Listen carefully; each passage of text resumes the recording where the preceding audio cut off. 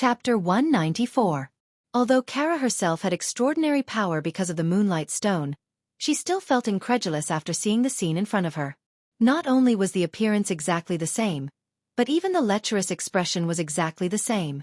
If the real Captain Jack was not lying on the ground, Kara would never believe that the Captain Jack standing in front of her was Rog. "Don't be in a daze, I'll deal with the rest alone. You go back to the safe house." What he had to face next was not a passerby or a driver, but a terrorist with high vigilance.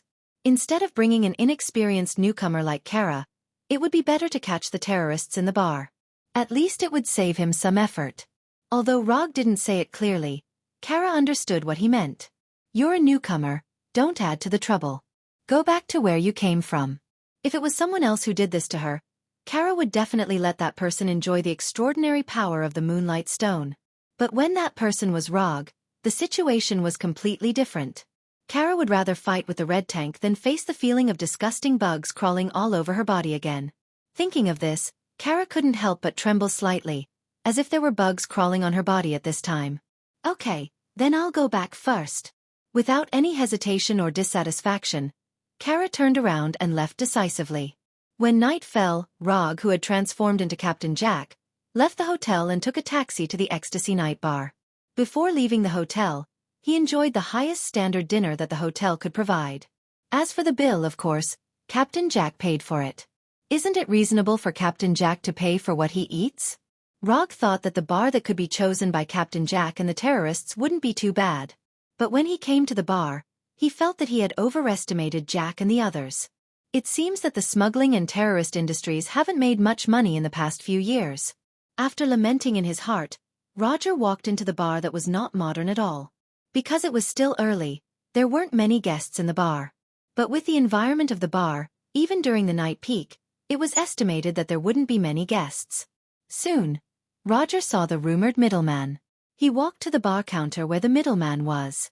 2 glasses of vodka, no ice. 1 for Russia and 1 for America. This secret code was really stupid. Rog said in Captain Jack's usual manner of speaking. As soon as he finished speaking, the middle-aged man next to him turned to look at him. The bartender was not the terrorist's contact. The customer next to the bartender was. No energy reaction, ordinary person, 0 threat level. When he turned to observe the man, Rog quickly judged the man's strength. However, before the man could answer, a voice suddenly came from behind him. "Old Jack, can that little boat of yours still cross the Atlantic Ocean? Don't be blown over by the storm." Who was this guy? Looking in the direction of the voice, he saw a tall man dressed like a Viking. "What's wrong? You don't recognize me? Or was your brain eaten by a shark?" The man who suddenly appeared mocked loudly. As long as the brain hasn't crashed, anyone can see that he was deliberately looking for trouble. "Get out of here." Rog didn't know what the relationship between Captain Jack and this man was, so he could only choose to use an answer that was suitable for any relationship. "Oh, I see, old Jack, you are talking about business." After that, the man came in front of the terrorist contact and patted him on the shoulder. He said without hiding anything, "Young man, if you want to do business, you can come to me. I'm much more reliable than old Jack." Can't let this guy continue. Rog intends to use the hypnosis ability of Sharingan to solve this guy who came out of nowhere. However, just as he was about to make a move, the man said something that completely exceeded his expectations. "He is not old Jack, he is a spy for the Americans." As soon as the man who deliberately dressed like a pirate finished speaking, the terrorist's face suddenly changed, and he pulled out the pistol from his waist without thinking. "Damn it!" Rog cursed in his heart. At this time, the situation no longer allows him to continue to disguise, and there is no need to disguise. As soon as the terrorist's contact pulled out the pistol, Rog came in front of him lightning and grabbed his right hand holding the gun. Gotcha! With a little force, the contact's right hand was easily broken by Rog like a toothpick. After quickly solving the contact, he set his eyes on the pirate-like man. "Who are you?" The only person who knows that he disguised as Captain Jack is Gecko Ishikawa. At most, there are several logistics personnel in the safe house. Other than that, it is impossible for anyone to know that Captain Jack is his disguise. Of course, the man can't answer Rog's question. When Roger asked him, he pulled out a military knife that was almost 30 centimeters long from his back belt. Playing with a knife in front of me? Rog smiled helplessly when he saw the man's eagerness after he pulled out his military knife. Less than 10 seconds, to be precise, 3 seconds. The knife in the man's hand was in his hand. After casually waving the knife in his hand, Rog asked again, "Last chance, who are you?" The result was no different from the previous one. The man still didn't intend to answer the question. For the man's choice, Rog felt a trace of regret. Then, he returned the military knife to the man. However, the man didn't catch the knife in a different way from ordinary people. He used his forehead to catch the saber that was flying towards him at lightning speed. Thump! The sound of falling to the ground sounded. Rog ignored the man who came out of nowhere, directly grabbed the contact whose right hand was broken, and took him out of the bar. On a rooftop near the bar. Why did you do this to me?" Rog said helplessly, his face full of disappointment. The contact looked at the annoyed Rog with a confused face, completely unable to guess what he was going to do. "I plan to be a proper ninja, collect intelligence, sneak in, eliminate the target, and complete the mission. Why can't you let me complete all the procedures?" As soon as his voice faded, Rog's eyes fell on the contact.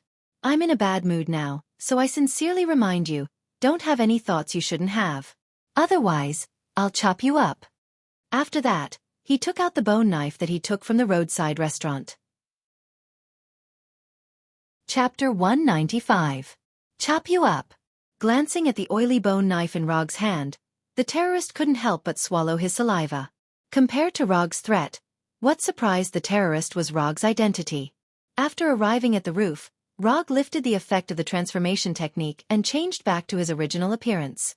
When he changed back to his original appearance, the terrorist recognized his identity. Fourth Hokage. He is the captain of the Thunder Agents, Fourth Hokage. "Oh, you don't have to threaten me. You don't dare to chop me up. The world-famous superhero Fourth Hokage can't chop me up. Unless you don't want the reputation of a superhero anymore. Do it, lackeys of the US government. You don't deserve to be called a hero. Do it." After recognizing Rog's identity, the terrorist not only did not have any fear, but he began to clamor. It has to be said that this terrorist's imagination is quite good to be able to think of so many things in such a short time. But there is one thing he didn't think of, that is, Rog is not an ordinary superhero. In other words, Rog never thought of himself as a superhero. Compared to the hardships of being a superhero, he wanted to be a carefree anti-hero. When he is happy, he will save the world. When he is not happy, the world will do whatever it wants. Since you asked for it, then I will satisfy you. After saying that, Rog came to the front of the terrorist lying on the ground and squatted down with a calm face. Judging from your action of pulling out the gun, your habitual hand is right hand. So, let's start with the left hand. As soon as his voice fell, Rog raised the bone knife in his hand and chopped at the terrorist's left hand without hesitation. Dang! The bone-chopping knife's blade hit the ground hard, making a dull sound. When the bone knife was raised, the terrorist's left wrist rolled a few times on the ground. Ah! The terrorist never thought that Rog would really dare to do it, and he was so determined and calm. Shh! This is just the beginning. The main event is coming up. Do your best. Rog raised his left index finger to his lips and shushed her. Then, he ignored the terrorist's screams, and ignored the blood spurting out of the wound on his left hand. He raised the bone-chopping knife again. Clang! There was another sound of metal colliding with the ground. The terrorist's left upper arm was also detached from his body. No, stop, don't! The terrorist began to struggle with all his might. However, Rog was still unmoved. He raised the machete in his hand for the third time. Go ahead and ask. How am I supposed to answer if you don't ask? Go ahead and ask. Seeing the chopping knife raised once again, the terrorist shouted loudly, as if this could disperse the intense pain from his left hand. Is that so? Then it seems that this is my fault. At the same time, the bone-chopping knife fell again, cutting off the terrorist's remaining forearm. No. It's not your fault. I beg you, please ask, please. The terrorist was still screaming, but his tone had become much weaker. He didn't know if it was because the previous scream damaged his throat, or because he lost too much blood. Very good, it seems that now you know how to cooperate. After wiping the blood-stained bone-chopping knife on the terrorist's clothes, Rog said calmly. The following questioning was unusually smooth, and he soon got the information he wanted. Give me a quick death. The terrorist didn't have any intention of leaving here alive. The only thing he wanted now was to end his life happily. Actually, I have never had the habit of killing captives, but I can satisfy your last request. A finger snap suddenly sounded. Rog in front of the terrorist suddenly disappeared like a bubble. The blood on the ground and the broken arm also disappeared. Even the intense pain that made the terrorist hover between life and death disappeared in an instant. The terrorist didn't realize what had happened. He saw Rog standing a few meters away. From the beginning to the end, what he felt was the genjutsu of the Sharingan. Rog's left hand was holding the bone-chopping knife that made him tremble with fear, and his empty right hand was in the posture of a pistol. Water release. Water iron cannon technique. Puff. A liquid bullet pierced the terrorist's forehead, completely ending his life. This terrorist was not an important person. According to him, he was just a contact, so he didn't know where the nuclear warhead was. In the information he provided, there were only 3 points that were slightly valuable. The first was that the terrorists intended to send the goods out as soon as possible. If there was no problem, they hoped to send the goods on the ship at 3 o'clock in the morning. The second was that this time, there were not many people in charge of transporting the nuclear warhead, only about 20 or 30 people, and the nuclear warhead was now in a warehouse in the city. Although Kiev wasn't an international metropolis, it was still the capital of Ukraine. In this city, there were at least thousands of large and small warehouses.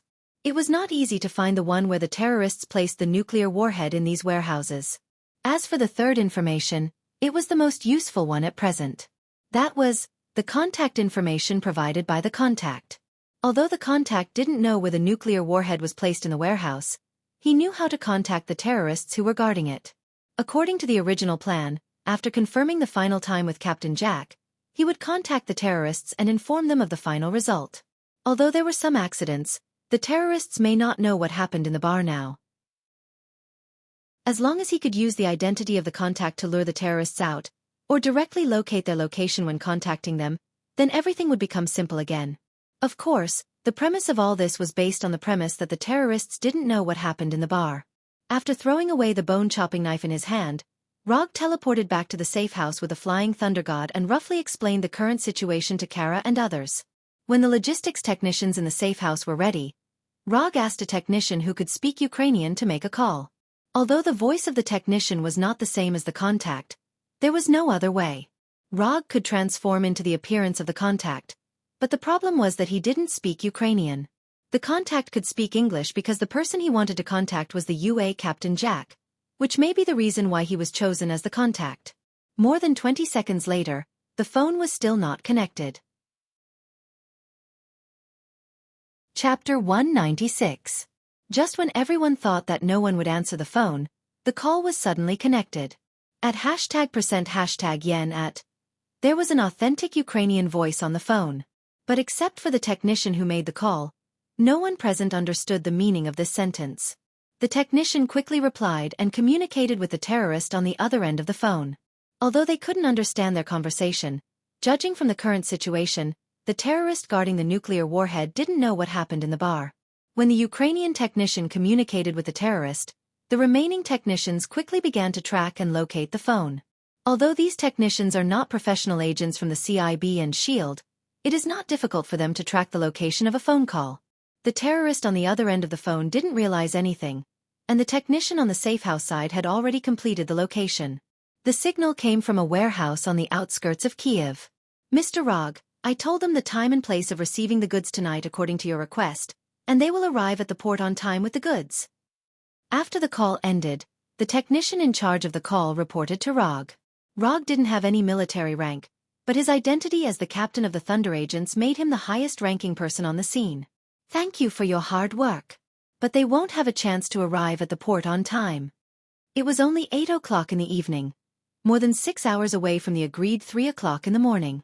Rog didn't intend to waste time here, so he planned to go directly to the warehouse located and solve all the problems at once. Put on your battle suit, we should go. It was also time to end this agent game.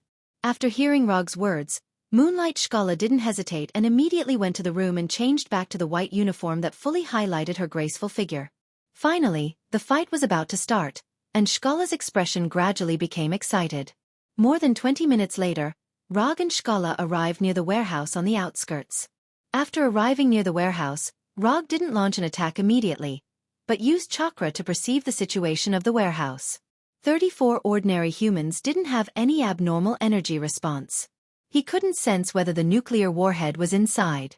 He could only sense life energy and energy intensity, and radioactive materials such as nuclear materials were not in his sensing range. Unless the nuclear warhead exploded, he would not be able to sense the location of the explosion. But at that time, it didn't matter whether he could sense it or not. There aren't many enemies inside, and their weapons are just some conventional gunpowder weapons, so it's not very difficult to deal with them. According to Ross's request, I need you to grow up as soon as possible so that you can become superheroes who can take charge of things on your own. So, you'll be in charge of the main attack, and I'll be in charge of covering you. Unless you really can't handle it, or if your life is in danger, I will only help. Do you understand? This was something that Rog and Ross had agreed upon a long time ago. While he was the captain of the Thunderbolt Secret Service team, he had to do his best to help the other members grow. Of course, this so-called growth was not for him to teach the other members how to fight, but for them to gain more combat experience. Simply put, he was the last line of insurance for the Thunderbolt Secret Service team. If Moonlight, Skala, and the other team members could solve the quest by themselves, then he could do nothing. But if they couldn't solve it, or if their lives were in danger, he would be responsible for dealing with the aftermath. Of course, this was only limited to when he was participating in a mission. Understood. Skala had no objection to Rog's arrangement. And she didn't think that the terrorists in the warehouse could pose any threat to her. Although she wasn't a battle-hardened existence like Rog, and her power wasn't obtained through her own efforts, the extraordinary ability given to her by the Moonstone was enough for her to deal with most of the enemies. After instructing Skala, Rog didn't say anything else. What he had to do now was to enjoy Moonlight Skala's performance. After calming down a little, Skala walked straight to the door of the warehouse, intending to attack it head-on. Rog didn't say anything about Skala's choice. As long as Skala didn't die here, it didn't matter. It was unknown whether the terrorists in the warehouse weren't vigilant enough, or they didn't worry about any enemy attack at all. Skala, who was exuding orange-white light from head to toe, was unhindered and went directly to the door of the warehouse. Moonlight Skala was obviously not the kind of person who would sneak in and secretly deal with the enemy.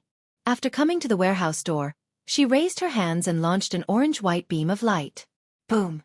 The beam of light hit the dilapidated door of the warehouse without any suspense, blasting a big hole in the door.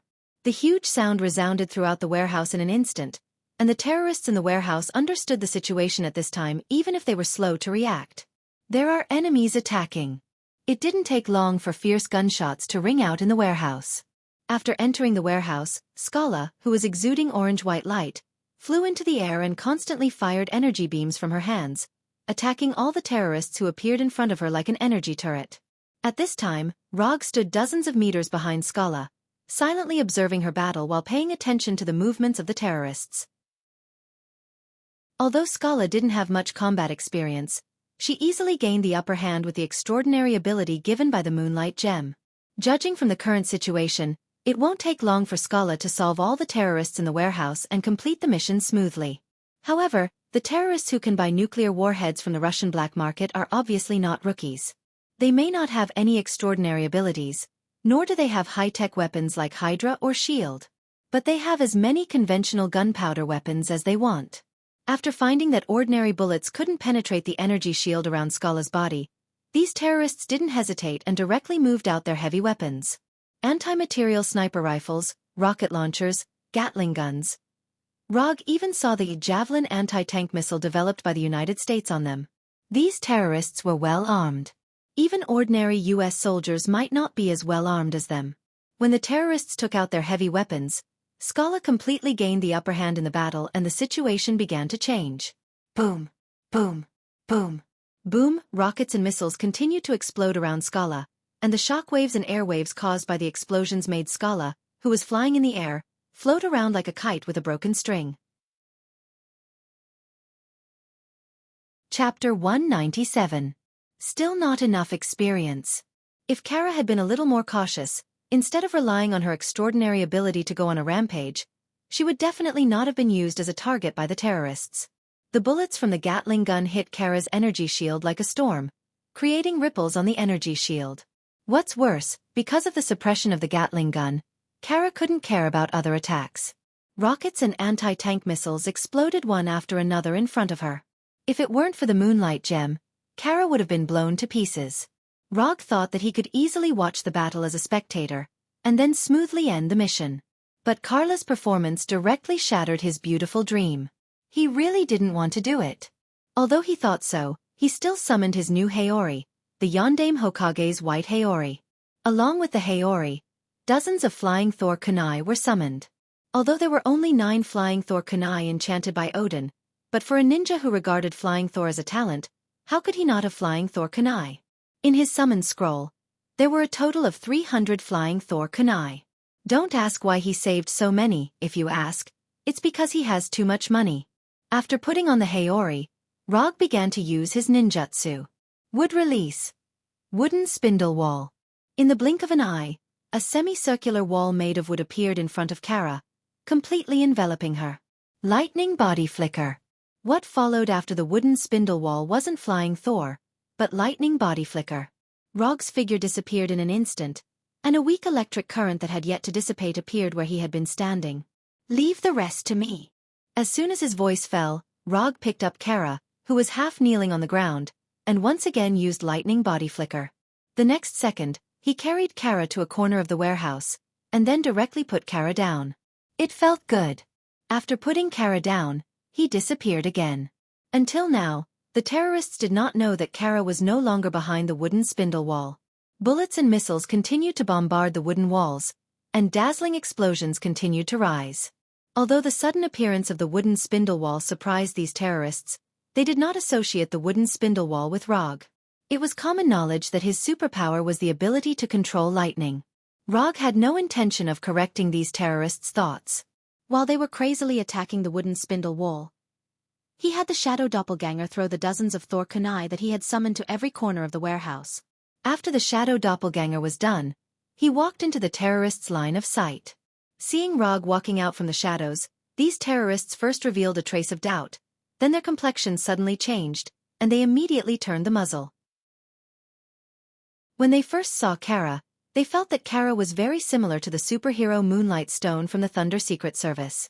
It's just that Kara did not show superpowers at the press conference, so even if she was wearing the same battlesuit, they did not immediately confirm Kara's identity. However, when Rog came out in a white Haori, they finally confirmed this guess. Thunder Secret Service's Moonlight Stone Kara, and the 4th Hokage Rog. These terrorists didn't take Kara, a new superhero, too seriously. In their view, Moonlight Stone Kara was nothing more than an idol promoted by the UA government, a trick used to fool the people. Kara, who had no record of course, could not be taken seriously by them. However, Logue was different. He was a ferocious man with actual battle records. When anyone mentioned him, they would involuntarily think of the scenes of him killing the alien soldiers in New York. A person's name, a tree's shadow.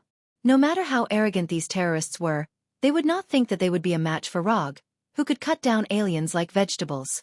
For a while, all the muzzles and cannons were aimed at him. Looking at these terrorists who seemed to be facing a great enemy, Roger suddenly sighed. He didn't know when he would be able to get the same treatment as Minato. If I encounter a golden flash, I can give up the mission without any punishment. I have to continue to work hard.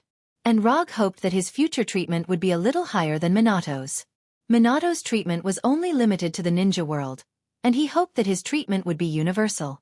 But this kind of thing can only be thought in his mind for the time being. He has not received this kind of treatment on Earth, let alone the whole universe. Although this goal is a bit far away, it is also a direction worth working towards. When the terrorists aimed all their muzzles at Rog, Kara, who was placed in the corner of the warehouse by Rog, also sneaked out. She wanted to see how Rog would deal with these terrorists. Rog is strong, she knows this, but she wants to know how strong Rog is. Kara, who personally experienced the bombardment of modern gunpowder weapons, wanted to see how big the gap between herself and Rog is. Cheer up! The opposite is the Yondaime Hokage. As long as we kill him, the entire United States government will be afraid of us. He is only one person, don't be afraid. These terrorists shouted loudly one after another in Ukrainian. Rog couldn't understand what they were saying, but this didn't affect what he was going to do next. They saw him suddenly take out a flying Thor kunai and play with it in his right hand. Just when everyone thought that he was going to use the flying Thor kunai to launch an attack, he suddenly threw the kunai up. Da-da-da-da-da. At the moment when he threw the kunai, the terrorists who were already prepared didn't hesitate and immediately pulled the trigger. However, their attack was destined to have no effect. The moment the flying Thor kunai left his hand, Rog disappeared with the flying thunder god. The bullets and missiles flew directly over his original position, hitting the wall behind him, the ground, and the container.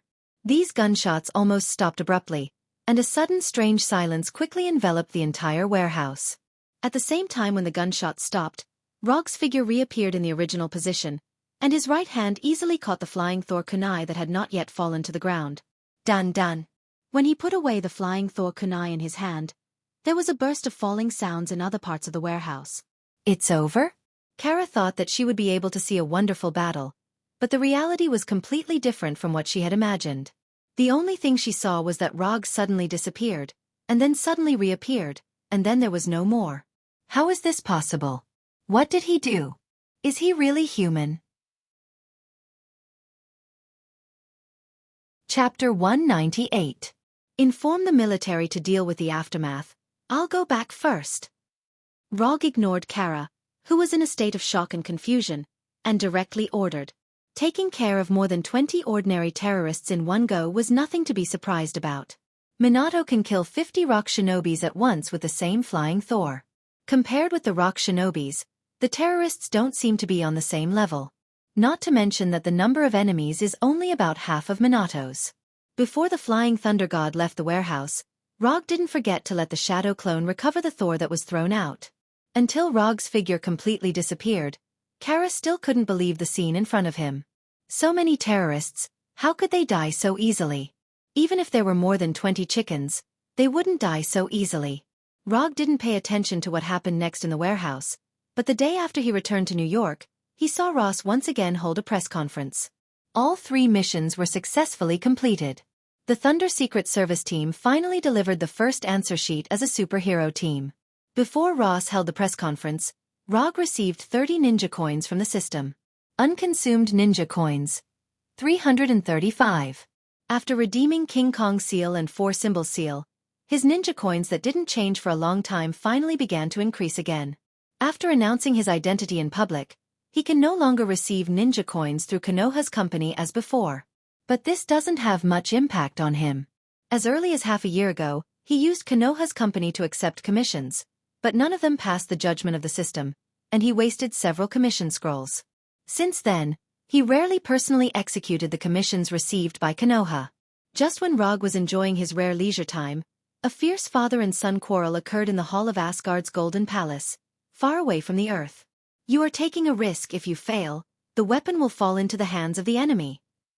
Odin, holding the Gungnir, stood in the hall of the Golden Palace, which was originally magnificent, but now seriously damaged, and directly rejected Thor's proposal.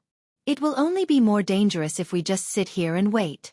His fleet may be hovering above us right now, and we won't know. Thor did not give up and continued to persuade Odin. When he arrives, his men will be defeated by tens of thousands of Asgard soldiers. Odin remained unmoved. Then how many people do we have to sacrifice? Thor also insisted on his suggestion. No matter how much we sacrifice, I won't hesitate. Odin's tone suddenly became fierce. We will fight until the last Asgard is dead, until the Asgard's blood runs dry. Then what's the difference between you and Malekith? The difference is that I will eventually win. Odin left the hall of the Golden Palace, looking exhausted. The invasion of the Dark Elves and the death of Queen Scarlet made this king, who was no longer young, look even more aged. Watching Odin leave, Thor stayed in place silently, then said in a voice that only he could hear, I will protect Asgard in my own way. A few hours later, Thor learned of the latest order issued by Odin. Close Bifrost, no one is allowed to enter or leave Asgard. If even I can't see the enemy, then who can? After the military meeting, Heimdall, the guardian of Bifrost, found Thor in the tavern and said helplessly, Malekith will come back. You and I know this very well. We need the help of others, a reinforcement from another planet. After drinking the beer in the cup, Thor said meaningfully, "We can't contact him, and even if we can, he can't come to Asgard." Heimdall immediately understood what Thor meant. "No, I can get in touch with him." When night fell, Thor gathered Sif, Fandral, and Volstagg and went to a secret room in the Golden Palace with Heimdall. "What I want you to do is the most serious crime of treason. Even if we succeed, we will be exiled, and if we fail we will die." Malekith knows that the ether particle is here, he can sense its energy. If we don't take action, he will lead the Dark Elves to attack again, but this time, he will completely destroy Asgard. We have to take Jane away from here, so that Asgard will not become a battlefield again. Thor said with a serious face. This was his way of protecting Asgard, completely different from Odin's. But Bifrost has been closed, and the Tesseract is locked in the palace's treasury. Moreover, we are no match for Malekith. There are only a few of us, we can't defeat him, and we can't protect the ether particle in Jane's body. Sif did not object to Thor's proposal, but the key problem was that they could not leave Asgard now. Even if they left, they could not defeat Malekith, the king of the Dark Elves. This was undoubtedly giving the ether particle to Malekith. There are other ways to leave Asgard, and not many people know about these ways. To be precise, there is only one. In addition, this time, we are not the only ones in this operation. We will have a very powerful reinforcement. As soon as he finished speaking, Thor took out a scroll that did not belong to Asgard. "This is?" The moment they saw the scroll, Sif and the others immediately thought of something. Although the color was a little different, this scroll was very similar to the commission scroll they had seen before. "This is a gift that Rog gave me when I went to New York last time. If one day you need my help, you can open this scroll." These were the original words he said to me. Although that was what he said, Thor did not know what effect this scroll had. But now, this scroll was the only way he could contact Rog. Is this really useful? This place is very far from Earth. Without the help of Bifrost, not many people can cross such a long distance to Asgard. As someone who had witnessed Rog's battle with her own eyes, Sif did not doubt Rog's strength. However, this kind of ultra-long-distance transmission across interstellar space was not something that anyone could do. Even Asgard without Bifrost could only obediently build ultra-long-distance transmission magic arrays. And as far as she knew, Rog did not know magic, so it was impossible for him to build any transmission magic arrays. "I don't know, but I'm willing to try." After saying that, Thor directly opened the unknown scroll that Rog gave him. Chapter 199. Bang! As soon as Thor opened the scroll, a cloud of white smoke appeared out of thin air in the room. When the smoke dissipated, Rog's figure appeared in front of them. Did he really come to Asgard? Thor and the others looked at Rog in disbelief and couldn't react for a while. I'm not the main body, I'm just a shadow clone of the main body." After seeing the puzzled look on Thor and the others' faces, the shadow clone immediately explained. "This scroll isn't a teleportation scroll, it's just a simple shadow clone scroll. Rog left a shadow clone technique in the scroll, and he also left enough chakra technique in the scroll. This kind of scroll can be exchanged in the system, and the price isn't expensive. 1 ninja coin can be exchanged for 1. Can you get in touch with Log? Is he the main body you mentioned?" Although Saul didn't know what kind of connection there was between the shadow doppelganger and the original body, since Rog left a shadow doppelganger in the scroll, this shadow doppelganger must have a special use. "No." The doppelganger answered straightforwardly. Thor's face suddenly became a little ugly. At this time the shadow clone continued, "Although I can't contact the main body can sense my presence, and he will come over in a while." After saying that, the shadow clone ignored the strange expression of Thor and the others and signaled them to make a space. At the same time, Rog, who is far away in New York, sensed the appearance of the shadow clone. The long distance between the Earth and Asgard can't prevent the side effects of the shadow clone, and a part of the chakra in Rog's body disappeared out of thin air. "I didn't expect this plan to be useful one day." He did give the scroll to Thor, but he can't be sure whether Thor will really use it or not. After taking a few deep breaths, he went to the training room and summoned a shadow clone. No matter what the result is, You have to summon the Shikatsu forest again in 10 minutes. If I'm still inside, remember to get me out. The shadow clone nodded and directly summoned the Shikatsu forest in the training room. Inherent barrier. Shikatsu forest. In just a moment, the training room was transformed into a Shikatsu forest that contains rich natural energy. The Shikatsu forest summoned by the shadow clone wasn't that big, only about 10 square meters. It didn't even cover the entire training room. However, the current Logue did not need a large area of the wet bone forest. The shadow clone's plan, the size of the forest is not the size of the plan. After the shadow doppelganger summoned the wet bone forest, Rog went straight to the wet bone forest that looked like a little garden. He summoned a rectangular iron box. The iron box is about 2 meters long, half a meter, and from the outside, it looked like a coffin. Well, it is a coffin of the coffin, but it's a metal coffin. The outer layer is vibranium and the inner layer is URU metal. Remember, no matter what happens, you have to summon the Shikatsu forest again in 10 minutes. If this thing is still inside, save me. If it's not, you have to remove it yourself. Rog sighed helplessly and opened the coffin. He laid down in it and let the shadow clone close the lid of the coffin. What bad luck. Regardless of whether the plan succeeds or not, he has to ask for compensation from Thor. Or else, it won't be able to make up for the mental damage. Before this, he had experimented on chimpanzees and other animals over 100 times, and none of them had failed. However, an experiment was just an experiment. No one could guarantee what would happen when they actually operated it. What if Lady Luck is not happy these few days and gives him a debuff? It's not impossible. The theory behind this interstellar teleportation is actually very simple. It uses the only effect of the Shikatsu forest. No matter where the Shikatsu forest is summoned, the same Shikatsu forest will appear. Although only one Shikatsu forest can be summoned at a time, as long as the timing is arranged, the teleportation method can be executed smoothly. First, the Shikatsu forest will be summoned on Earth and the express delivery will be placed in the forest. Then, the Shikatsu forest will be removed from Earth. After the storage on Earth is completed, Asgard's shadow clone will summon the Shikatsu forest again and the express delivery will be retrieved. This way, the entire process of the express delivery will be completed. The reason why Rog gave Thor a shadow clone scroll was so that Thor would have a specialized delivery boy. The principle behind the entire process was flawless. He had also tested it over 100 times on Earth. However, the area he tested was limited to Earth. Therefore, when he started the interstellar express delivery, he couldn't help but feel nervous. Rog realized for the first time that 5 minutes was so long. Just as he was considering whether or not he should open the ceiling that had been sealed for 5 minutes was finally opened. The first thing that appeared in front of him was his own face. Shadow Clone Scroll. From the angle of lying down, he still looked very handsome.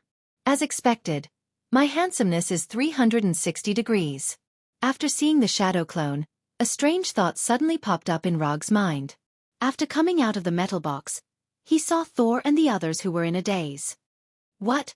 Have you never seen a handsome guy climb out of a coffin before? This kind of attitude is definitely Rog himself. After confirming that it was Rog who climbed out of the coffin, Thor immediately went forward and gave him a warm hug. Enough if you're Sif, I don't mind letting you hug me for a little longer. After saying that, Rog pushed away Thor, who was a little too enthusiastic. When he was on Earth, he didn't see this guy being so enthusiastic. When Rog came out, the Shadow Clone Scroll removed the Shikatsu forest and then removed its own existence. Since the original body was here, the Shadow Clone Scroll naturally had to leave. Tell me, why did you call me here this time? After observing the expressions of Sif and the others and the room that was not gorgeous at all, Rog directly asked. If there was nothing, Thor would never have let him come. We have to leave Asgard and deal with Malekith. In the following time, Thor roughly explained the current situation to Rog. The invasion of the Dark Elves, the death of Queen Scarlet, the ether particles on Jane, the imprisoned Loki, and the grieving Odin. Chapter 200. Thor's plan was as simple and crude as ever. The only thing that had improved was that he no longer underestimated any enemy. However, Malekith, the king of the Dark Elves, was indeed not an opponent to be underestimated. Not to mention the results of Malekith's attack on Asgard this time. A long time ago, Malekith's enemy was Thor's grandfather, the previous king of Asgard, King Bauer. Although he lost the battle and his ether was taken away, Malekith still lived to this day. Generally speaking, the king of the Dark Elves, Malekith, was an opponent who was not lacking in both martial strength and strategy. Rog has arrived, so what we have to do next is to bring Loki out of the dungeon. Only he knows how to secretly leave Asgard without using the Bifrost. As soon as Thor finished speaking, Volstagg, who was sitting next to him, shook his head helplessly. I know you don't like Loki, but we can only rely on him now. Thor knew very well what others thought of Loki. If it weren't for his and Queen Freya's insistence, Loki might have been sentenced to death by Odin the day he was brought back to Asgard. Well, let me interrupt you first. In order to come here from Earth, I personally suffered some serious mental damage, so I hope you can make it up to me afterwards, Thor. In addition, although everyone is already very familiar with each other, we still have to follow the procedures. Write this commission scroll first. Rog directly summoned an unconsumed commission scroll and placed it in front of Thor. The reward I want is very simple. After this matter is over, I hope you can take me to Nidavellir and ask them to help me make a set of armor. He now only has a set of armor similar to Madara's, but after he changed his title, this set of armor can no longer match his image. No problem.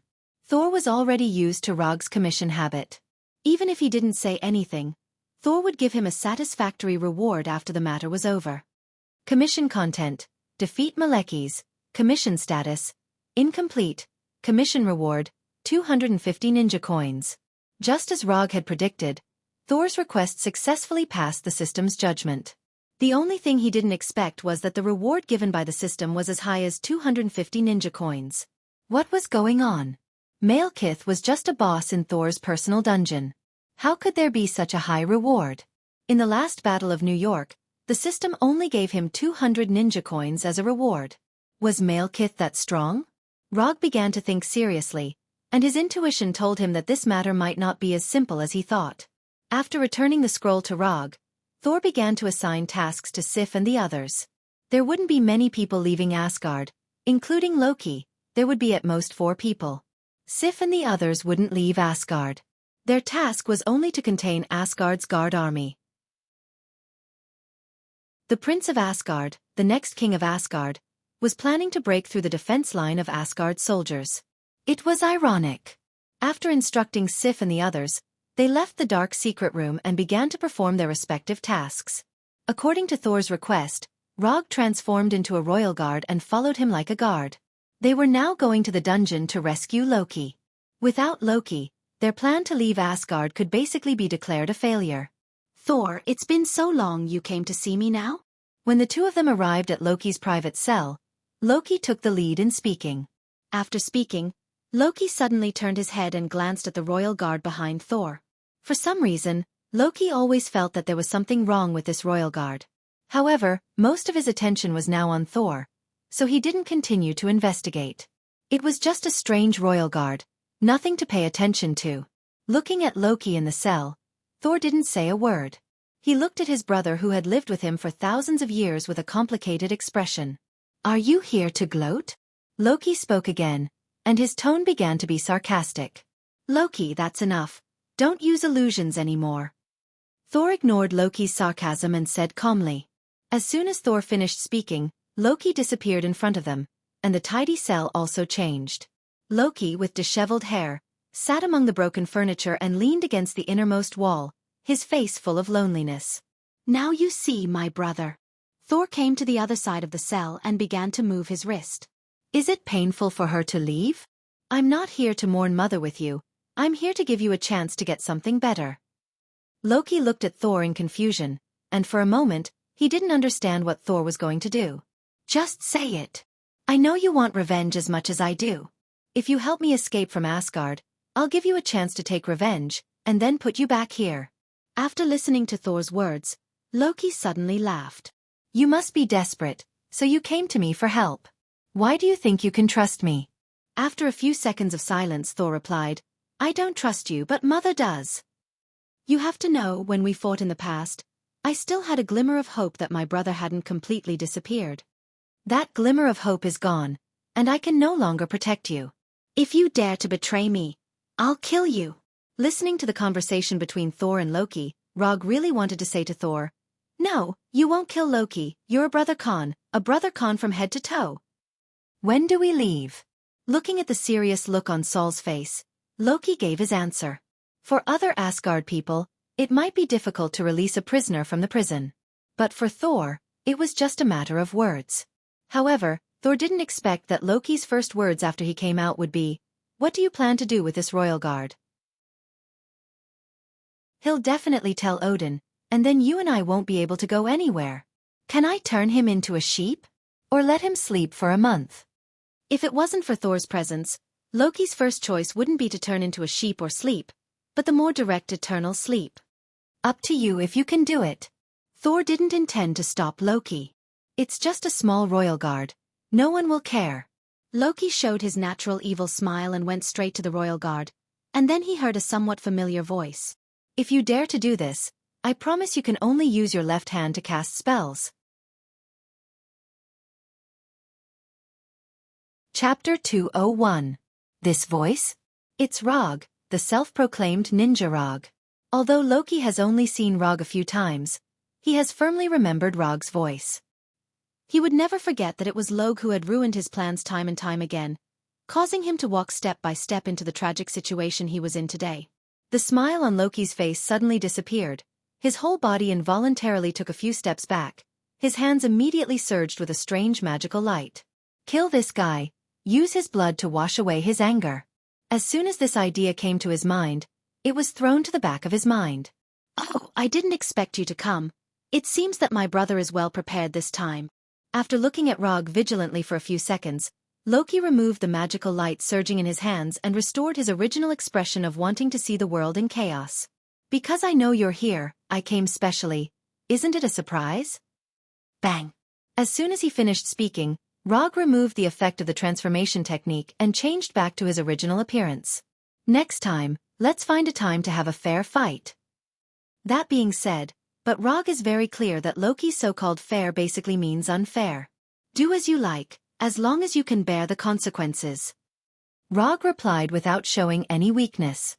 Although Loki has a lot of small tricks, his overall strength is limited, so he doesn't need to worry too much.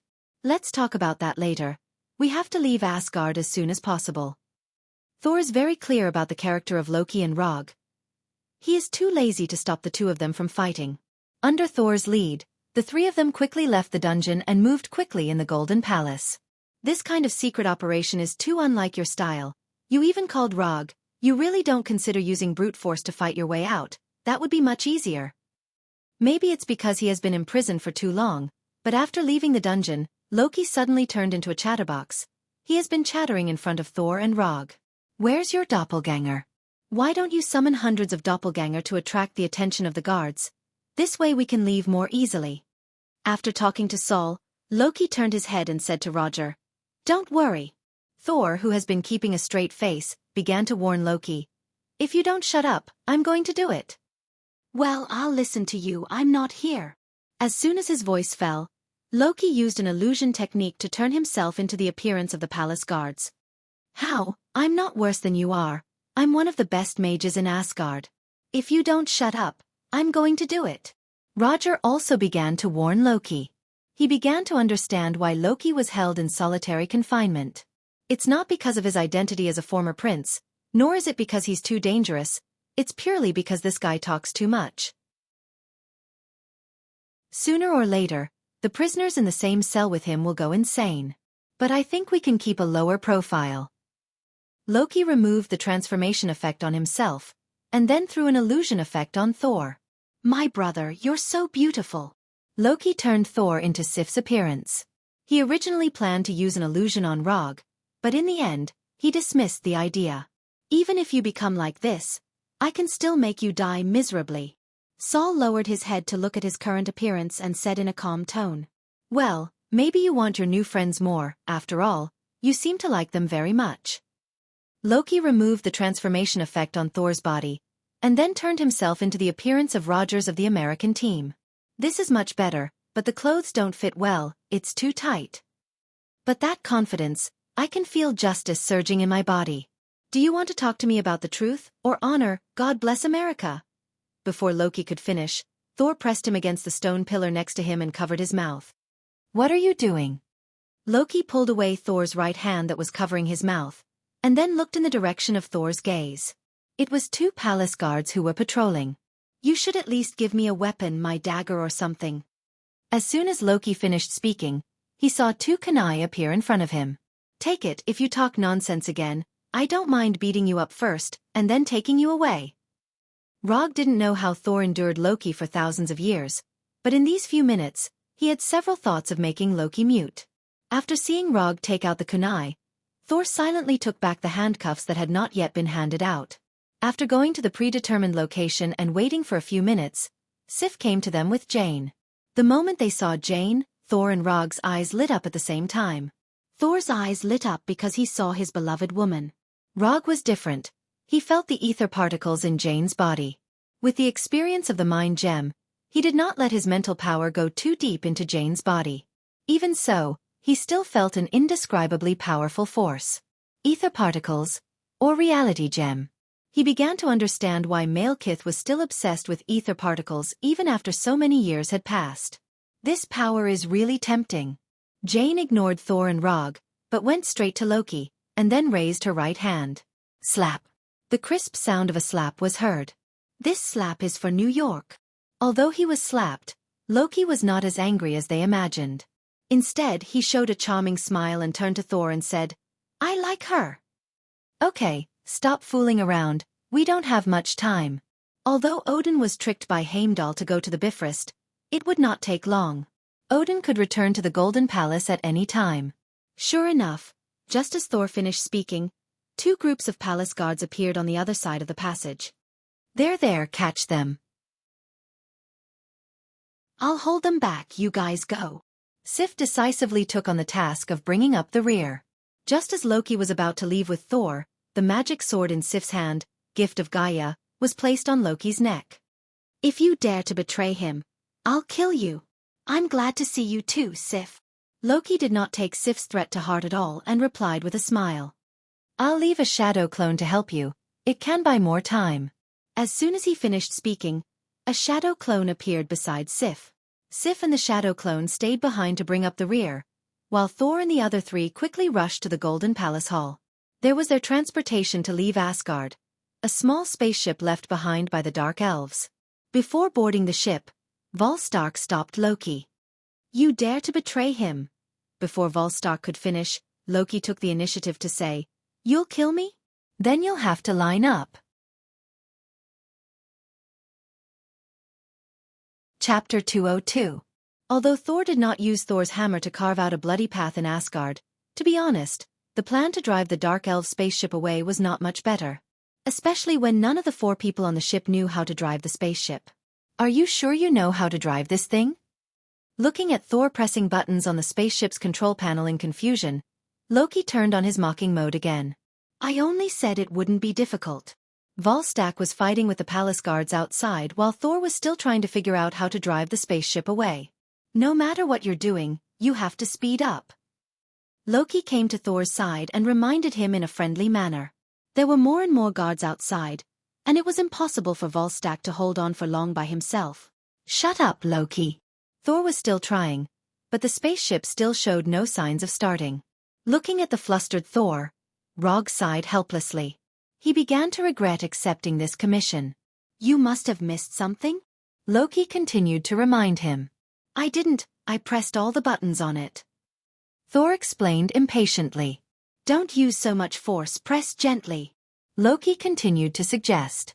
I'm already pressing gently, it doesn't work. Thor was getting more and more impatient, but it was unknown if his impatience was because of Loki's nagging or because of the increasing number of guards outside. No, I can't stand these two brothers anymore. Both of you get out of the way. I strongly suggest that spaceship driving be added to Asgard's royal education curriculum in the future, and it's a compulsory subject.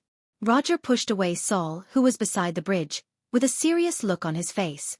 It was better to do it himself than rely on these two brothers.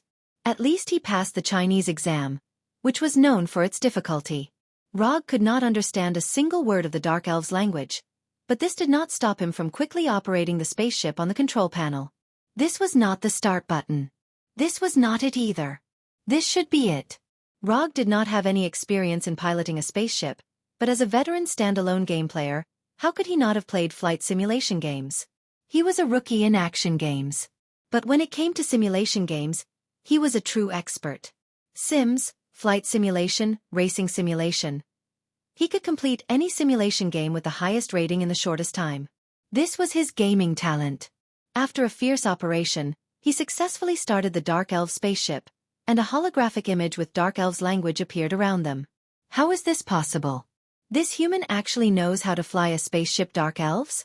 A series of questions quickly flashed through Loki's mind. Roger had also used facts to prove what the talent of an experienced driver was. The blade-like flying ship began to soar into the sky, and the stone pillars in the Golden Palace were destroyed one by one. There's one more pillar that hasn't been hit yet. Loki continued to use his poisonous tongue. Shut up. There were few pedestrians on Mount Xiaoming, and there were often racers competing with each other. The road, Estus.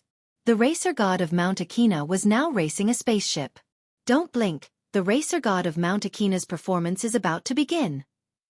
Although Loki and Thor did not know what the racer god of Mount Akina was, after seeing the crazy look on Rog's face, a dangerous thought emerged in their minds. Before they could react, Rog pushed the spaceship's power button to its limit. Whoosh! The Dark Elf spaceship flew out of the Golden Palace like a real blade and began to speed through Asgard. Rog, why don't you let me drive? My piloting skills are better. After watching the spaceship fly past Asgard's buildings at a crazy speed, Thor came to Rog's side and said with a serious face. Rog did not answer Thor. He just looked at him as if he was joking. Although you're the one who can fly, I have to say that his piloting skills are much better than yours. As long as he could hit Thor, Loki didn't mind praising Rog's piloting skills. However, his real thought at this time was that Thor and Rog's piloting skills were completely inferior to his. I'm the one who's really suitable to pilot a spaceship. Although Asgard was a feudal monarchy, their technology was not feudal at all. In fact, it was very advanced. Just as Thor was about to correct Loki's wrong idea, Asgard's anti-aircraft cannons aimed directly at their spaceship and fired without hesitation. Boom boom boom boom boom. Dense shells flew past the spaceship like a rainstorm, setting off explosions that were enough to destroy the spaceship. That's it? You want to shoot down my spaceship with these attacks? Aren't you looking down on me, an old driver from Earth? Since the speed could no longer be increased, it was naturally time to show off his skills. Rog's Sharingan quickly moved and constantly scanned the various buildings, shells, spaceships, and incoming shells in the holographic image. Although he had just started, he quickly grasped the performance limits of the Dark Elf spaceship and controlled the spaceship to make all kinds of fancy evasive maneuvers. As more and more Asgard spaceships followed behind, Rog's piloting became more and more frantic. The violent turns made Thor and others feel like they were on a magical roller coaster. Just as Rog was about to get rid of the spaceship behind them in one go, Jane, who had been silent, suddenly fell down weakly. Oh my God, is he dead? Loki deliberately pretended to be shocked. I'm fine, I'm just a little carsick. After that, Jane began to retch uncontrollably.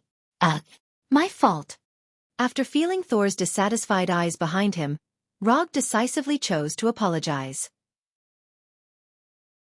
However, as soon as he apologized, the spaceship shook violently again. Was it hit? Rog thought that his distraction just now caused the spaceship to be hit, but he soon found out that he was thinking too much. Well done, you just cut off Grandpa Thor's head. Loki glanced back and said to Rog while holding back his laughter. The spaceship was not hit, but the blade-like hull of the spaceship slashed through the statue of Odin's father, King Bao-Er, and cut off King Bao-Er's head. I didn't want to distract you, it's just that your plan is really terrible. Stealing the Dark Elf spaceship, then flying it around Asgard, crashing into whatever it sees, and letting everyone discover us.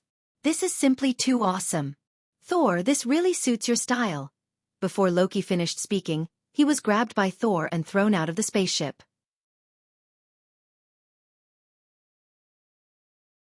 Chapter 203.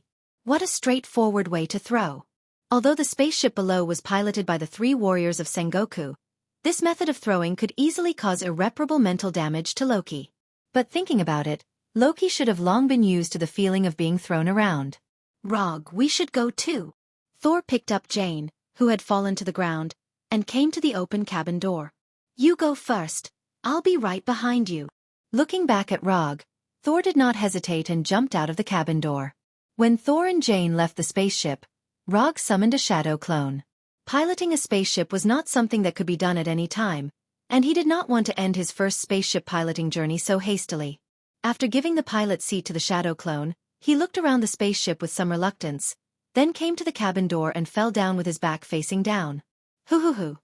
As soon as he left the spaceship, there was a whistling sound in his ears, and the feeling of weightlessness quickly enveloped his whole body. However, this feeling of free fall did not last long before it stopped.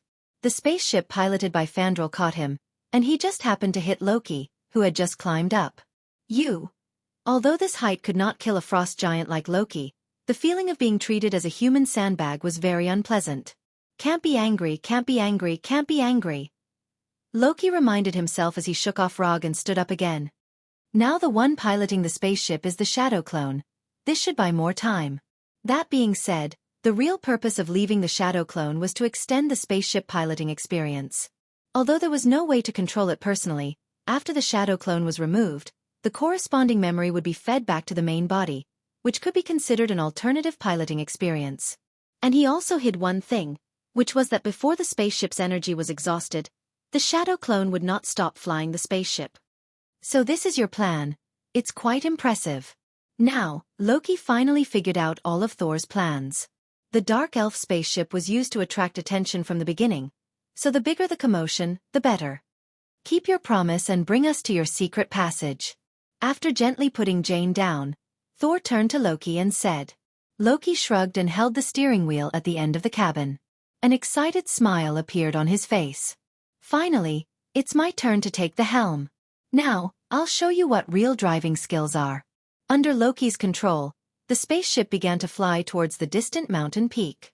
The strong wake created a clear watermark on the surface of the water. The Dark Elf spaceship piloted by the Shadow Clone attracted most of the spaceships, but there was still one spaceship that discovered their tracks and chased after them.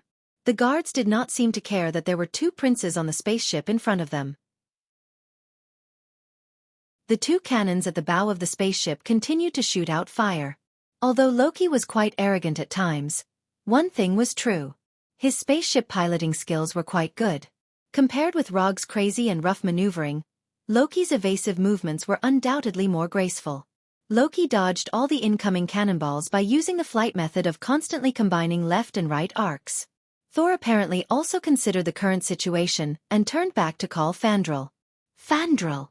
Without any unnecessary words, Fandral directly picked up the rope that had already been prepared and went straight to the edge of the spaceship. For Asgard.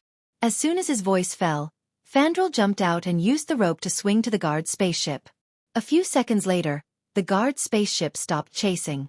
Without any pursuers, Loki controlled the spaceship to fly to a bare mountain peak without any trees. Near the top of the mountain, there was a cave not much bigger than the spaceship. Loki's goal at this time was to fly the spaceship directly into the cave. Loki! Thor asked Loki nervously. If it's that easy, then everyone can do it. Loki's face also became very serious, but after saying this, he gave Rog a look. What does this have to do with me? Are you crazy? The spaceship was getting faster and faster. Thor asked again, at the same time grabbing Jane who was lying down. Maybe. Loki held the rudder with both hands and made the final adjustments to the flight direction. Looking at the cave entrance getting closer and closer, Rog also silently prepared to flying Thunder God at any time. If Loki failed, he would immediately teleport back to the Shadow Clone's side. In the end, no accidents happened and the spaceship flew smoothly into the cave. Except for slightly brushing the surrounding stone walls when they first entered the cave, no accidents happened. After entering the cave, Loki still had no intention of slowing down, or rather, there was no need to slow down now. Although they didn't know how Loki found this place, after entering here, the spaceship entered a natural teleportation channel, and the brilliant light instantly occupied all their vision. The spaceship only flew in this space channel for 5 or 6 seconds before flying back to the real world. Victory arrived. After having a close contact with the ground and then being bounced back into the air, Loki said with a satisfied expression. This was a dark world, and the whole world gave people an extremely oppressive feeling. The sky was gray, the earth was gray, and even the stones were as black as coal. In this doomsday-like world, there were also a large number of damaged man-made buildings. These buildings were scattered all over the place, adding to the aura of civilization's destruction. This is Svartalfheim, the former kingdom of the Dark Elves. But that was a long time ago. After my grandfather King Bauer defeated Malekith and took away the ether, this place became a barren land in the Nine Realms. After settling the sleeping Jane, Thor came to Rog's side and explained silently. In order to prevent Malekith from continuing to harm the people of Asgard, Thor did not hesitate to disobey Odin's orders and brought Jane here. He wanted to solve the problem of Jane here and avenge his mother Freya. If I had that energy, how much could I do? Looking at the sleeping Jane, Loki suddenly said, "You will be devoured." Thor immediately interrupted Loki's fantasy. Just when Rog thought they would discuss the next plan, the entangled brothers quarreled again. Their topic started from the short lifespan of humans, transitioned to Loki's ambition, and then to the dead Queen Freya. Just when Thor was about to punch Loki in the face, he stopped. "She wouldn't want us brothers to fight. She's already used to it," Loki said with a little helplessness. Chapter 204. When the two brothers completed their unique emotional communication, Rog finally had the chance to discuss the next battle plan with them. First, let Malekith take out the ether particles from Jean's body, and then let Thor summon lightning to completely destroy the ether particles. Finally, they would deal with Malekith and the other Dark Elves to avenge the dead Queen Frigga. The plan was simple and seemed feasible. And with the help of Loki, a master of illusion, it should not be a problem to deceive Malekith. In the eyes of Thor and Loki, this plan was feasible. Even if something went wrong, they had enough ability to solve it. But Rog's view was just the opposite. If there were no accidents, Thor's plan was destined to fail. The reason was very simple, that was, the ether particles were the reality of the Infinity Stones. Infinity Stones were not so easy to destroy. To some extent, Infinity Stones were basically equivalent to the corresponding law. Without the same level of energy, or energy of the same attribute, wanting to destroy an Infinity Stone was tantamount to a fool's dream. Well, I don't want to undermine your confidence, but I don't think things will be that simple. Thor, your lightning is indeed very powerful, but if you want to destroy the ether particles, it may not be enough. So I suggest, in addition to your plan, add a backup plan. If Thor successfully destroys the ether particles, then naturally, everyone will be happy. But if he fails, I hope it can be done according to my own way. Rog did not directly oppose Thor's plan, because even according to his own plan, he needed Malekith to take out the ether particles from Jean's body. The only difference between the two plans was who would deal with Malekith first. No problem, as long as you can deal with Malekith, I don't mind giving him to you. Thor did not oppose Rog's proposal. As the only person present who had briefly fought with Malekith, he was very clear about Malekith's strength. Although Malekith had thin arms and legs, when it came to fighting, he was also a powerful opponent. After making a simple plan, Loki steered the spaceship toward Malekith's flagship. The Dark Elves' flagship was a Dark Elven spaceship that had been magnified 10 to 20 times. The hull of the Dark Elven spaceship was like a gigantic sword stuck into the plains. Malekith led a small group of soldiers out of the main ship, while Rog and the others looked down at them from a small hill not far from the main ship. "Good luck." After he finished speaking, Rog summoned the fourth Hokage's white Haori out of thin air. "You need to change clothes before fighting?" Loki said with a hint of sarcasm. "You don't understand. This shirt has its own halo." Rog ignored Loki's mockery and took out several Thor kunais and threw them in different directions. When he finished throwing the Thor kunais in his hand, Thor and Loki also began their performance. Loki stabbed Thor with a dagger and pushed Thor down the hill. Then, in front of Malekith, he cut off Thor's right hand that he used to summon Thor's hammer. As expected, Malekith took out the ether particles from Jane's body. At this time, Thor returned to his original appearance and used Thor's hammer to summon a powerful lightning bolt, which directly struck the ether particles floating in the air. Boom! The ether particles that were hit by the silver lightning suddenly exploded, turning into solid rubies that fell around. Did it work? After seeing this scene, Thor and Loki could not help but breathe a sigh of relief. But they soon found that they had thought too much.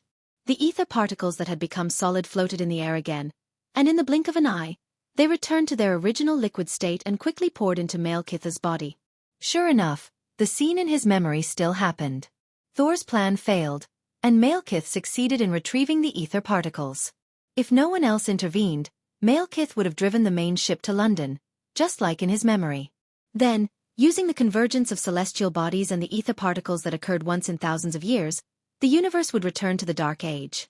However, Rog did not intend to let things develop according to the original script. He would deal with Malekith here, complete Thor's commission, and get the 250 ninja coins. Flying Thor. Rog disappeared from the hillside and instantly appeared beside Thor. Thor and Loki both had the Flying Thor technique left by him, and Thor and Loki also knew this. He flashed to Thor's side without any hesitation and used the lightning body blink again. Odama Rasengan. Just as the Odama Rasengan in his hand was about to hit the motionless Malekith, a tall figure suddenly appeared and used his body to resist the Odama Rasengan in his hand.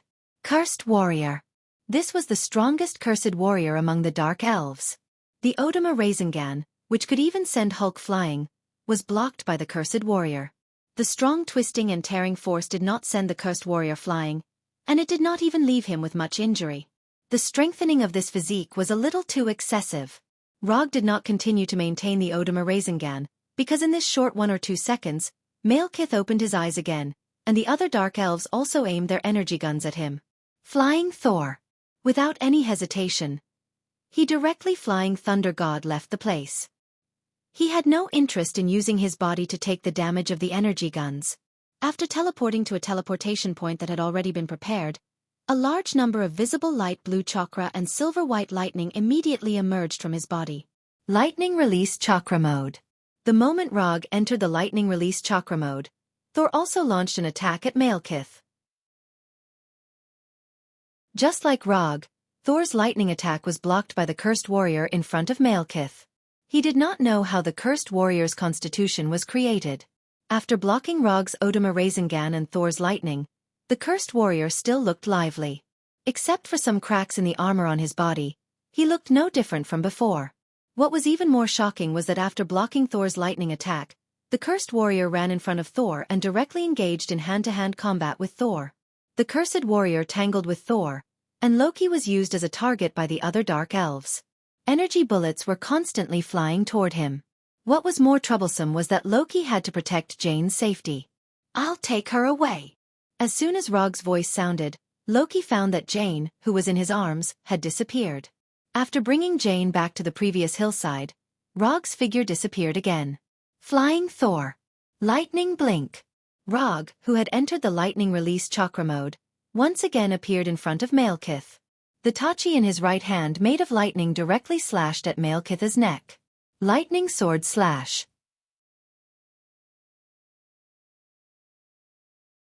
Chapter 205. The Thunder Katana made of lightning struck at Malekith's neck at an unimaginable speed. As long as it hit, even if Malekith had ether particles in his body, he would not be able to avoid the end of being beheaded. Before swinging the katana, Rog was even prepared to take Malekith's attack head-on. That's it. The speed of the Thunder Katana exceeded the limit of what the naked eye could capture. Everyone, including Malekith, could only see a silver-white arc passing by in an instant. However, this perfect attack arc stopped in front of Malekith's neck, stopping only a few centimeters away from Malekith's neck. That's impossible. As the attacker, Rog was the first to notice that something was wrong. The Thunder Katana disappeared. No, it didn't disappear. The Thunder Katana made of lightning changed shape in a short moment, turning into a breeze without any offensive ability. Rog hadn't figured out what was going on when the ether particles from Malekith's body hit him fiercely, sending him flying. Boom! After smashing several boulders in succession, Rog finally got rid of the terrible impact of the ether particles and stabilized his body. Only now did he have time to look at his right hand that was holding the katana. The silver-white Thunder Katana had disappeared without a trace. Everything happened in a short moment, and he didn't even have the chance to feel how the Thunder Katana disappeared. Was this the power of the Gem of Reality? Before the Thunder Katana disappeared, He saw the flash of red light in Malekith's eyes. If it weren't for the Sharingan's terrifying dynamic vision, he wouldn't even notice the appearance of the red light. The strange scene just now was definitely not something that Malekith could do by himself. If he had such power, the Dark Elves would never have fallen to this point. Only the Gem of Reality could make the Thunder Katana disappear in an instant, and only the Gem of Reality had the ability to change reality in an instant. Now, he finally understood why the system gave Malekith a commission reward of up to 250 ninja coins. He originally thought that the reward given by the system this time was too high. But now, it seemed that this reward was not high at all. In fact, it was seriously low. Although the scene just now didn't even last a second, it proved an incomparably important thing. Malekith was no longer the guy in his memory who could only use ether particles as energy shockwaves. He could unleash the true power of ether particles, the power that could easily modify reality. In front of this power, all laws of nature and science were useless. There was no longer any boundary between reality and illusion. This was the true power of the reality gem, enough to change the world. How could this be Thor's personal challenge dungeon? This was practically Asgard's world dungeon.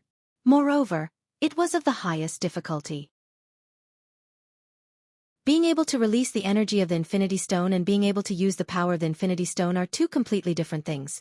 If it was just releasing energy, even Loki, who was being chased around by the Dark Elf warriors, could do it.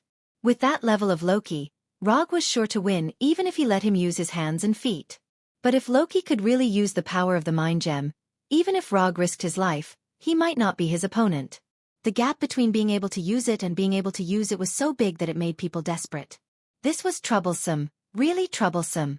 It felt like he originally planned to find a god with a spear in Asgard's Golden Palace to practice, and then found that the person with the spear was Odin. What was even more troublesome was that Rog found that all the offensive means he was currently good at could not withstand the ability of the ether particles to change reality. Whether it was thunder release or wood release, they would all be changed at the moment of attack. Or become a breeze, or become bubbles, or become air. Not far away, Thor, who was fighting with the cursed warrior, seemed to have noticed the situation on Rog's side. After sending the cursed warrior flying for a short time, he immediately flew to Rog's side. What's wrong? Malekith is more troublesome than we thought. He can change reality. After hearing the words, change reality, Thor's expression turned as ugly as Rog's. As the heir to Asgard's throne, it was impossible for him not to know what this meant. Then what do we do now? Retreat directly? In the face of such an unreasonable enemy, retreating was not an unacceptable thing. Retreat first to preserve their strength, and after finding a suitable way, they would deal with the enemy. This was also a relatively common and very reasonable operation. Of course we can retreat, but if we retreat, the next battle may be on Earth or Asgard. As soon as Rog finished speaking, the liquid-like ether particles arrived in front of him and Thor. Boom! Dodging the collision attack of the ether particles was not very difficult. The difficult part was how to resist the ether particles' ability to change reality. As soon as Rog and Thor dodged the first wave of the ether particles, the second wave of attacks followed closely behind, not giving them a chance to breathe. The ether particles attacked the two of them one after another, but one of them could fly, and the other could fly, so it was easy for them to dodge. While dodging the ether particle attack, an idea suddenly came to Rog's mind. Why not let this guy go to Earth? Anyway, there were so many big shots on Earth. He couldn't deal with the ether particle's ability to change reality, but there were always big shots who could. For example, Ancient One who controlled the Time Stone. However, this idea only appeared for a few seconds before it was thrown to the back of his mind. Running away with his tail between his legs was not in line with his style at all. Especially when he was still wearing the white Haori of the fourth Hokage. Bearing the name of Hokage, I can't lose. An inexplicable fire surged from his heart. Isn't it just ether particles? Fight. The plan remains unchanged. Leave Malekith to me, and you and Loki deal with the others. As soon as his voice fell, he put his hands together, and the chakra in his body began to change. Red arc-shaped eyeshadow appeared around the Sharingan, forming an inexplicable match with the blood-red Sharingan. A red circle also appeared on his forehead, and the Sinnin body inherited from Hashirama also received a terrifying increase at this moment. Facing Malekith, an enemy who controlled ether particles, he had to use his strongest form to protect his name as the fourth Hokage. Shikatsu Forest Sage Mode. Activate.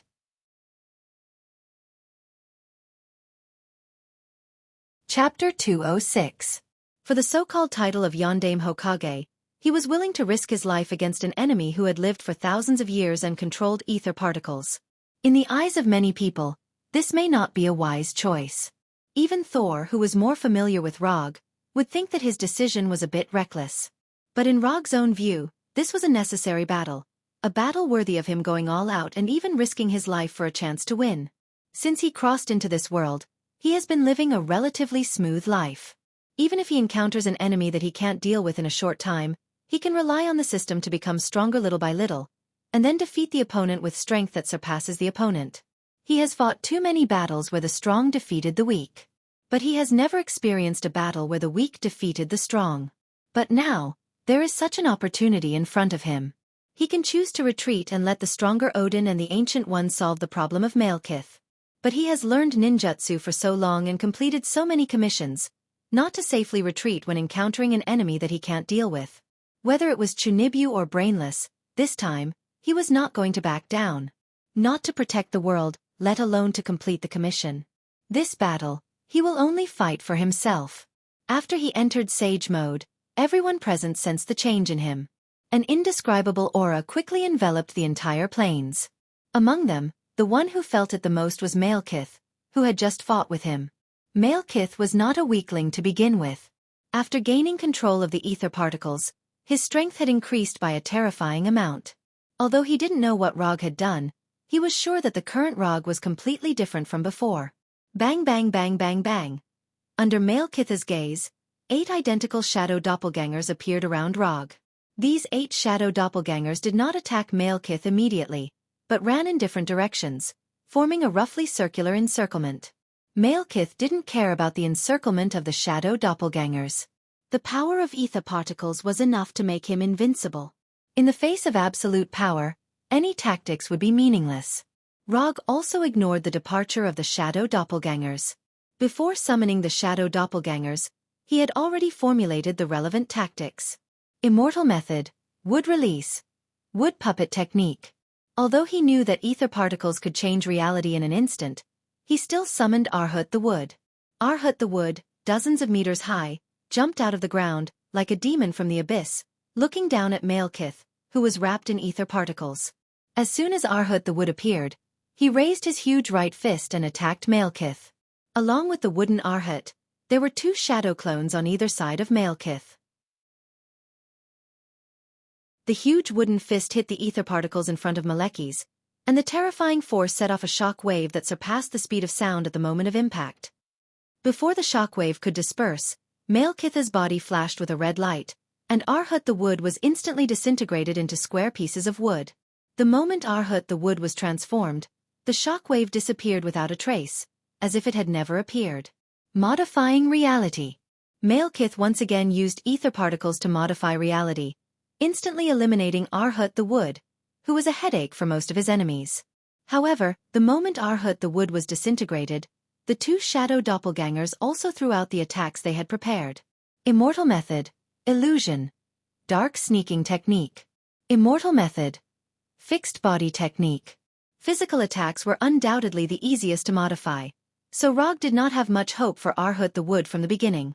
The only purpose of the 10-meter-tall wooden Arhut was to attract Malekith's attention. Fixed body technique and dark sneaking technique were the first batch of ninjutsu and genjutsu that Rog had learned, and they were also skills that he often used to clean up small soldiers. But now, he let the shadow doppelgangers cast these 2 ninjutsu and genjutsu on Malekith. When dealing with ordinary people, fixed body technique could be called a control skill. But for an existence like Malekith, fixed body technique was basically a skill that could not be effective. Even if he used the immortal method, chakra, the result should not be much different. But Rog did not mind using a shadow doppelganger to try and see if there was a chance. If there was, then the next battle would undoubtedly be much simpler. Reality was cruel. Even if it was upgraded to immortal method, fixed body technique, it still did not have any effect on Malekith. The moment Malekith noticed something strange, he waved his hand, and 2 ether particles attacked the 2 shadow doppelgangers. Compared with the fixed body technique, dark sneaking technique was obviously more effective. As soon as Malekith raised his right hand, he found that his vision suddenly turned black, as if the light of the whole world had disappeared. Although he was deprived of his vision, Malekith did not show any signs of panic. Darkness, for other creatures, meant danger. But for the Dark Elves, darkness was their best helper.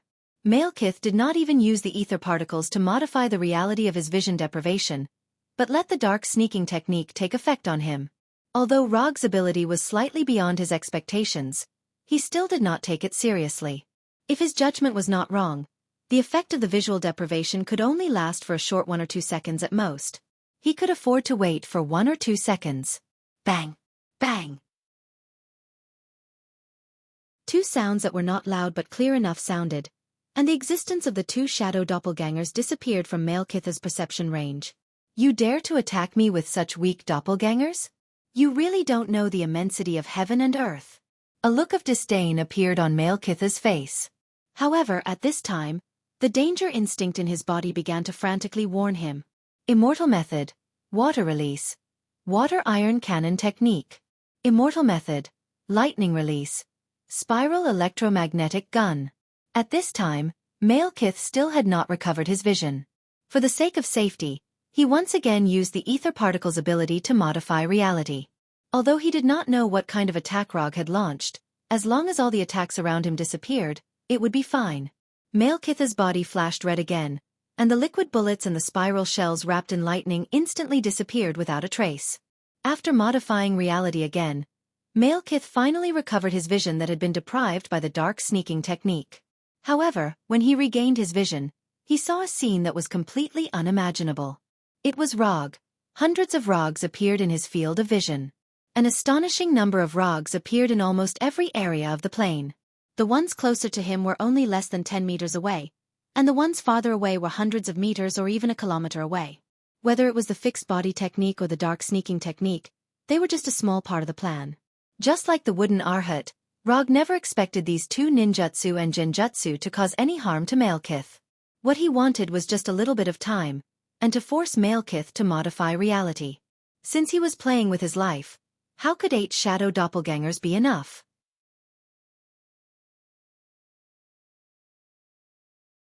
Chapter 207. It was the first time in Rog's life that he had created so many shadow clones at once. If not for Second Last's chakra and the sage body, he would not have dared to try such a dangerous method.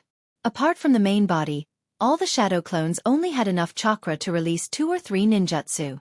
In order to prevent a large number of shadow clones from disappearing at the same time, he deliberately made the shadow clones appear in different positions to avoid being caught in one fell swoop.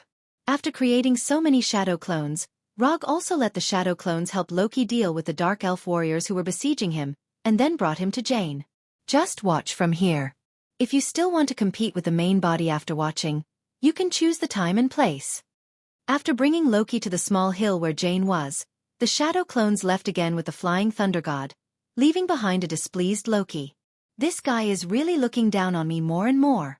Although he thought so, Loki really did not dare to do anything to Rog now. He could only complain silently in his heart. As for the battle between Thor and the cursed warriors, Rog did not let the shadow clones intervene. Instead, he directly let Thor handle it.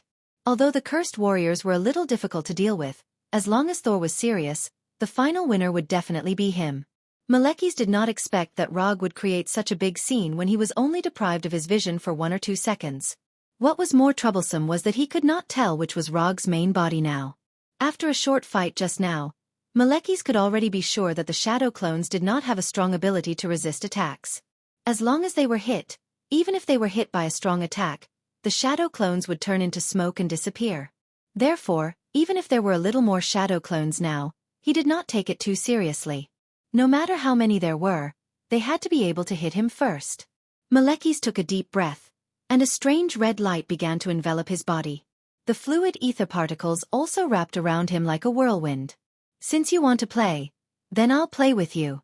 Malekith did not stand still and wait for Rog to attack like before. Instead, he took the initiative to attack the shadow doppelganger. The king of dark elves was going all out. In the face of Malekith's attack, the shadow clone did not have any intention of retreating or dodging. It also attacked Malekith. At the same time, One ninjutsu was released by the shadow clone. Immortal technique, lightning palm, immortal technique, thousand birds, immortal technique, thousand birds sharp spear. Sage art, Rasengan, sage art.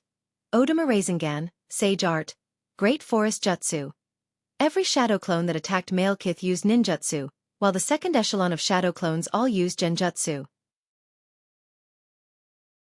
These genjutsu may be the dark walk jutsu that just took effect, or it may be the Sharingan genjutsu developed by Rog himself. The shadow clones of the second echelon did not care whether these illusions would work or not. Anyway, their goal was to throw all the illusions at male Kith. With the ether particles, the possibility of these ninjutsu and genjutsu hitting male Kith was not high. Even if any of the shadow clones' attacks broke through the outermost layer of ether particles, male Kith would modify reality in time and turn all the attacks into nothingness. Turning ninjutsu into nothingness, turning shadow clones into nothingness. With the ability of ether particles to modify reality, male Kith consumed the number of shadow clones at a terrifying speed. 20, 50, 100, 150. The disappearing shadow clones constantly fed back memories and feelings to the main body, and a large amount of information quickly filled his mind, crazily squeezing the mental endurance of the main body. Rog himself did not participate in the attack, but sat on a hillside 1 kilometer away from male Kith with his eyes closed. Chakra perception was at the limit at this time, and sweat constantly appeared on his forehead. The position of the shadow clone, the position of the attack, the time of disappearance, the distance of movement, the time of attack, through chakra perception. He could clearly feel everything that was happening on the battlefield. Combined with the information fed back by the shadow clones, a completely digitized model of the battlefield appeared in his mind. As the shadow clones continued to attack and disappear, he obtained more and more information, and male Kitha's combat model became clearer and clearer.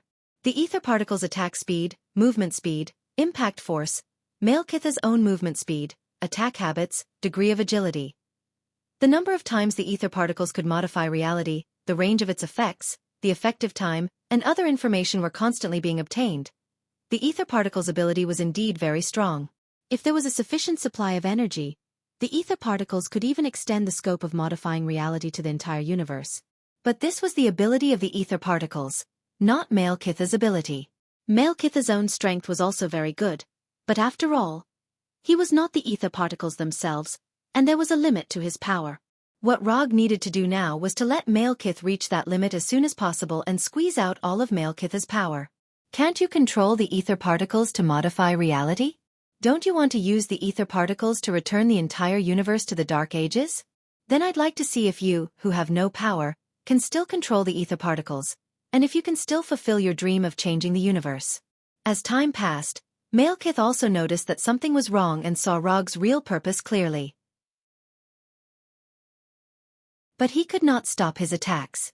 Even if he stopped attacking, the shadow clones would not give up attacking. Rog made it clear that he wanted to use the shadow clones to consume his power. This was not a conspiracy, but an open and above-board scheme. This was a gamble that used one's own strength as a bargaining chip. If you want to win, sure, but only if you have the strength. Rog indeed could not deal with the ether particle's ability to modify reality, but he could deal with the person who made use of this bug. Lightning and flames kept appearing, wooden golems and wooden dragons took turns to attack, liquid bullets and electromagnetic cannonballs came one after another. Light blue Rasengan and light gold chakra chains kept appearing endlessly. Some of the shadow clones even directly used Chidori and Thundercloak to protect themselves and rushed straight toward male Kith. The body flicker and thunder body flicker allowed the shadow clones to appear in all directions like ghosts. The combination of Flying Thor's second stage and body substitution also made these shadow clones as slippery as loaches and difficult to lock onto. After the initial large number of casualties, the remaining shadow clones became more and more cunning and difficult to deal with. The red light on male Kitha's body also changed from appearing once in a while to lasting for a long time. The reality of being attacked was constantly modified and dissolved.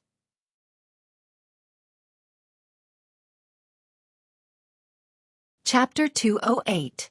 The battle between Rog and Malekith was still going on. Loki, who was watching from the side, was playing with the dagger in his hand out of boredom. In the beginning, he was still surprised by the strength displayed by Rog. But as time passed, his emotions gradually transitioned from surprise to calmness, and then from calmness to boredom. Not to mention those dazzling lightning bolts and flames. He had seen Wood Arhut and Wood Dragon dozens of times. Wood Arhut appeared. Then Wood Arhut disappeared. Wood Dragon appeared. Then Wood Dragon disappeared. Rog and Malekis seemed to be working together to put on a magnificent play, constantly repeating the two scenes of appearing and disappearing. The battle between Rog and Malekis fell into a short stalemate, while the battle between Thor and the cursed warrior came to an end. You give me a hammer, I give you a punch. You give me a lightning bolt, I give you a black hole grenade. At this time, they were both trying to find an opportunity to end the battle, and their fighting style was becoming more and more violent. Rog could sense the battle between Thor and the cursed warrior, but he did not pay attention to it at all. He did not even plan to send a shadow clone to help. Under the constant attacks of hundreds and thousands of shadow clones, Malekis was forced to the point where he had no choice but to passively modify reality.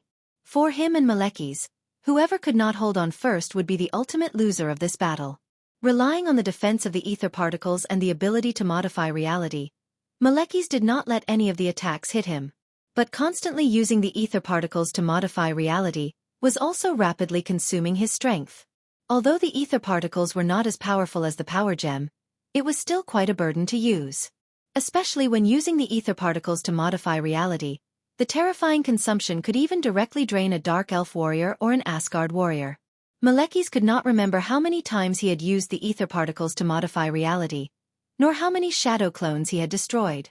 The only thought in his mind now was to find Rog's original body as soon as possible, and then use the ether to directly erase this extremely annoying earthling. Malekith was very uncomfortable now, and Rog was not any better. Every shadow clone that disappeared would give him a piece of memory and experience. Although the feedback wasn't 100% real, it was still an inhuman feeling when so many of them were stacked together. If it wasn't for his mental endurance, he wouldn't have been able to endure the pain and would have dispelled the remaining shadow clones. Rog finally understood why Naruto was the only one who dared to use shadow clone jutsu in battle. In addition to Naruto's excessive amount of chakra, another important reason is that only he has this unparalleled extraordinary endurance to withstand the pain feedback from the shadow clone jutsu. While enduring this inhuman pain, Rog had to constantly organize the information in his mind and establish a combat model belonging to Malekis. Using the ether particles to modify reality will bring a huge burden, but it doesn't take much effort to drive the ether particles for physical attacks and defense. So even if the shadow clone jutsu consumed most of Malekis' strength, making him unable to continue to use the ether particles to modify reality, the defense circle built by the ether particles was still a problem he had to face. But this problem was not very serious.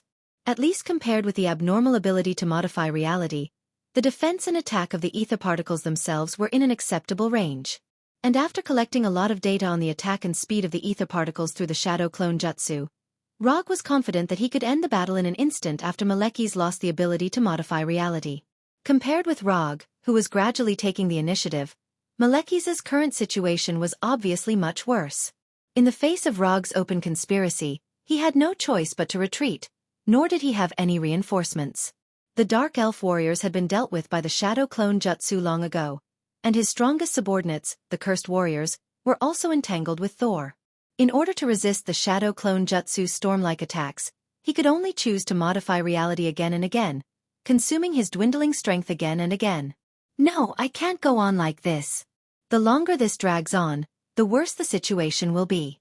Malekis' brain began to work frantically, thinking of all the ways that could help him get out of the current situation. He could not count on his subordinates, and there was no environment around him that could be used. On the vast plains, there were only stones and sand, and there was nothing that could help at all. Celestial Convergence. He could use the Celestial Convergence. When the Celestial Convergence connected the 9 realms together, the power of the ether particles would increase exponentially every time they connected to a country. If they could connect to the 9 realms, the power of the ether particles would be enough to affect the entire universe. At that time, not to mention Rog, even if Odin was present, he would not be able to stop the universe from returning to the Dark Age. Malekis quickly remembered his original plan, and then he immediately discovered the problem. The Celestial Convergence would only last for a short period of time. He had to release the ether particles in the right place at the right time to connect to the 9 realms. Although Svartalfheim was also one of the 9 realms, it was not the connection point of the Celestial Convergence, and now was not the time for the Celestial Convergence. There were still at least several hours before the celestial convergence. He could not hold on for so long under Rog's attack, and Rog would never give him so much time. The time was not right, and the place was not right. Even if the ether particles could change reality, it was impossible to advance the time of the celestial convergence, unless he collected all 6 infinity stones. Wait, although my strength is not enough to advance the time of the celestial convergence, I can create an environment similar to the celestial convergence. Just creating a similar environment, this degree of change in reality was completely within his acceptable range. Malekith finally found the straw that belonged to him. Earthling, you've lost. Without any hesitation, Maleki stimulated the remaining energy in his body and began to use the ether particles to modify reality. The convergence of the 2 countries of Svartalfheim and Earth was enough to increase the power of the ether particles to a terrifying degree. A dazzling red light that was far more dazzling than before erupted from Aleki's body, and the strange dark red color instantly occupied everyone's vision, as if the whole world was only left with the dark red light in front of them. This dark red light only lasted for a short moment before dissipating. When the real color returned, a circular portal with a diameter of several kilometers appeared in the air. No, this was not a portal. This was a space connection point created when the 2 countries converged. Rog recognized the city on the other side of the space, London, England.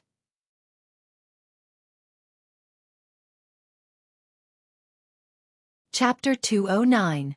Looking up at London on the other side of the space, Rog suddenly laughed, a little happy and a little surprised. Malekith's operation was indeed beyond his expectations. He never thought that Malekith would use ether particles to forcefully modify reality and create a celestial convergence phenomenon that only belonged to Svartalfheim and Earth. You're really a genius. Rog had thought that the battle between him and Malekith would continue for a while. But now, it seemed that it would not be long before this battle came to an end. When the celestial convergence phenomenon between Svartalfheim and Earth occurred, Malekith could clearly feel the changes in the ether particles. Under the influence of the celestial convergence, the ether particles became extremely active. Under Malekith's control, the liquid ether particles stretched out like dark red tentacles toward the space channel in the air. As long as the ether particles were connected to Earth through the space channel, the power of the ether particles would increase exponentially. The celestial convergence would not last long, but even if it was only for a few seconds, it would be enough for him to completely eliminate Rog. Rog did not stop Malekith's plan to use the ether particles to connect the 2 countries. He even asked the shadow clones to stop attacking so that Malekith could have an undisturbed environment. The moment the shadow clones stopped attacking, Malekith sensed that something was wrong. But he did not think too much about it. Instead, he controlled the ether particles to surge toward London. Rog took the initiative to remove most of the shadow clones, leaving only the 4 closest to Thor, Loki, and the others. Then, under his signal, 3 shadow clones took away Thor, Loki, and the other 2. As for the cursed warriors, they were stopped by the last shadow clone. When the shadow clones took Thor and the others away from the plains, Rog did not stay idle. He used Thunderbody Blink and quickly left the plains. Malekith sensed that Rog and the others had left. In his opinion, this was just Rog's final struggle. No matter where Rog escaped to, even if he ran to the other side of Svartalfheim, the terrifyingly strengthened ether particles could directly erase the reality of his existence.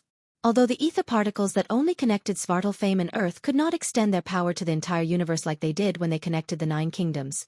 However, there was no problem in expanding the scope of reality modification to the entire Svartalfheim. No matter how fast Rog retreated, it was impossible for him to leave Svartalfheim in such a short time. In other words, when the ether particles officially connected to Earth through the spatial channel, it would be the moment of Rog's death. However, Malekith soon discovered that Rog was not as crazy as he had imagined. After expanding the distance between the 2 to about 3 kilometers, Rog stopped. The shadow clones stopped as well. Rog, what's going on? Thor asked Rog with a look of displeasure.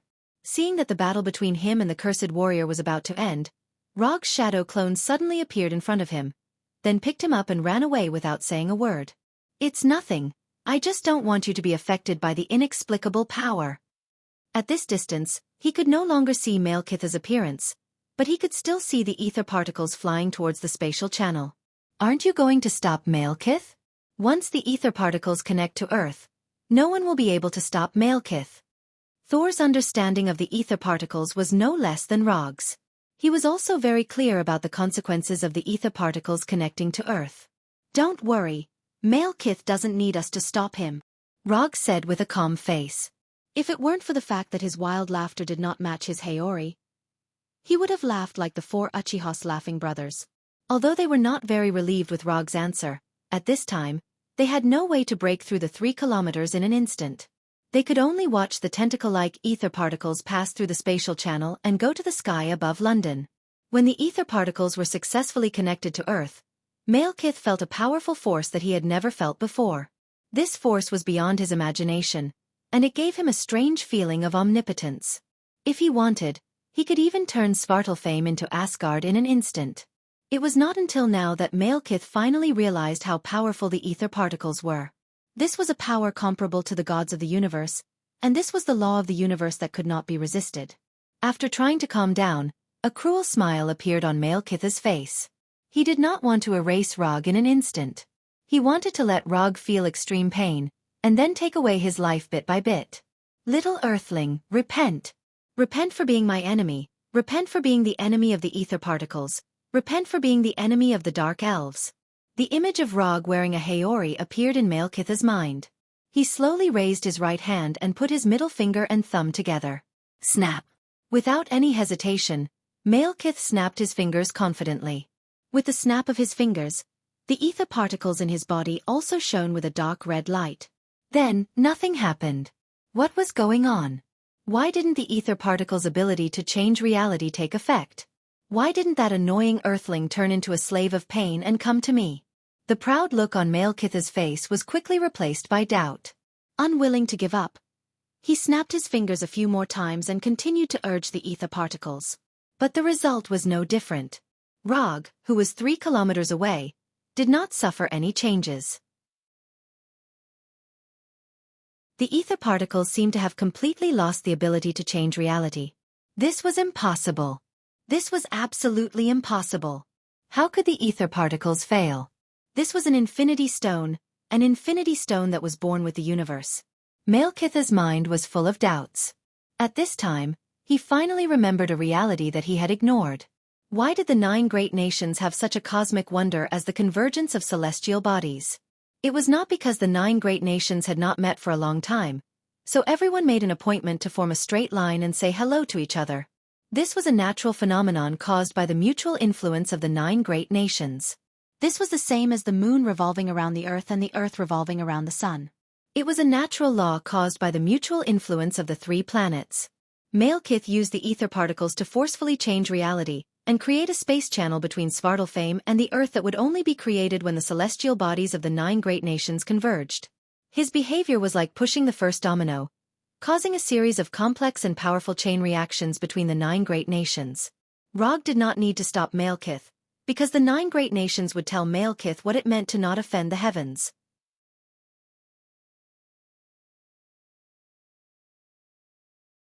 Chapter 2:10. You did not modify the reality of Svartalfheim and Earth. You are fighting against the 9 great worlds with your own strength. If possible, Rog would like to say this to Malekith. However, judging from the current situation, Malekith would have to deal with the backlash from the 9 great worlds before he had the chance to hear this. Malekith, who realized something, slowly raised his head and looked at the space channel in the sky that connected Svartalfheim and Earth. Then, he swallowed uncontrollably. The originally circular space channel was constantly changing shape, and the ether particles that had entered the sky above London were forcibly expelled by an invisible force. Cracks that looked like glass appeared in the stable space channel. Through these cracks, one could see the black hole that was as deep as ink. Space was compressed, gravity changed, and the power of the 9 great worlds began to forcibly repair the reality that had been modified by the ether particles. As the cause of all this, Malekith felt the endless erosion of energy from all directions. With Malekith as the center, the reality around him began to shatter. The liquid-like ether particles were also rapidly compressed by this powerful and irresistible force. They were directly compressed from an illusory liquid state into a red gem the size of a finger. When the ether particles were forcibly compressed and condensed, Malekith was horrified to find that he had completely lost his connection with the ether particles. The ether particles returned to their original gem form, emitting a red light and floating quietly in front of Malekith. Although it was only a short distance of less than 10 centimeters, Malekith could not even reach out to touch the gem of reality. The extremely terrifying energy wrapped around him tightly like a cocoon, completely restricting all of his movements. As time passed, the cocoon made of energy continued to shrink in size, crazily squeezing Malekith inside. Chaos, fury, destruction, death. Energies of various natures were like locusts constantly nibbling away at Malekith's body, making him, who was already in unbearable pain, feel even more extreme pain. At this time, Malekith finally understood why Rog had directly left the plains and why he had allowed him to control the ether particles to connect to Earth. This Earthling had expected this and had deliberately waited for all of this to happen. Malekith felt that he had finally guessed Rog's plan. He laughed wildly with a voice mixed with pain. However, Malekith did not expect that this was not Rog's plan at all. Even Rog himself did not expect that Malekith would choose to use the method of connecting to Earth to solve the problem. According to his plan, Malekith would lose the ability to change reality under the constant pressure of the shadow clone. Once most of Malekith's power had been consumed by the shadow doppelganger, the main body would appear and use the most proficient instant killing method to directly end Malekith's life. However, Malekith's godly maneuver had disrupted his plan, making his previous act of collecting information seem redundant. Rog could only hope that Malekith would be able to withstand the backlash of the 9 realms, so that he could make use of the information he had previously collected. The reality modified by Malekith was quickly corrected, and the space channel quickly disappeared under the influence of the 9 realms. Although the space channel had disappeared, the energy on Malekith's body showed no signs of dissipating at all. And with the passage of time, this energy became more and more abundant. The celestial convergence of the 9 realms would break the boundaries of each country, which also meant that the power of each country could be transmitted to other countries. Fortunately, it was not the time for the celestial convergence to happen. Otherwise, under the combined suppression of the 9 realms, Malekith would have been directly crushed into a meat paste or eroded into an atomic state by the energy. But even so, Malekith was now on the verge of death. If this chaotic energy did not dissipate, he would undoubtedly bid farewell to this world. At this moment, a tall figure broke through the surrounding chaotic energy, resisted the erosion of the energy storm, and stepped in front of the immobile Malekith. The person who came was none other than Malekith's strongest subordinate, the Cursed Warrior. At the moment when the strange phenomenon occurred, the Cursed Warrior took advantage of the opportunity to kill Rog's shadow clone and quickly rushed to Malekith's location. But the chaotic and powerful energy storm prevented him from moving forward, so it was not until now that the Cursed Warrior had successfully arrived in front of Malekith. The Cursed Warrior, who could even resist Rog's Odama Rasengan and Thor's lightning, was now covered in blood, and the armor on his body had been eroded by the chaotic energy, completely losing its defensive power. After arriving in front of Malekith with difficulty, the Cursed Warrior silently glanced at the king he had served for thousands of years. Then he stretched out his right hand and grasped the gem of reality floating in front of Malekith. The Cursed Warrior was not Malekith. He had no experience in controlling the gem of reality, nor did he know how to use the power of the gem of reality. But he still had no intention of letting go. No experience, no matter. Not knowing how to use it, no matter. Although the Cursed Warrior could not use the gem of reality like Malekith, he had his own way of using it, a very expensive but very effective method. After holding the gem of reality in his right hand and patting his heart twice, the Cursed Warrior, who was already covered in blood, shone with a magma-like orange-red light. The Dark Elves were immortal. The Cursed Warrior let out the last roar of his life. The moment the roar ended, the Cursed Warrior exploded, and the gem of reality in his right hand shone with a dark red light again. Modify reality. The dark red light flashed, and the chaotic energy eroding Malekith suddenly disappeared, and the energy storm on the entire plane disappeared. The chaotic energy disappeared, the Dark Elves' flagship disappeared, and the Cursed Warrior also disappeared. Malekith knelt on the ground weakly, gasping for breath. The gem of reality floated quietly in the air. The gem of reality had once again modified reality, and the energy backlash brought by the 9 realms was over. It was over, everything was over. Malekith stood up again and looked at the gem of reality, which was less than a meter away from him.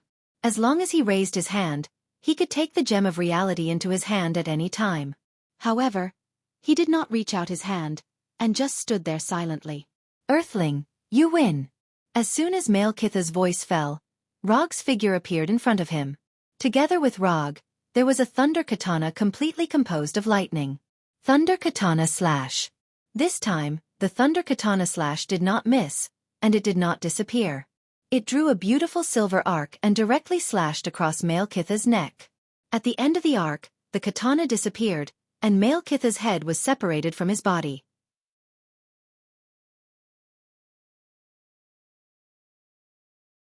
Chapter 2:11. It started with the thunder sword draw and ended with the thunder sword draw. When Malekitha's head flew into the air, the outcome of the battle between him and Logue was finally decided. Although he defeated Malekith, Rog did not feel the thrill of defeating a strong enemy. The existence of the Gem of Reality made Malekith extremely difficult to deal with. But it was also because of the Gem of Reality that Malekith suffered from the energy backlash of the 9 realms, which eventually led to his defeat and death. Rog removed the Thunder Tachi in his right hand and turned to hold the floating Gem of Reality. His mood was as calm as water. Not long after, Thor and the other two came to Rog's side and looked at Malekith, who had completely lost his life, with a complicated expression. Just as Loki was about to say something, a gorgeous beam of light fell from the sky and landed directly near them. The teleportation beam of Bifrost. In the colorful beam of light, several Asgard warriors in golden armor walked out. His Majesty wants to see you. The Asgard warrior who walked in front said expressionlessly. Let's go. It's time for us to go back. Looking back at Malekith, who had completely lost his life, Thor took Jane and walked into the teleportation beam of Bifrost. Although there were still some loose ends that had not been dealt with, such as the Dark Elves' main ship that was still stuck in the plains. However, since Odin had sent people over, Rog and the others naturally did not need to deal with these loose ends personally. Through the Bifrost, Rog and the others quickly returned to Asgard, and then under the leadership of the palace guards, or rather under escort, they came to the more severely damaged Golden Palace Hall. The attack of the Dark Elves caused serious damage to the Golden Palace Hall, and Rog's crazy driving caused the Golden Palace Hall to suffer the most serious damage since its establishment. I told you you still have a pillar that hasn't been destroyed. When passing by the only remaining stone pillar in the Golden Palace Hall, Loki turned his head and said to Rog, I know. I did it on purpose. Rog ignored Loki's complaints. He was now thinking about a very serious matter. Because of him, Loki did not fake his death as he remembered. This also meant that the scene of Odin being thrown to the New York nursing home by Loki might not happen again, and Odin might not die so quickly. Since Odin would not die so quickly, many things would not happen. For example, the reappearance of the death goddess Hela, the twilight of the gods brought by the flame giant Surtur, and the crazy titan who coveted the space gem for a long time. Just as Rog was seriously thinking about what the future would be like, Odin's slightly tired voice sounded. Logue, give me the Gem of Reality in your hand. Rog didn't say anything and directly opened his right hand that was holding the reality gem. Just as he opened his palm, the reality gem flew towards Odin and landed in Odin's hand. Odin didn't explain anything. A few golden electric currents suddenly appeared in his hand, and the reality gem also shone with a dark red light. The dark red light quickly swept through every corner of the Golden Palace like a wave, and the severely damaged Golden Palace quickly returned to its original appearance. The Golden Palace returned to its original appearance, but Odin didn't stop what he was doing. With a wave of his hand, a cube that looked like a Rubik's Cube appeared in his hand. Then, under the gaze of Rog and the others, Odin put the reality gem into the cube, turning the originally white and flawless cube dark red. I did some sealing on the reality gem to reduce the difficulty and danger of using it, making it easier for you to control or use the power of the reality gem. The principle of the seal is the same as the Rubik's Cube, so if you like, you can call it the reality cube.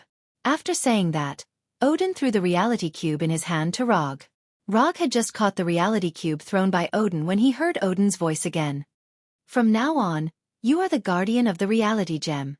Although Odin's voice revealed a trace of exhaustion, there was no hint of joking. However, after hearing his words, Rog, Thor, and Loki all showed an incredulous look. Isn't this decision a bit too casual? Among the three, Loki was obviously more excited than Rog and Thor. He even began to imagine how much he could do if he had the reality gem. Conquering Jotunheim, conquering Warnerheim, conquering the land. Forget about Earth. Conquering that primitive country doesn't make much sense. Thinking of this, Loki couldn't help but turn his head and look at Rog. Unlike Loki, who was already full of crazy ideas, after hearing Odin's words, the first thing that appeared in Rog's mind was not how powerful the reality gem is, but how troublesome the reality gem is. In this universe, there are many madmen who want to get the infinity gem. And among these madmen, there are many madmen with terrifying strength. Without enough strength, not to mention guarding the reality gem, they may not even be able to keep their own life. To put it nicely, the infinity gem is a universal treasure that contains powerful power. To put it bluntly, the infinity gem is a disaster collector, and it's the kind of disaster collector that has super powerful power and can cover the entire universe. After thinking about it seriously, in fact, after thinking for more than 10 seconds, Rog made a decision. He has no interest in being the reality gem guardian. However, he is still a little interested in the name of the reality gem controller. Isn't it just the crazy titan and some unknown universe-level enemies? Bring it on. After making the decision, he happily put away the reality Rubik's Cube in his hand. After handing over the reality Rubik's Cube to Rog, Odin left the Golden Palace Hall with the Gungnir, and his back looked a little lonely. Under the arrangement of Thor, Loki was locked back in his exclusive cell, and Rog returned to the room he lived in before. As for Jane, she was taken to his palace by Thor.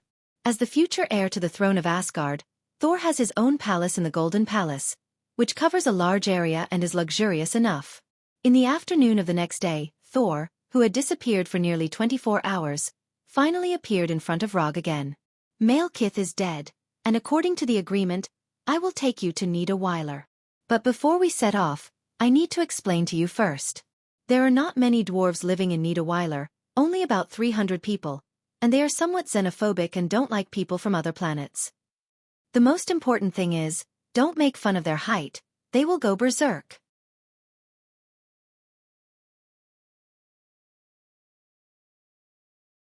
Chapter 2:12. Although he had some psychological preparation, when they came to Nidavyl, where the dwarves lived, Rog still had serious doubts about the dwarves. There are more than 300 dwarves living on the Nidavyl star ring. Among these dwarves, as long as they are adult dwarves, they are about twice his height. Even those underage dwarves are generally taller than him by a head. Earthling, do you want to make a suit of armor that suits you? Dwarf King Aitsue sat on a huge chair made entirely of metal and asked with his head down. Yes, I want a suit of armor that doesn't affect my speed and flexibility. The style of the armor can be roughly based on this. After that, Rog took out the sketch that he had drawn last night. Unlike the previous set of armor copied from Uchiha Madara, the armor sketch that Rog took out at this time is more modern. The overall shape of the armor is smoother and more fitting to the body curve. In this regard, Rog decisively borrowed some of the ideas of Tawny Mark series Iron Man armor. However, compared with Tawny's full coverage armor, the armor he designed can only be regarded as half coverage, and there are many fewer parts. In general, there are actually only 3 components. The main body composed of a chest protector, a waist protector, and a skirt, boots for the legs, and bracers for the arms. All the components will not be very thick, similar to the armor worn by Thor now. Although Rog will not wear a cloak like Thor, he intends to wear the Haori of Yondaime Hokage outside the armor. You can continue to improve your drawing skills, but I have a rough idea of what you want. After taking a look at the scroll handed by Rog, Dwarf King Aitsue immediately understood what kind of armor Rog wanted, and the specific building ideas quickly emerged in his mind. There is no problem in helping you build the armor, but you have to solve the materials yourself, do you understand? Understood. For Thor's sake, Dwarf King Ikki didn't mind helping Rog make a set of armor. It wouldn't take much time anyway. But as for the materials, Rog could only solve it himself. Although Asgard had sent a lot of materials, they were all used for a specific purpose. Dwarf King Aitsue would not use Asgard's materials for Rog. As for the materials, I can only provide vibranium and URU metal. As for the others, if you need them, I can get them as soon as possible. Rog was not dissatisfied with Dwarf King Aitsue's request. It was already good enough that the other party was willing to forge the armor for him. He couldn't expect the other party to pay for the materials. For the time being, he couldn't bring himself to do such a thing. Under the gaze of Aitsue and Thor, Rog took out a psychic scroll that he carried with him and channeled some of the vibranium and URU metal that he had collected before. Thank you, Wakanda. Thank you, Asgard. When Rog channeled a pile of vibranium and URU metal, Dwarf King Aitsue's eyes were a little strange. Is this guy Odin's illegitimate son? Where did he get so much URU metal? Just the URU metal that Rog channeled now was more than the total amount in Nidawiler's warehouse. And Aitsue was sure that Rog had more URU metal than this. The URU metal that Rog channeled now was only about 1/3 of what he had. When Aseri's army was fighting in Warnerheim, most of the URU metal sent by Asgard went into his pocket. Now, it was time for these URU metal to play a role. The number is a bit wrong. A set of armor can't use so much URU metal and vibranium. With a casual glance, it could be seen that the amount that Rog channeled greatly exceeded the need for a set of armor. Yes, if the number of armor is calculated, here is about the amount of 10 sets of armor. As soon as Rog finished speaking, Dwarf King Aitsue's face became a little gloomy. Another greedy guy. The agreement was only 1 set, but he wants 10 sets. Earthling, your appetite is too big. After hearing Rog's words, Thor's face gradually became ugly. Asking Dwarf King Aitsue to personally create a set of armor, even for him, was not an easy task. The reason why Aitsue agreed to his request so easily was mostly because of Odin's face. Here are the materials needed for 10 sets of armor. Except for the original set, I am willing to give 5 sets of the remaining 9 sets of materials to Nidavel. As for the remaining 4 sets of materials, I hope King Aitsue can help me make a revolver. After that, Rog took out his other weapon design sketch. The style of the revolver on the sketch was very similar to the classic Colt Python, but it was larger and had not 1 barrel, but 2. This kind of weapon used by ordinary people doesn't use URU metal and vibranium at all. Tell me, what do you want? It was a revolver, and a gunpowder revolver at that. Let alone in Nidavel, even on Earth, this kind of thing is not considered a high-end weapon. I have no interest in gunpowder weapons, but I am still a little interested in firearms. I hope that this revolver can use the chakra on my body as the energy source and have the ability to fire ninjutsu bullets. Rog quickly explained to Aitsue what chakra and ninjutsu bullets are. Ninjutsu bullets. This is his own original term. To put it simply, some ninjutsu are prepared in advance and condensed into the shape of bullets, waiting for the needed time to fire it. This is purely a boring research he did before. But after seeing the Dwarf King Aitsue, he suddenly had the intention to make this research into a finished product. It's not difficult to extract the chakra on your body as energy, and then fire it in the form of bullets. But firing ninjutsu bullets, I can only conclude this after seeing your so-called ninjutsu bullets. Aitsue originally labeled Rog as greedy, but after hearing about chakra and ninjutsu bullets, he became interested in Rog again. I made a few bullets before, you can take a look. This is a Rasengan bullet, this is a Grand Flame Annihilation bullet, this is a Chidori bullet. Not all ninjutsu can be made into ninjutsu bullets, after all, this is just a small research he did on a whim before. After hitting the target, the ninjutsu in the bullet will be automatically released, you can experience it. Under Rog's signal, Aitsue threw the Rasengan bullet that was too small for him.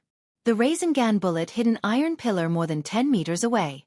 At the moment when the bullet burst, a light blue Rasengan appeared at the position where the bullet hit, madly twisting and hitting the huge iron pillar.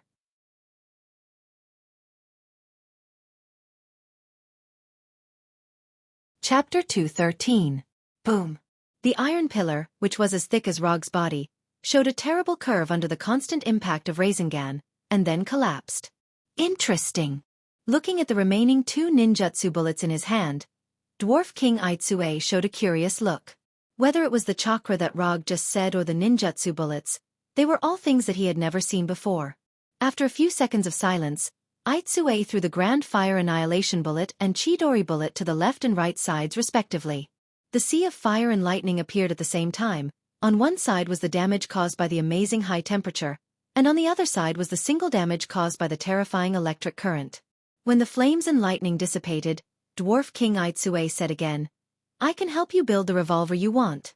If you have any other requests, you may as well say them all together.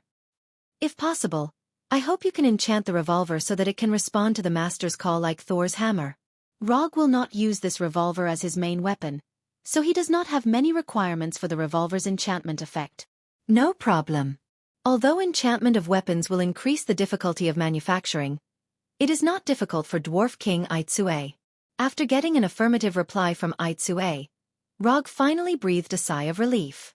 Although he gave enough reward, but for an existence like Aitsue, the materials he gave may not be able to move Aitsue. As the Dwarf King, Aitsue has seen all kinds of scenes. Not to mention vibranium and URU metal. He has seen a lot of other rarer and more precious metals. What really moved him was not the materials given by Rog, but the ninjutsu bullets. This kind of ninjutsu bullet, which has never appeared before, is a good new weapon idea for Aitsue.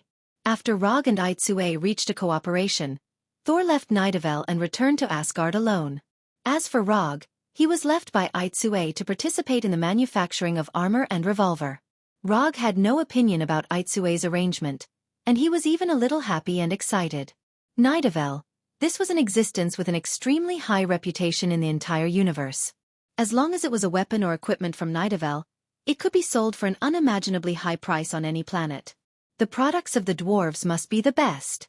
However, what Rog didn't expect was that he would stay in Nidavellir for more than 3 months. In the past 3 months, Aitsue had been repeating the process of forging pistols, melting them, forging them again, and melting them again. In Aitsue's own words, the pistol was still lacking. In order to cooperate with Aitsue's OCD, Rog also constantly developed various types of ninjutsu bullets, and provided them to Aitsue for a series of tests. After Aitsue broke the mold for the nth time, Rog finally got the revolver that he wanted. This revolver, named Calamity by Atri, was a little bigger than an ordinary revolver and was silver-white in color. The whole gun was about 30 centimeters long and had a capacity of 6 bullets. The 2 barrels arranged side by side can fire 2 bullets at a time. There were 3 firing modes. The first was ordinary shooting, which directly extracted chakra as bullets. It didn't need to be loaded. The power was average, and the firing speed was fast. The second was ninjutsu shooting. As the name suggests, it fired the ninjutsu bullets in the magazine to kill the enemy with ninjutsu effect. The third was fatal shooting. It was similar to ordinary shooting, but it required more chakra. The chakra bullets fired were more powerful. For enemies who didn't specialize in defense, it could be fatal. URU metal could be perfectly fused with chakra, and vibranium also made the pistol super strong. The enchantment effect responded to the summon, allowing him to summon the calamity at any time. After a few test shots, Rog became more and more satisfied with the calamity pistol. It was worthy of being a weapon made by Dwarf King Atri. It was perfect. After putting on the armor that Atri had already made, and hanging the Kusanagi sword and calamity on the left and right sides of his belt, Rog left Nidavellir, where he had lived for more than 3 months, and returned to Asgard through Bifrost. Because of his participation in Thor's escape plan, Heimdall was relieved of his position as the guardian of Bifrost by Odin. It wasn't until a month ago that Heimdall regained his original position and became Asgard's first line of defense. Do you want to return to Earth directly now? Heimdall, who was standing on the console, asked. I'll go back later. I'll say hello to Thor first. After saying goodbye to Heimdall, Rog directly used ninjutsu and flew in the direction of Golden Palace. Earth release. Super light heavy rock technique. In more than 3 months in Nidavellir, in addition to cooperating with Atri to create Calamity, Rog did most of the research and development of ninjutsu bullets in exchange for new ninjutsu. Thor's commission provided him with up to 250 ninja coins as commission reward, plus the 335 ninja coins he originally had. The number of his unconsumed ninja coins reached an amazing 585 ninja coins. However, this amazing number didn't last long, and more than half of it was consumed by him. Super light heavy rock technique was one of the ninjutsu he exchanged during the development of ninjutsu bullets. In addition to this ninjutsu that can greatly reduce the mass of matter and has allowed him to fly, he also exchanged more than a dozen ninjutsu including Fire Release, Great Fireball, Fire Release, Fire Dragon Bullet, Water Release, Water Shockwave, Water Release, Water Dragon Bullet, Water Release, Whirlpool Water Blade, Wind Release, Vacuum Ripple, Wind Release, Tornado Hurricane, and so on. This series of ninjutsu exchanges also reduced his unconsumed ninja coins directly to 255. Although the consumption of ninja coins was a bit high, the harvest was obvious. After further improving his ninjutsu list, He always had the intention to find an enemy to practice his ninjutsu. However, this wish of his could only be realized after he returned to Earth. After using super light heavy rock technique to quickly fly to Golden Palace, Rog found Thor, who he hadn't seen for more than 3 months. When Rog saw Thor again, Thor was dealing with piles of documents that were tens of centimeters high in the council hall in Golden Palace. Jane only stayed in Asgard for less than a week before returning to Earth. Thor planned to go to Earth with Jane, but Odin gave him a new task, a long and boring task. Odin no longer dealt with the specific government affairs of Asgard at this time. Everything was handed over to Thor. I'm going back to Earth. If you need any help in the future, you can contact me through Shadow Clone Technique. After that, Rog took out a Shadow Clone Technique scroll and handed it to Thor. After you go back, help take care of Jane. Her research may attract some malicious eyes. No problem.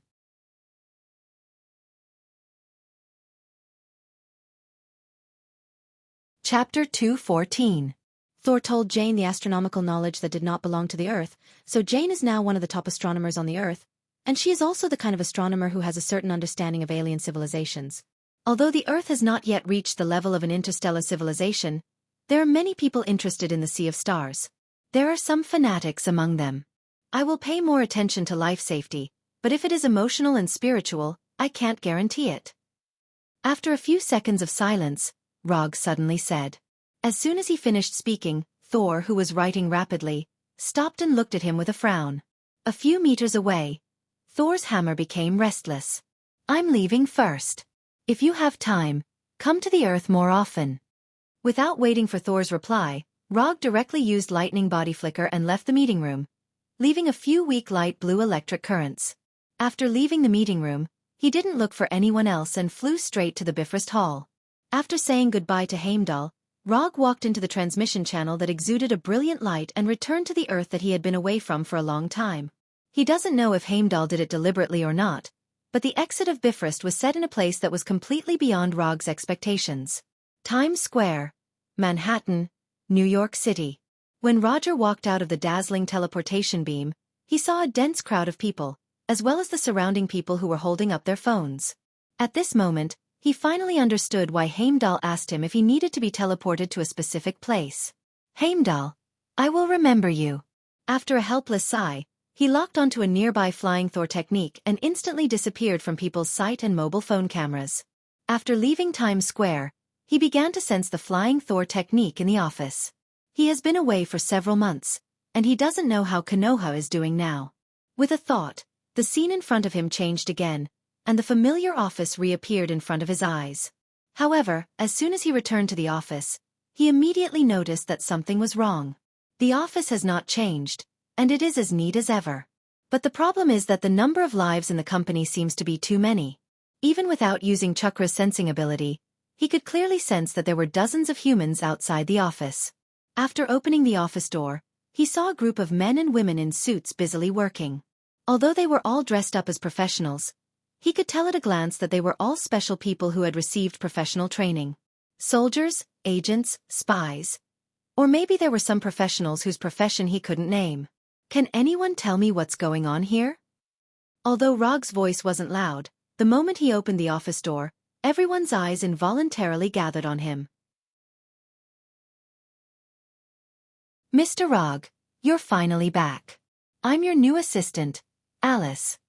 A curvy blonde woman who looked more like a mistress than an agent quickly came to his side and said softly, "Where are Sky and Erica?" His tone was very calm, but his mood was starting to get a little bad. He had only been away for more than 3 months, and the company had become like this, which made him very unhappy. They moved to the headquarter base in Washington, and I'm temporarily in charge here. The blonde girl named Alice continued to answer in a gentle tone. Coupled with her charming smile, she gave people a feeling of being bathed in the spring breeze. No one can refuse my charm. Sure enough, I'm the most suitable person for this task. A few thoughts flashed through Alice's mind quickly, and her face still maintained the charming smile. However, Alice didn't expect that just as she silently waited for Rog's answer, Rog directly took out the pistol at his waist and pointed it at her forehead. "I don't care who you are now, immediately, use your phone to contact your boss. You have 5 seconds." From beginning to end, Rog didn't turn his head to look at Alice. Rog's sudden action of taking out his gun not only completely exceeded Alice's expectations, but also completely exceeded everyone's expectations. No one thought that Rog, who had disappeared for 3 months, would suddenly come back, and this was the scene as soon as he came back. 5, 4, 3. Rog didn't pay attention to anyone, and he had no intention of explaining at all, just silently counting down. He didn't dare to shoot. He was a member of Thunder Agents, and he absolutely didn't dare to shoot. Most people, including Alice, didn't think that Rog would shoot. In their view, this was just a way for Rog to show his strength. However, in addition to these people, there were a small number of people who were eager for Rog to shoot at this time, and they even secretly took out small camera equipment and pointed the camera at him. I'm from S.H.I.E.L.D. This is a cooperation between S.H.I.E.L.D. and Secretary of State Ross. If you need, I can help you contact S.H.I.E.L.D. or Secretary of State Ross. Even though a gun was pointed at her forehead, Alice didn't panic at all. She opened her mouth to explain. 2, 1.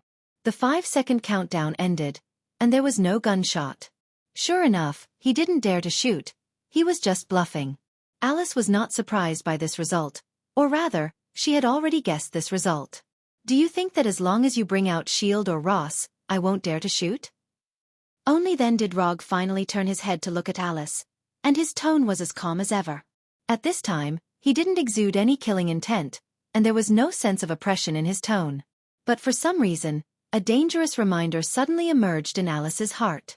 Anyway, you are the captain of Thunder Agents. You should still abide by Secretary of State Ross's decision. Although she didn't know why there was a sense of danger in her heart, Alice still maintained her previous posture and said unhurriedly, Really? After hearing Alice's answer, Rog suddenly laughed. Interesting. Really interesting. Ha ha. Hey, those who are secretly taking pictures, hold your hands steady. Don't you want to see this picture? I'll show it to you. As soon as his voice fell, a fierce gunshot suddenly sounded. Boom. Alice, who was hit in the head by Calamity, flew out directly. Her head was shattered into several pieces by the chakra bullet, and bright red blood splashed everywhere. Until Alice's body fell to the ground, the agents and spies who witnessed this scene still couldn't believe what they saw. Rog actually shot. And he did it without any hesitation after knowing that S.H.I.E.L.D. was cooperating with Secretary of State Ross. The huge company suddenly became dead silent, and the TV in the hall just broadcast the latest news at this time. According to the latest news from this station, the 4th Hokage Rog, who died 3 months ago while performing a secret mission, suddenly appeared in Times Square. A large number of pedestrians at the scene witnessed the scene of the 4th Hokage walking out of the mysterious beam of light. Died while performing a mission? Glancing at the picture in the news, Rog seemed to have guessed something.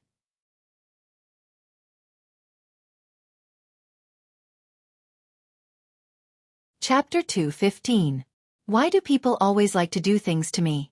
Do they think I'm weak and easy to bully? At the beginning, Rog didn't know what was going on. But as long as he combines what Alice said with the content of the news, it's not difficult to guess the result. It seems that someone wants to take advantage of his absence from the earth to make some big news. After killing Alice, he didn't pay attention to anyone in the hall.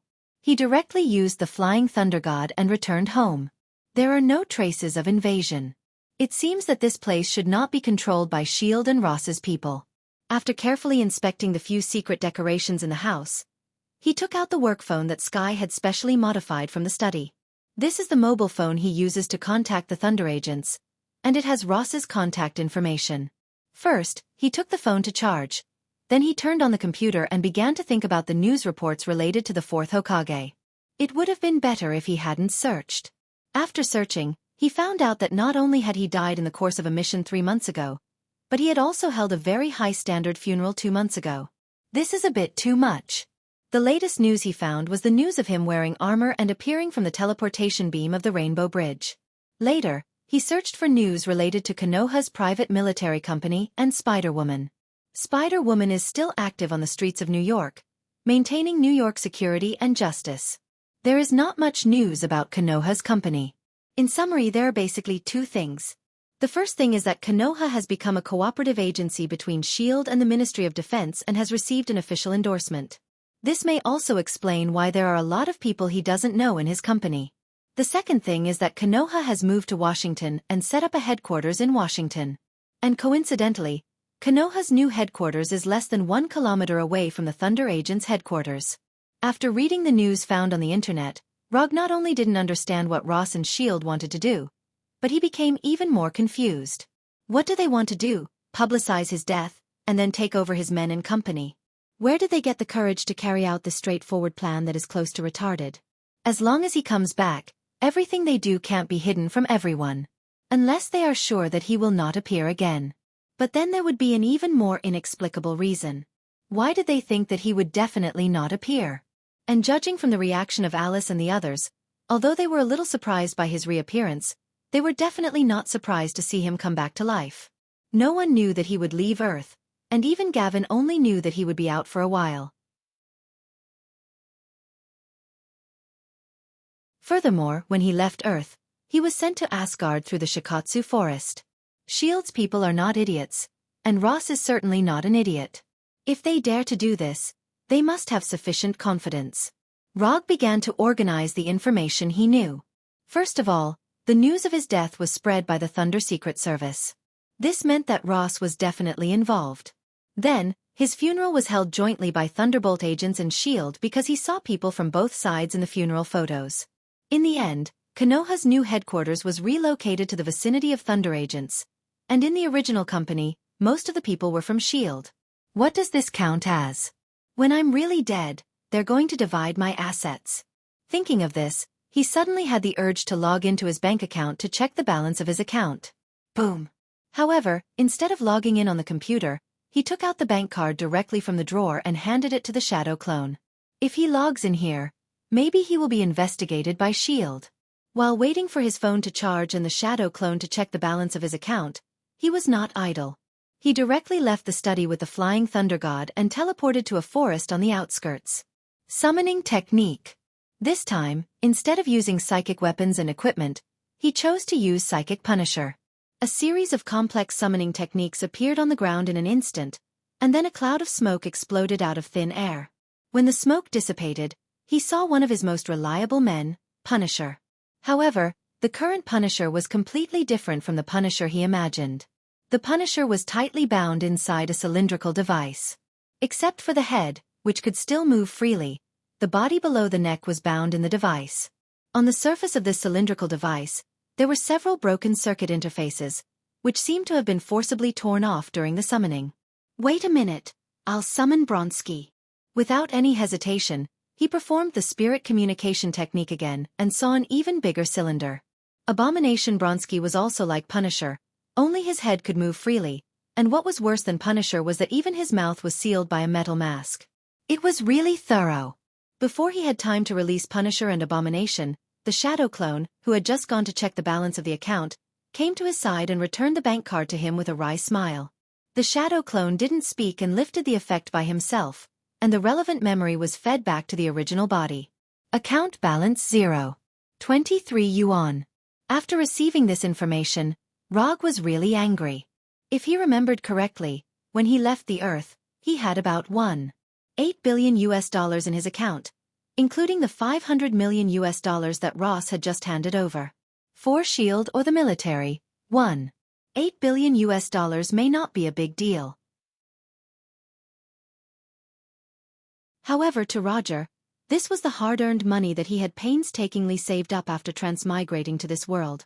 Before leaving the Earth, he was still a veritable billionaire, and the kind of billionaire with a liquid capital of $1 billion.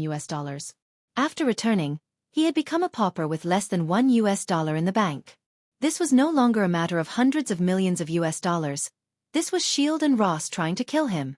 Now he didn't want to know why S.H.I.E.L.D. and Ross were doing this. The only thing he wanted to do now was to use his own strength to get back his hard-earned money and make those bold guys pay a painful price. Dang dang dang dang dang.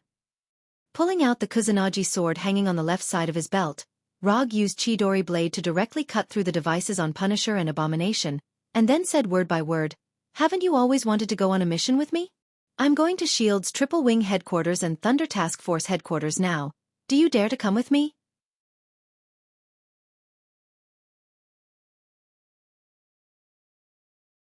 Chapter 2:16. In this short 1 or 2 minutes, Rog quickly recalled all the things he had done since he crossed over. Although he never thought of himself as a good person or a superhero. But he has always stuck to his bottom line, knowing what can be done and what can't be done.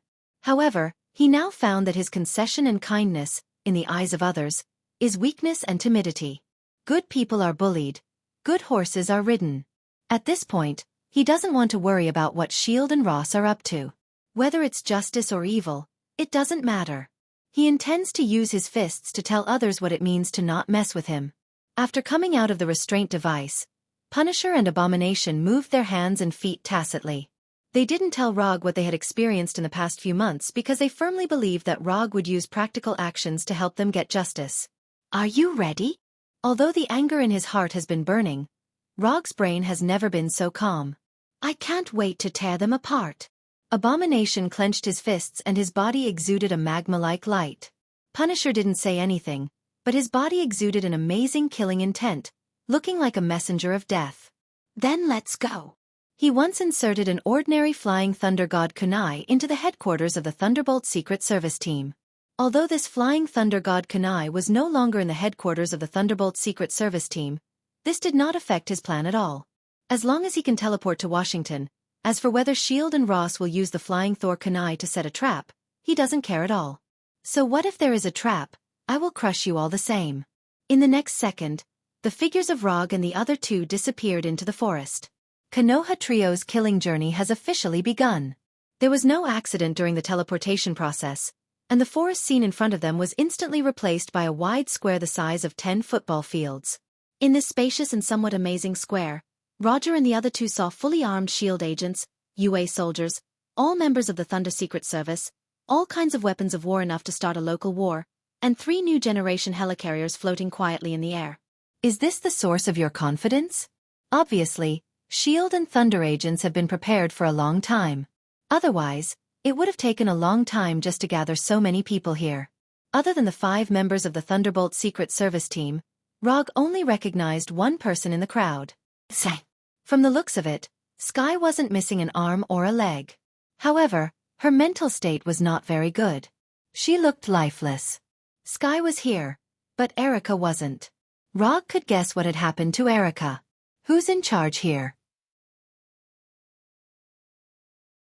After picking up the flying Thor kunai that was deliberately inserted in the center of the square, Rog took a few steps forward and said in a calm tone. Logically speaking, it was impossible for his voice to travel more than a few hundred meters. But through chakra, he created a natural loudspeaker that allowed his voice to reach everyone's ears. Rog, you are suspected of endangering the security of the Earth, stealing SHIELD secrets, and slaughtering a large number of innocent people. The World Security Council has decided to sentence you to death. Surrender now, you have no chance. Someone on the other side shouted with a loudspeaker, portraying their actions as a righteous act to maintain world peace. Fucking hypocrites, don't you just want the power in my body? Don't you just want to master the so-called ninjutsu? Come on, bring it on. Let me see if you're worthy of this power. After that, Rog slowly raised his left hand and gave them a middle finger. Trash. Then, he added another sentence. With the help of chakra, the word trash was conveyed to everyone on the other side. After doing all this, he turned directly and walked towards the Punisher and Abomination, ignoring the snipers who had already aimed at him. There is only one mission goal, and that is to kill all of them, understand? Understood. Understood. Looking at the Punisher and Abomination's determined expressions without the slightest hesitation, Rog suddenly felt a sense of relief. These 2 subordinates were not bad. At this moment, the snipers who had already aimed at the 3 of them finally pulled the trigger. Dozens of sniper bullets flew towards them at a speed faster than the speed of sound. Then, when they were more than 10 meters away from the 3 of them, they instantly disintegrated. Raiton. Thundercloak protection. The moment he turned around, Rog had already cast a large-range Thundercloak protection, completely enveloping the 3 of them. It was not until the sniper bullets were completely disintegrated that the sound of gunshots finally reached their ears. The snipers' shots also officially announced the beginning of the battle. Bang bang bang bang bang. Da-da-da-da-da. Various gunshots continued to ring out, and Rog finally began his counterattack. Mokuton. Tree Realm Descent. Before the swarm of bullets and shells flew in front of them, They were blocked by trees and vines. A dense forest emerged directly from the ground, turning the specially built battlefield of shield and thunder agents into Rog's home field. Kill. As soon as his voice fell, Rog disappeared in front of the Punisher and Abomination. He didn't need to give any specific instructions to the Punisher and Abomination because they were the top fighters. He also didn't need to prepare any weapons for them because their bodies were the most powerful weapons. Rog had never used Tree Realm Descent on Earth, so neither Shield nor Thunder Agents knew that he had the power to instantly change the battlefield terrain. In this lush forest that was completely beyond imagination, the threat of bullets and shells and other gunpowder weapons plummeted. In this forest with trees and vines everywhere, there was no good shooting environment at all. What's worse is that the trees, vines, weeds, and other plants here were all under Rog's control. With just the arrival of the tree world, he completely destroyed the battlefield that Shield and Thunder Secret Service had carefully built. However, at this time, he didn't pay attention to the ground troops.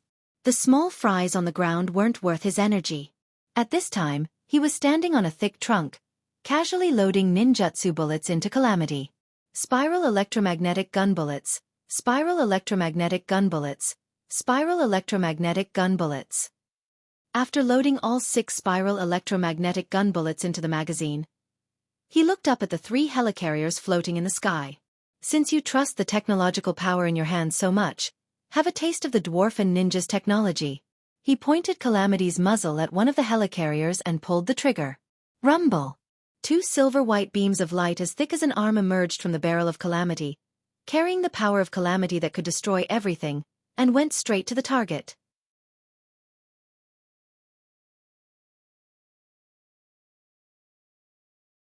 Chapter 217. The new generation of helicarrier in the sky is a super war fortress built by SHIELD after the Battle of New York. Each helicarrier is equipped with a variety of weapons carefully developed by SHIELD.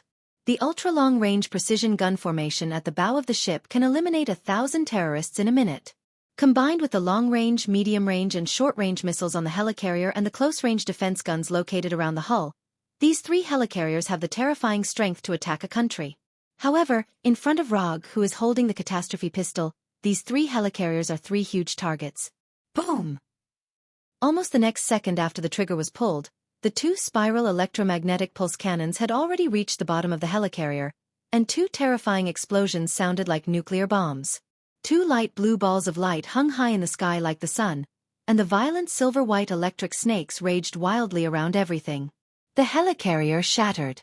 No one thought that Rog's first target would be the helicarrier. What was even more unexpected was that the helicarrier, which SHIELD had placed high hopes on, would be so vulnerable in front of Rog.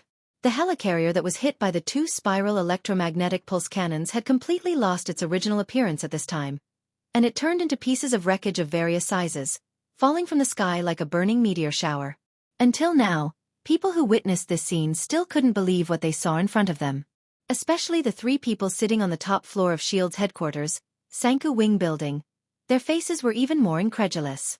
World Security Council Minister Alexander Pierce, SHIELD Director Nick Fury, and Secretary of State Thaddeus Ross. The 3 people representing different forces looked at the picture on the screen without saying a word. This mission against Rog came from the hands of the 3 of them. But they never thought that Rog, who had disappeared for 3 months, would show such fierce resistance when he reappeared. Before the operation, they used a psychological analysis team of hundreds of people to analyze all of Rog's actions after he came to New York. In the end, they came to the conclusion that Rog may resist, but in the end, he will choose to compromise. With a sufficiently reliable psychological analysis report, coupled with the strength of SHIELD's 3 helicarriers and the Thunder Task Force, they unanimously agreed to the plan called Conquer Naruto. Whether it was SHIELD or the military, they didn't want such a super force to exist in the United States that was not under their control. If they couldn't firmly control this super force in their hands, they would rather destroy this uncontrollable super force with their own hands. If they don't obey, then die. As the strongest military organization in the most powerful country on Earth, they had such confidence. However, after witnessing Rog destroy a helicarrier with their own eyes, their confidence began to waver. During the Battle of New York, SHIELD already knew that Roger had the ability to launch a long-range energy beam. After all, He used this move to directly kill 2 Leviathan behemoths at that time. They had evaluated the power of this move and made the corresponding preparations. However, it turned out that their evaluation and their preparations were just what they thought. Rog certainly knew that S.H.I.E.L.D. had seen the helicarrier move, but he still chose to use this move against the helicarrier. This was for nothing else but to tell S.H.I.E.L.D. that they shouldn't use their outdated and insignificant vision to infer his true strength. The sleeping dragon has awakened. Roth didn't look at Nick Fury and Alexander Pierce beside him as he muttered to himself. When Rog shot down the first helicarrier, the remaining 2 helicarriers didn't stop at all and began to rise rapidly. With the example of the first helicarrier, even if the commanders of the remaining 2 helicarriers were idiots, they could see that the current height didn't provide enough reaction time at all. No matter how strong the defense of the helicarrier's close-range artillery and other defensive equipment was, it still took time to lock on and react. Rog's helicarrier broke through all the defense systems of the helicarrier and hit the target directly. The helicarrier, which symbolized the pinnacle of S.H.I.E.L.D.'s technological weapons, was destroyed so quickly and completely. The helicarrier destroyed not only the helicarrier, but also S.H.I.E.L.D.'s confidence and dignity. The burning wreckage of the helicarrier had not yet landed, but the mood of the S.H.I.E.L.D. agents who witnessed this scene had already fallen to the bottom of the valley. Is this power really something that humans can resist? The remaining 2 helicarriers took off at top speed, and at this time, it looked more like an incompetent dodge and a shameful retreat. Looking at the rapid rise of the 2 helicarriers, Rog didn't immediately launch a second attack. Instead, he came to the top of the canopy, stepping on the leaves and laughing wildly. Ha ha ha ha. This is the so-called S.H.I.E.L.D. This is the helicarrier you are so proud of. Ha ha ha ha. You want to leave just like that? Aren't you looking down on me too much? The chakra in his body surged wildly, and Rog once again launched a ninjutsu that was amazing enough in momentum and power. King Kong Blockade. With a silent chant in his heart, dozens of shining golden chakra chains rushed out of his back. The chakra chains that had just emerged were only 2 fingers thick. But as these chains flew towards the helicarriers in the sky like bullets, the size of the chains grew larger and larger. 3 centimeters, 10 centimeters, 50 centimeters, 1 meter, 3 meters. The 2 helicarriers rose to a height of thousands of meters in just over 10 seconds. But the chakra chains climbed faster than them. Rog didn't care about the chakra consumption at all. These chakra chains showed a terrifying speed beyond the speed of sound, and it took only 2 or 3 seconds to reach the bottom of one of the helicarriers. Close-range artillery, rapid-fire artillery, ground-to-ground missiles, high-speed machine guns, and other weapons madly spat fire, and hundreds of bullets and shells madly attacked the chakra chains. This airtight crossfire defensive rain of bullets was enough to destroy any target flying towards the helicarrier. But in front of the chakra chains that seemed to come from another dimension, these bullets and missiles couldn't even slow down the chakra chains. Bang bang bang bang bang. Dozens of chakra chains more than 3 meters wide penetrated the helicarrier's hull like a sword, and under the watchful eyes of the helicarrier combatants and all onlookers, the helicarrier was firmly entangled. The pale golden chakra chains instantly tightened, and the helicarrier that was entangled like a crab was forcibly stopped. The anti-gravity engines around the hull emitted an orange-red light that exceeded the operating load. Come down.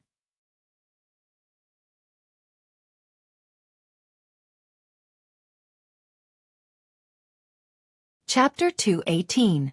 Rog screamed and the chakra chains that emerged from his back began to shrink at a speed visible to the naked eye. After the Battle of New York, the existence of extraordinary humans in the world can be regarded as basically known to everyone. But even so, the people present couldn't believe what they were seeing. The helicarrier, which was more than 300 meters long, was actually pulled to the ground by a human. What's even more unbelievable is that this human is actually standing on a leaf. This scene completely exceeded scientific common sense, and the forest that had been filled with gunfire suddenly quieted down. Pairs of eyes looked up at the sky as if they had seen a miracle. This is 2F** King crazy. Before the battle, S.H.I.E.L.D. agents and military soldiers knew that the target they were going to deal with this time was Roger, who was known as the 4th Hokage. They knew that Rog had extraordinary powers that ordinary people did not have, and they also knew that Rog had strength far beyond ordinary people. They had seen the battle between Rog and the Chitauri during the Battle of New York, and they had also seen various analysis reports about Rog's abilities. But no matter what video data or document records, they couldn't accept the scene in front of them. Being able to lift a car weighing several tons with their bare hands is already the so-called Superman in people's minds. What Rog was doing now was pulling a helicarrier weighing tens of thousands of tons to the ground. This feeling, in the eyes of these soldiers and agents, who were mostly ordinary people, was no different from seeing someone lift the Statue of Liberty or the Empire State Building with their bare hands. No, this was more exaggerated and shocking than lifting the Statue of Liberty or the Empire State Building. Shoot, shoot. I don't care what method you use. Kill Rog for me. Aim all cannons at Rog below, quick, quick. The other party is just a target now. Fire, fire, and completely bomb that area for me. The commander of the ground forces and the commander of the helicarrier issued orders to fire at Rog almost at the same time. In particular, the helicarrier, which was tightly bound by chakra chains, immediately fired various types of missiles and bullets at Rog. As the initiator of all this, Rog was certainly prepared to be attacked by the other party at any time. Chakra coat.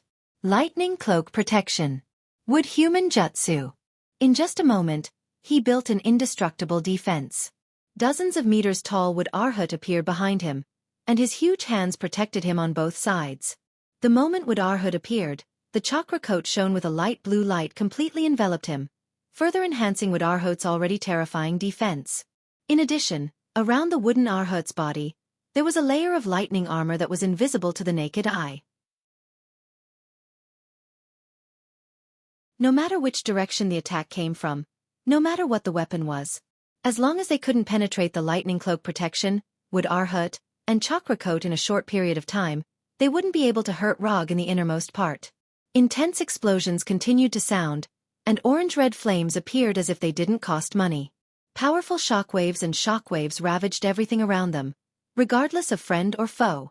However, none of this had any meaning. No matter if it was an attack from the ground forces or the helicarrier, none of the attacks could get within 10 meters of Rog. Chakra chains continued to retract, and the helicarrier continued to emit sounds as if it couldn't bear the burden.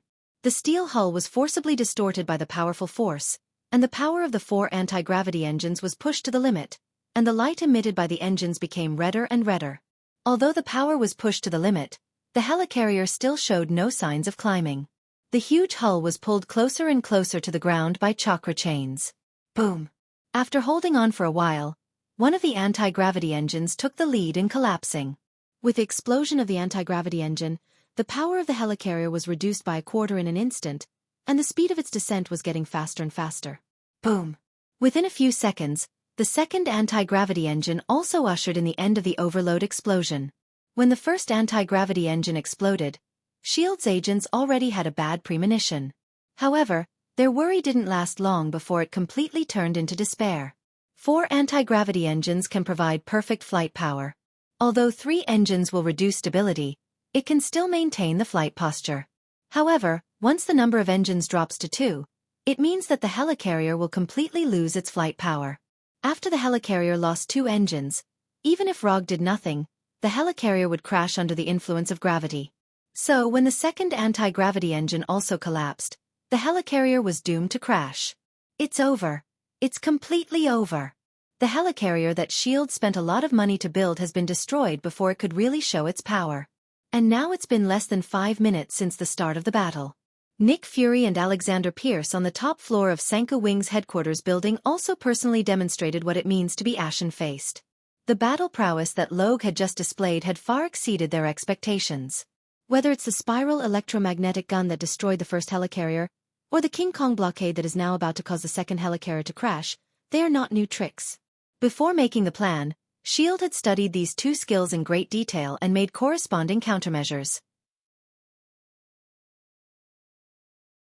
They couldn't understand how the spiral electromagnetic gun, which could only kill a cyborg like the Leviathan, could destroy the helicarrier in one shot. They also couldn't understand why the King Kong blockade, which could only deal with ordinary people before, could now destroy the helicarrier. But now is obviously not the time to consider these issues. What they need to consider most now is how to stop Rog, a ninja who has shown enough power to fight against the entire S.H.I.E.L.D. and the military alone. I'm going to contact someone. I'll be back in a few minutes. After saying that, Nick Fury stood up and walked directly to his office. Now is not the time to hide his trump card. If he doesn't find a way to deal with Rog today, there will be no more S.H.I.E.L.D. in the future. Nick Fury had originally thought that this would only be a tough battle against superhumans, but the development of the situation was completely out of his expectations. Now, only that woman can stop Rog.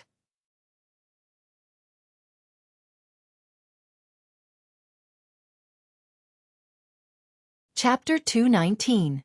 Rog's strength at this time has far exceeded the expectations of Nick Fury and others. If they knew that Rog was this powerful, they would never have made the so-called conquering Naruto plan. Although S.H.I.E.L.D. and the military don't like uncontrollable super combat power, it also depends on how strong the super combat power is. If it is really the kind of power that they can't resist, even if their brains are all eaten by dogs, they won't have any ideas about this kind of person. For people like them, the so-called principles can be changed at any time. After quickly returning to his office, Nick Fury took out a pager from the safe that seemed to be from the last century. I hope you can come back in time. Without any hesitation, Nick Fury started the pager that only had a one-sided notification function. A red and blue pattern appeared on the small display screen of the teleporter. In the middle of the pattern, there was an octagonal star with the top and bottom ends protruding. After seeing the pattern emerging from the pager, Nick Fury finally breathed a sigh of relief.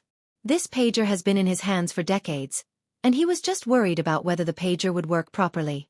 Fortunately, the passage of time has not affected the pager's function.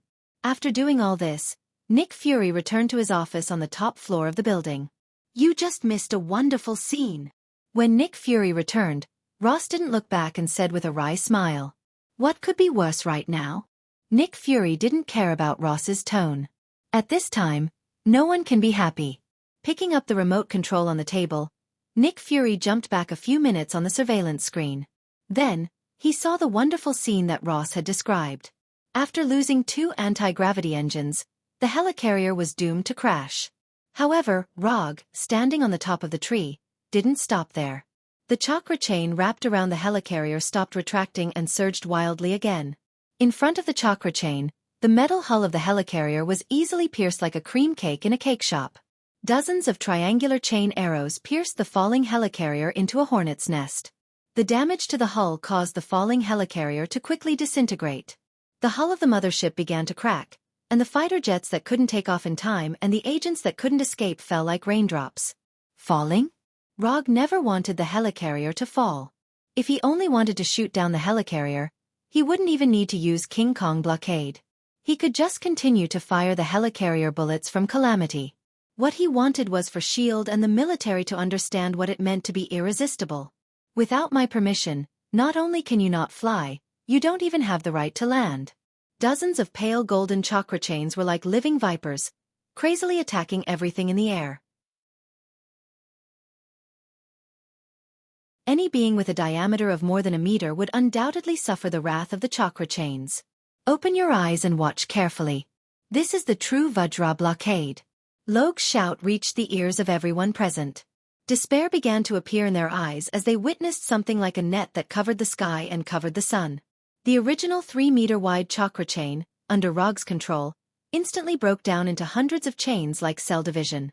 Although the newly broken chains were only 2 or 3 centimeters wide, the number of chains had increased by a terrifying amount. There were originally only dozens of chakra chains flying in the air. At this time, there were more than 3,000 chakra chains flying in the air. What did it mean to cover the sky? What did it mean to be airtight? What did it mean to have hundreds and thousands? This was it. More than 3,000 chakra chains formed an unimaginable attack net, like piranhas in the Amazon River, frantically nibbling away at the wreckage of the helicarrier. The damaged hull baffle, the burning Quinjet, the unfired missiles and shells. It's just that the things that fell from the helicarrier, whether they were metal or human, did not escape the fate of being attacked by the chakra chains.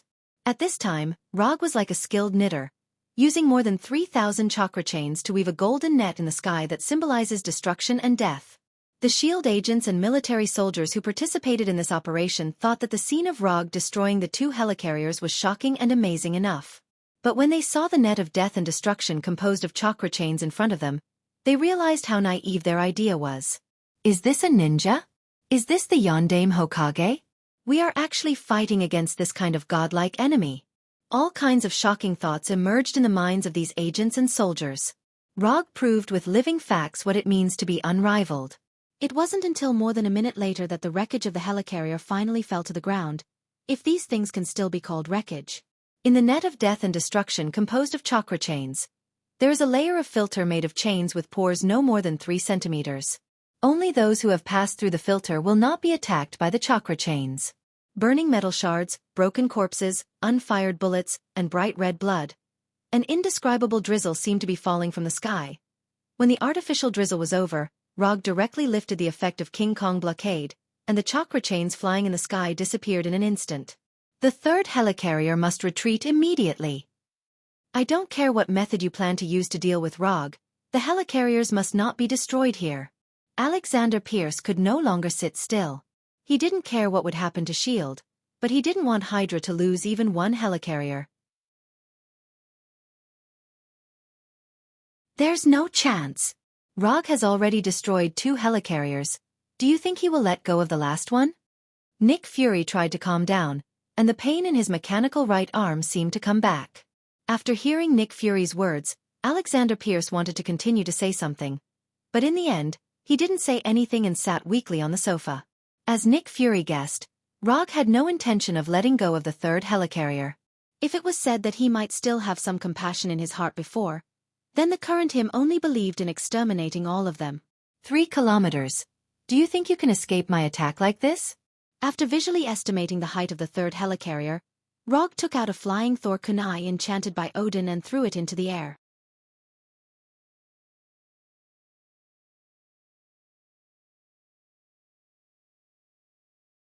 Chapter 220.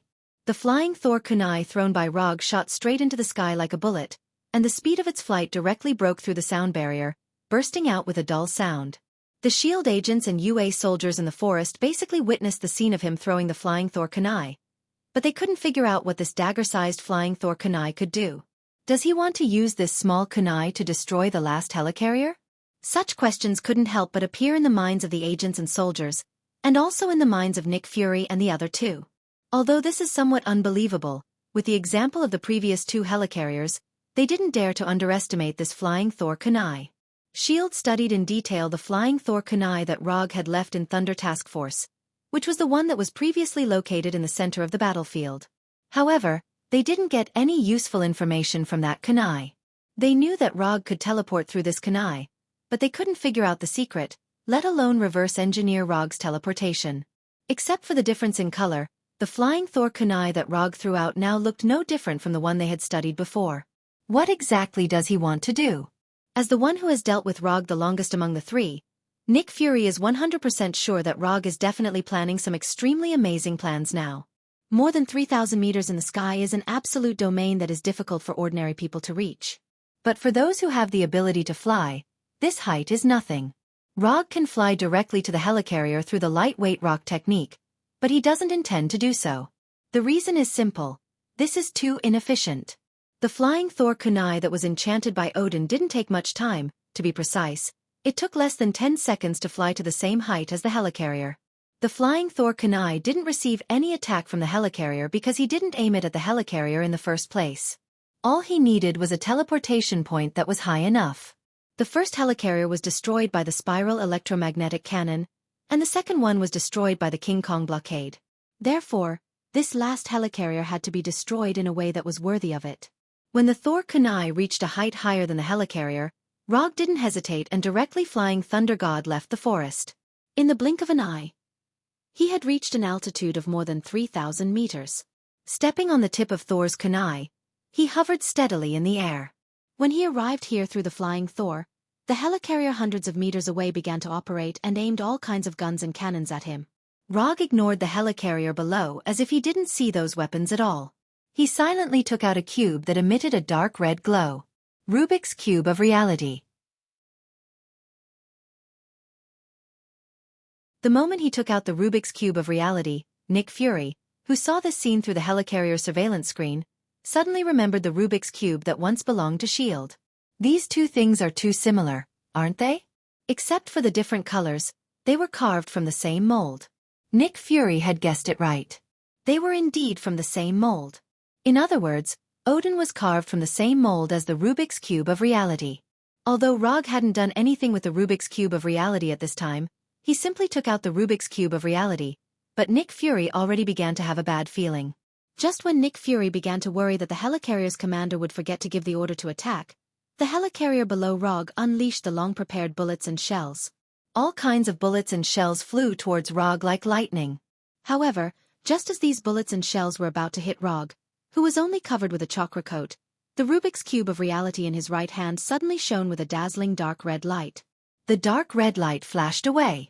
The bullets and shells flying at high speed instantly turned into dark crows, chirping as they flew past Rog's side. Modifying reality.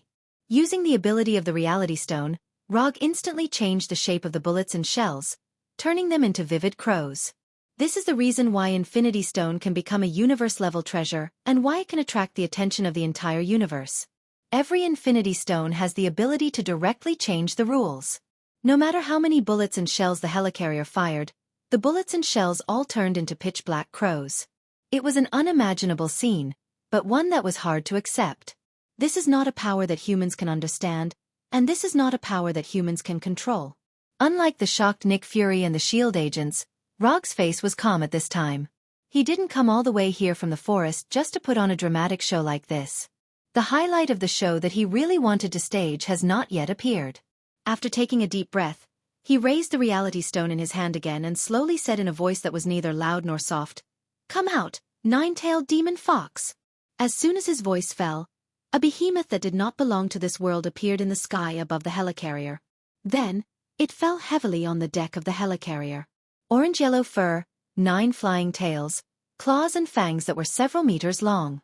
The 9-tailed demon fox that was dozens of meters tall and more than 200 meters long officially appeared. Using the reality stone, Rog created a 9-tailed demon fox that did not belong to this world, a 9-tailed demon fox that looked like an ancient demon beast. Although this 9-tailed demon fox was not the original 9-tailed demon fox, it did not have endless chakra in its body.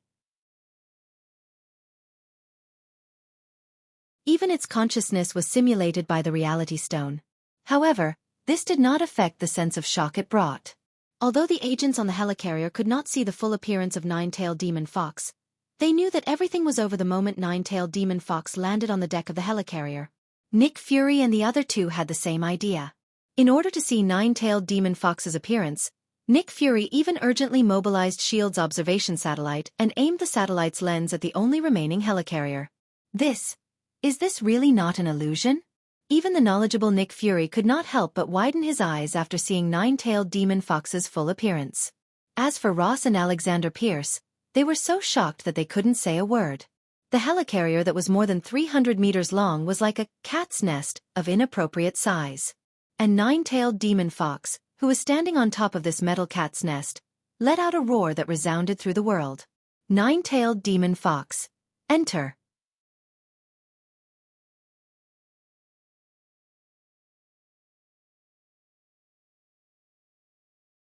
Chapter 221.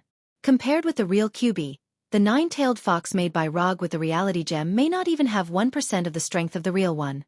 But the 9-tailed fox still showed a strong suppression force on the battlefield.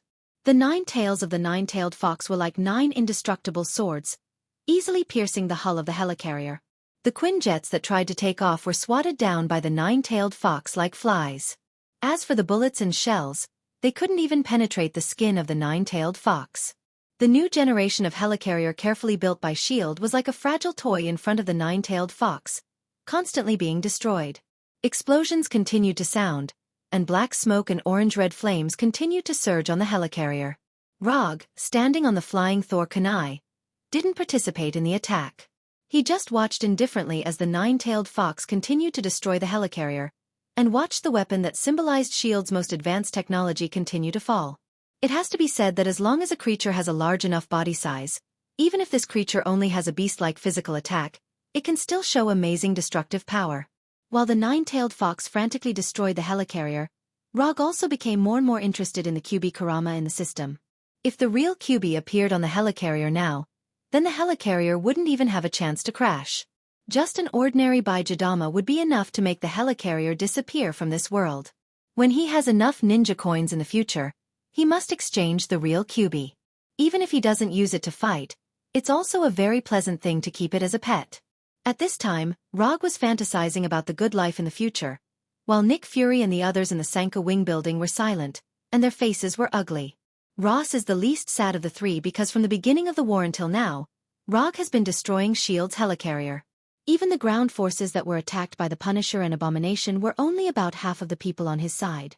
The helicarrier is S.H.I.E.L.D.'s, and half of the ground forces are S.H.I.E.L.D.'s, so in the situation where everyone is miserable, he, who is relatively less miserable, is undoubtedly the winner in another sense. But even so, he is now regretting why he agreed to participate in Alexander Pierce's conquering Naruto plan. If he was a little more determined at the beginning, he would be the biggest winner today.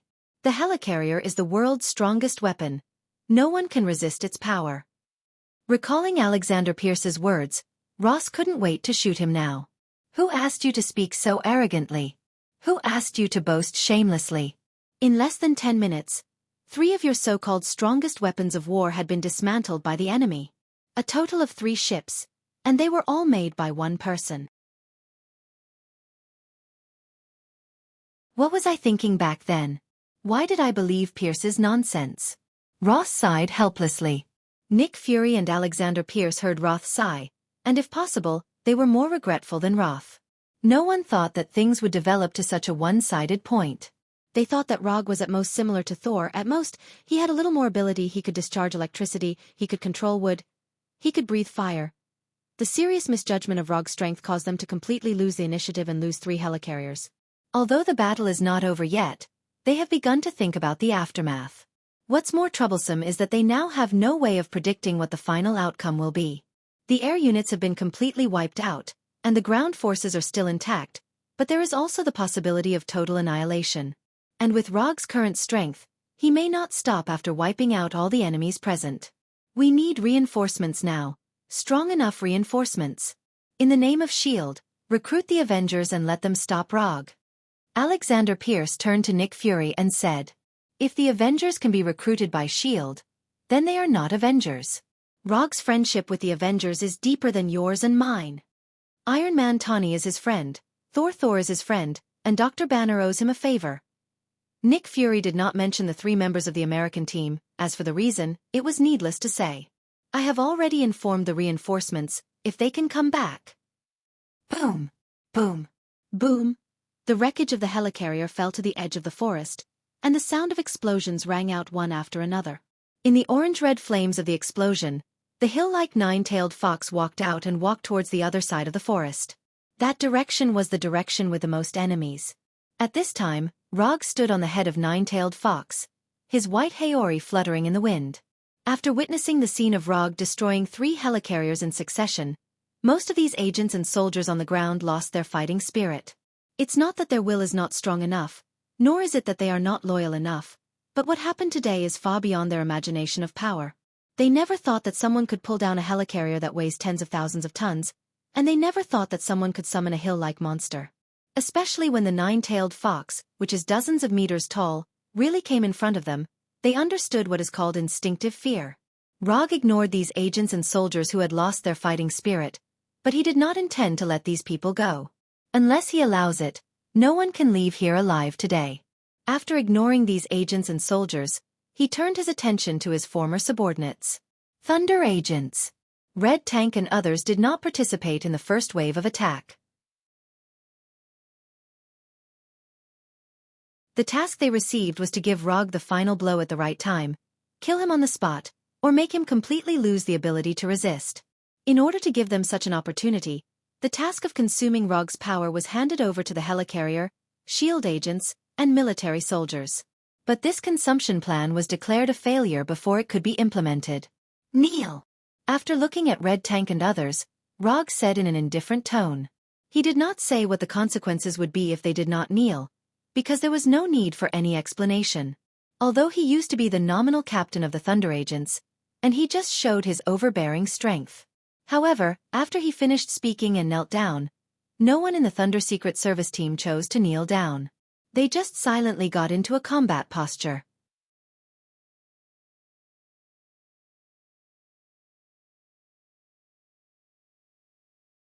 Chapter 222.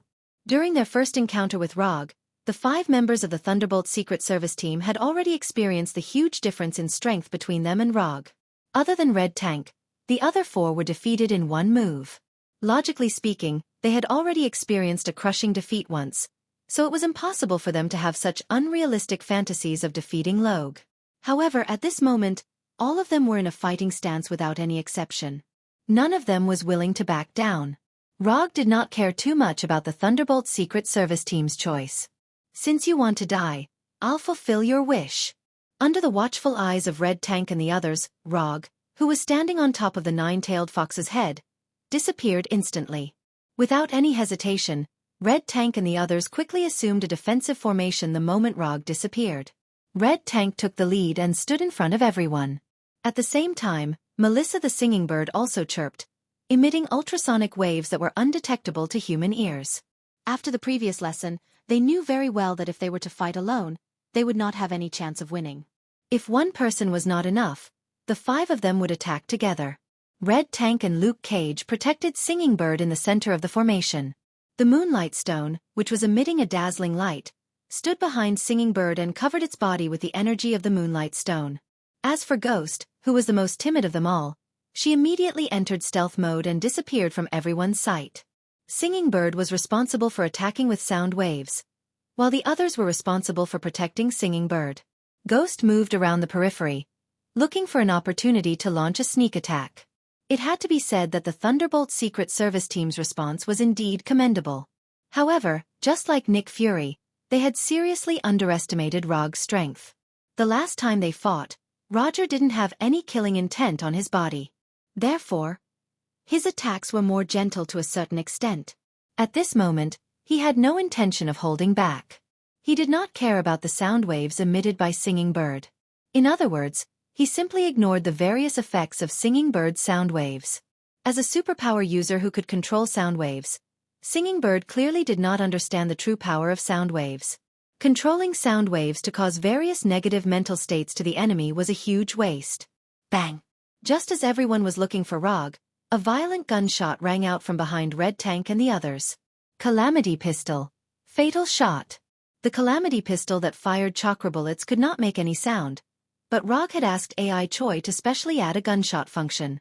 It was not his style to shoot while hiding in the dark. Gunshots rang out, and Rogue and Ghost's figures appeared. At this time, Spectre had completely lost his head, and Rogue, who was holding the Calamity Pistol, was standing behind him. Headshot. Even if Ghost wasn't the weakest member of the Thunderbolt Secret Service team, she was still the easiest to deal with. Without any supernatural powers, he could only rely on the Wraith battle suit to fight. Moreover, his Spectre combat suit only had 2 forms, invisible and formless. No matter which form he chose, Rogue was not confident that he could defeat him in one move. The only difference was which move to use. Before Spectre's body fell to the ground, Rogue's figure disappeared again. In less than 2 seconds, the Thunderbolt Secret Service team had lost a member. Crying Bird's ultrasonic attack continued, but in such a short time, it was not enough to cause any impact on Rogue's mental state. Compared to Rogue, whose mental state was still extremely stable, Crying Bird's teammates and the US soldiers in the distance were more seriously affected. Although the ultrasonic attack was an attack that could not be detected by the naked eye, the characteristics of the sound waves meant that this attack could not be effectively locked onto a single target. Unless Crying Bird could shoot out the sound waves like energy shock waves with her hands like Moonlight Scala. Otherwise, her comrades around her would also be affected by her attack. Compared to Red Tank and the others, Rogue had an advantage that could not be ignored. When it came to mental attacks like illusions, he was the real expert.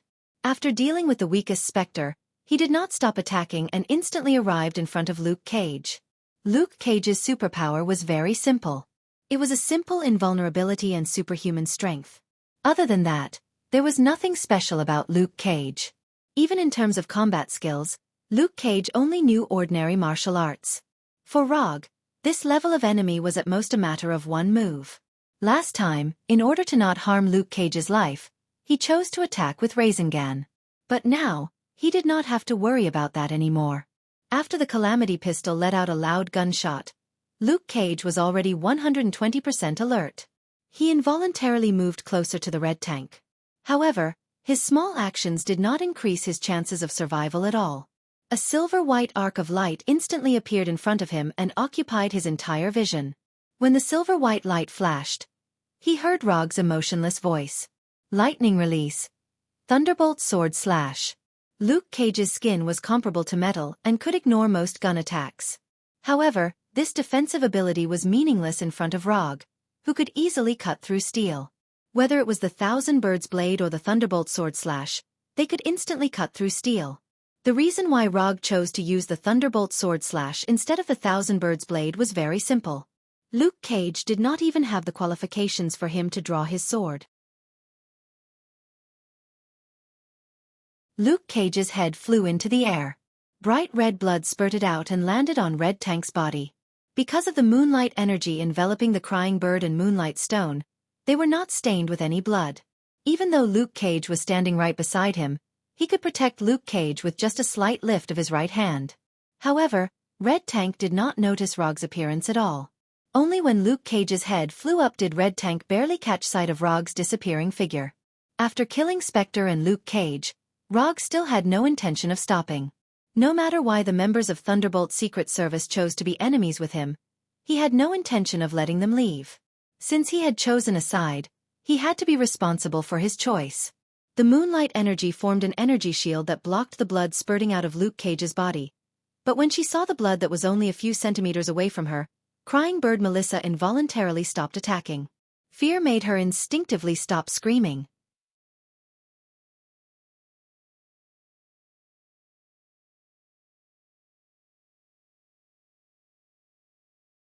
Chapter 223. After a few months of psychological treatment, Singing Bird Melissa thought that she had completely forgotten the terrifying feeling of having countless disgusting bugs crawling all over her body. However, when she saw Luke Cage's blood flowing down her energy shield, she once again recalled the terrifying experience that caused her to have nightmares for a few weeks. "No, I don't want to. Don't come over, don't come over, don't come over." In the eyes of ordinary people, Singing Bird Melissa was a superhero with superpowers. However, even after receiving special training from the Thunderbolt Task Force, it did not change the fact that she was just an ordinary person with superpowers. The existence of superpowers did not give her a strong enough mental state. Her mental state was still that of an ordinary person's. She was not a professional soldier and did not have much combat experience. She had not even killed anyone with her own hands. Any psychological stimulation that was strong enough could completely destroy her psychological defense, burying painful memories in her heart that she would never forget. The illusion that Logue had cast on her was undoubtedly a typical example of this. Not everyone was suitable to become a warrior, and not everyone had a strong enough mental state. Having superpowers was Singing Bird Melissa's fortune. However, not having the will to match her superpowers was her misfortune. The fear in her mind was quickly reflected in her body. Singing Bird Melissa first stopped attacking. Then, after a few seconds of silence, she released a sound wave attack that did not differentiate between friend and foe. Ah! Unlike the previous sound wave attack that only affected one's mental state, this time the Singing Bird released a sound wave attack that was more physical. With the Singing Bird as the center, the terrifying sound wave energy spread out in all directions like a hurricane.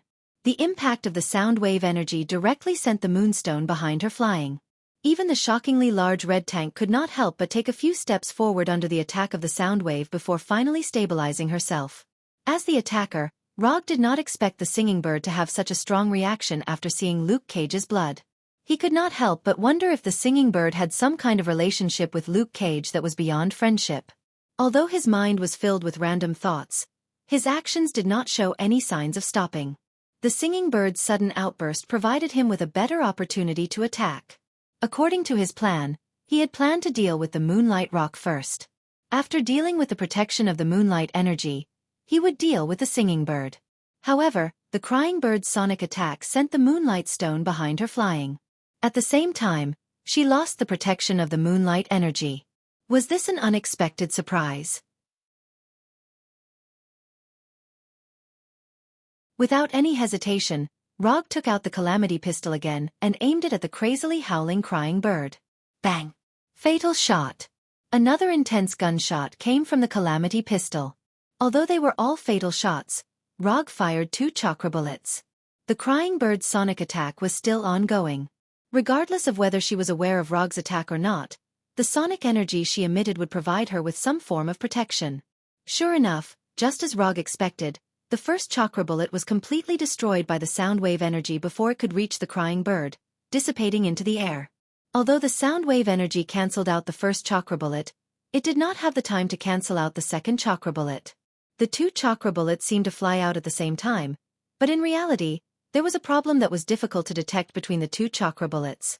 Using the opening created by the first chakra bullet, the second chakra bullet successfully broke through the obstruction of the sound wave energy and arrived in front of the crying bird. The light blue chakra bullet hit the forehead of the crying bird, and the huge impact and penetrating force made the crying bird's head explode instantly, like a watermelon falling from a high altitude, splitting into pieces. The headless crying bird fell back under the impact of the impact. The ear-piercing and powerful sound wave attack instantly disappeared. The crying bird was dead? The crying bird had died so easily. In Roth's plan, the crying bird Melissa was the main attacker. All the arrangements were based on the crying bird's ability to continuously emit sound wave attacks. However, such a main attacker with high hopes was killed by Rog in an incomparably straightforward manner.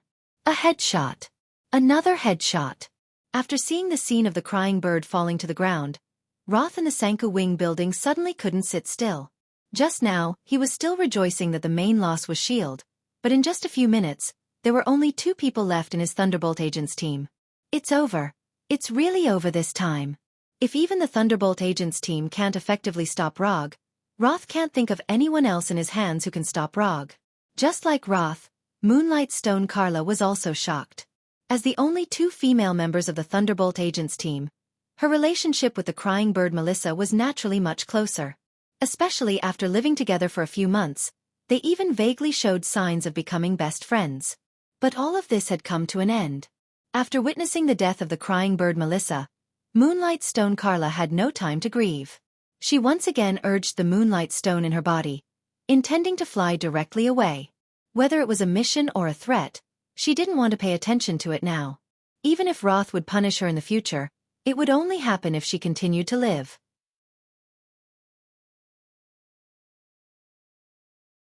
After making up her mind, Moonlight Stone Carla didn't even look at the red tank in front of her and looked directly up at the sky. I want to get out of here, I have to get out of here alive. However, Moonlight Stone Carla didn't fly as smoothly as usual. At the same time, there was a burst of heart-wrenching pain in her chest. Your teammate just died and you want to leave? Rog's voice came from behind Moonlight Stone Carla, but Stone Carla didn't look back but looked down at her chest. It was a right hand wrapped in silver-white electric current, and in this right hand, there was a gem emitting a golden light. This is the Moonlight Gem. Stone Carla recognized this gem at a glance because all her extraordinary abilities came from this Moonlight Gem. Before she had time to think about it, Rog pulled out his right hand that had completely penetrated Stone Carla's body and removed Chidori in his hand. After Rog pulled out his right hand, Stone Carla suddenly fell forward, a large amount of blood flowing out of her chest that had been penetrated by Chidori.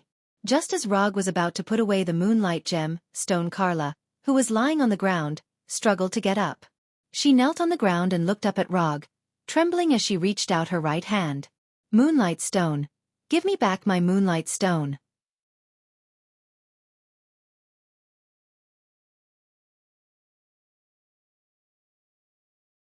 Chapter 224. Do you want this? Rog said frivolously as he looked at Kara, who was kneeling on the ground and trying to reach out her right hand. At the same time, he continued to play with the Moonlight Gem in his hand. Give it to me, please, give it back to me, Kara, who was severely injured, said in a pleading tone. Every time she opened her mouth, she would spit out some blood. Why should I give it back to you? Give me a reason. If you can convince me, I don't mind giving it back to you. As far as he knew, Kara's Moonlight Gem was actually a Kree gravity stone. It was driven by some unknown energy and connected to Kara's nervous system. Using the Moonlight Gem's energy, she could fly or concentrate the gravity into a shockwave. Of course, she could also directly launch the Moonlight Gem's energy, or use it to protect herself.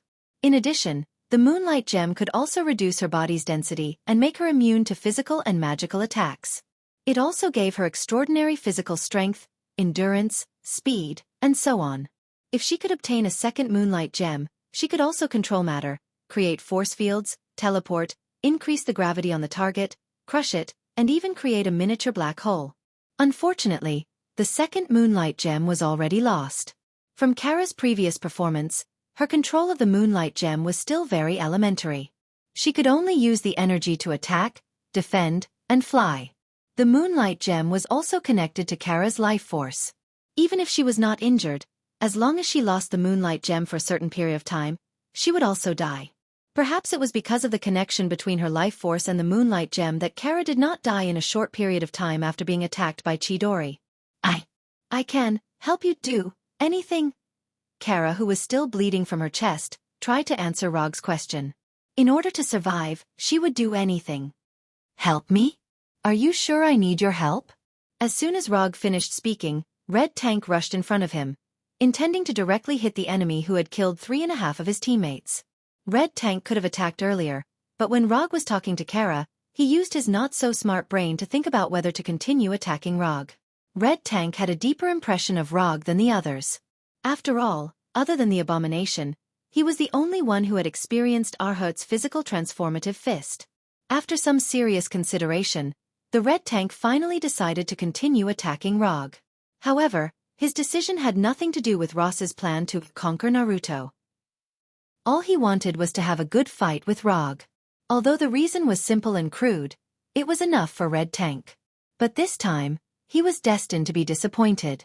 Just as he was about to hit Rog, he was sent flying by a claw that was even bigger than him. This was the right claw of the nine-tailed demon fox.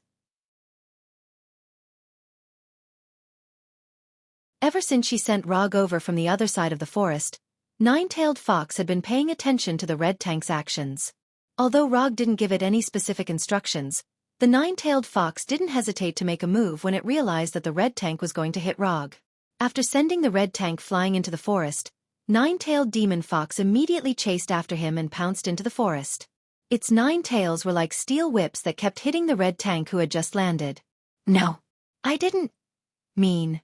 I can do anything, as long as you tell me. Anything. Looking at Kara, who was begging for mercy on the ground, Rog suddenly laughed. Although Kara's ability was nothing in his eyes, he had to admit that Kara's curvy figure and delicate face were still a little valuable. Forget it. Who told me to have tender feelings for the fairer sex? Just this once, don't do it again. After that, Rog threw the Moonlight Gem in his hand to Kara as if he was throwing a worthless stone. After hurriedly catching the Moonlight Gem thrown by Rog, Kara didn't hesitate and directly put the Moonlight Gem back into the hole in her chest. Under Kara's control, the Moonlight Gem emitted a strong golden light and completely shrouded her whole body. Rog didn't know what Kara was doing, and he didn't care what Kara would do. If Kara went back on her words, he could take her life at any time. I can give it to you, and I can take it back.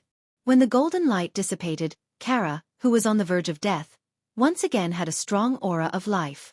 If it weren't for the 2 very obvious holes and blood on her armor, Kara didn't look much different from before. Cooperate with the Punishers and Abominations to eliminate all the soldiers here. After that, Rog didn't even look at Kara and directly flew in the direction of Nine-Tailed Demon Fox. The matter with the Moonlight Gem and Kara could be settled for the time being. Now it was time to deal with the most troublesome Red Tank. The Red Tank had the magic of the Crimson Universe's ruler, Setarak. His power was inexhaustible, his stamina was inexhaustible, and his body was almost indestructible. The best way to deal with such an indescribably tough enemy was to use a seal or directly exile him to another space. Rog didn't know any spells like spatial exile. He had mastered 2 sealing spells, but he didn't plan to use them now. This was because he wanted to try a seemingly unrealistic idea, a method that wasn't scientific at all. After being sent flying by Nine-Tailed Demon Fox, the Red Tank fell into the forest. Before he could get up from the ground, Nine-Tailed Demon Fox's 9 tails kept hitting him, as if giving him the cruelest whipping. The Nine-Tailed Demon Fox's tail strikes were indeed very powerful, and could easily break steel. However, the Red Tank relied on his unimaginably strong body to take all of Nine-Tailed Demon Fox's attacks. And for some reason, as the number of hits increased, the Red Tank inexplicably felt a strange sense of pleasure. Rog once again came to the Nine-Tailed Demon Fox's head and looked down at the Red Tank. He then took out the reality cube that he had used once. The Red Tank's most common attack method was to use the potential energy accumulated while running to destroy everything in front of him. So Rog planned to directly take away the red tank's best attack method. Modify reality. The reality cube shone again, and the dark red light hit the red tank like a shockwave. Then, under Rog's gaze, the red tank's figure instantly changed. The red tank that was nearly 3 meters tall disappeared and was replaced by a cube that was half a meter long. It was a living cube that still had life.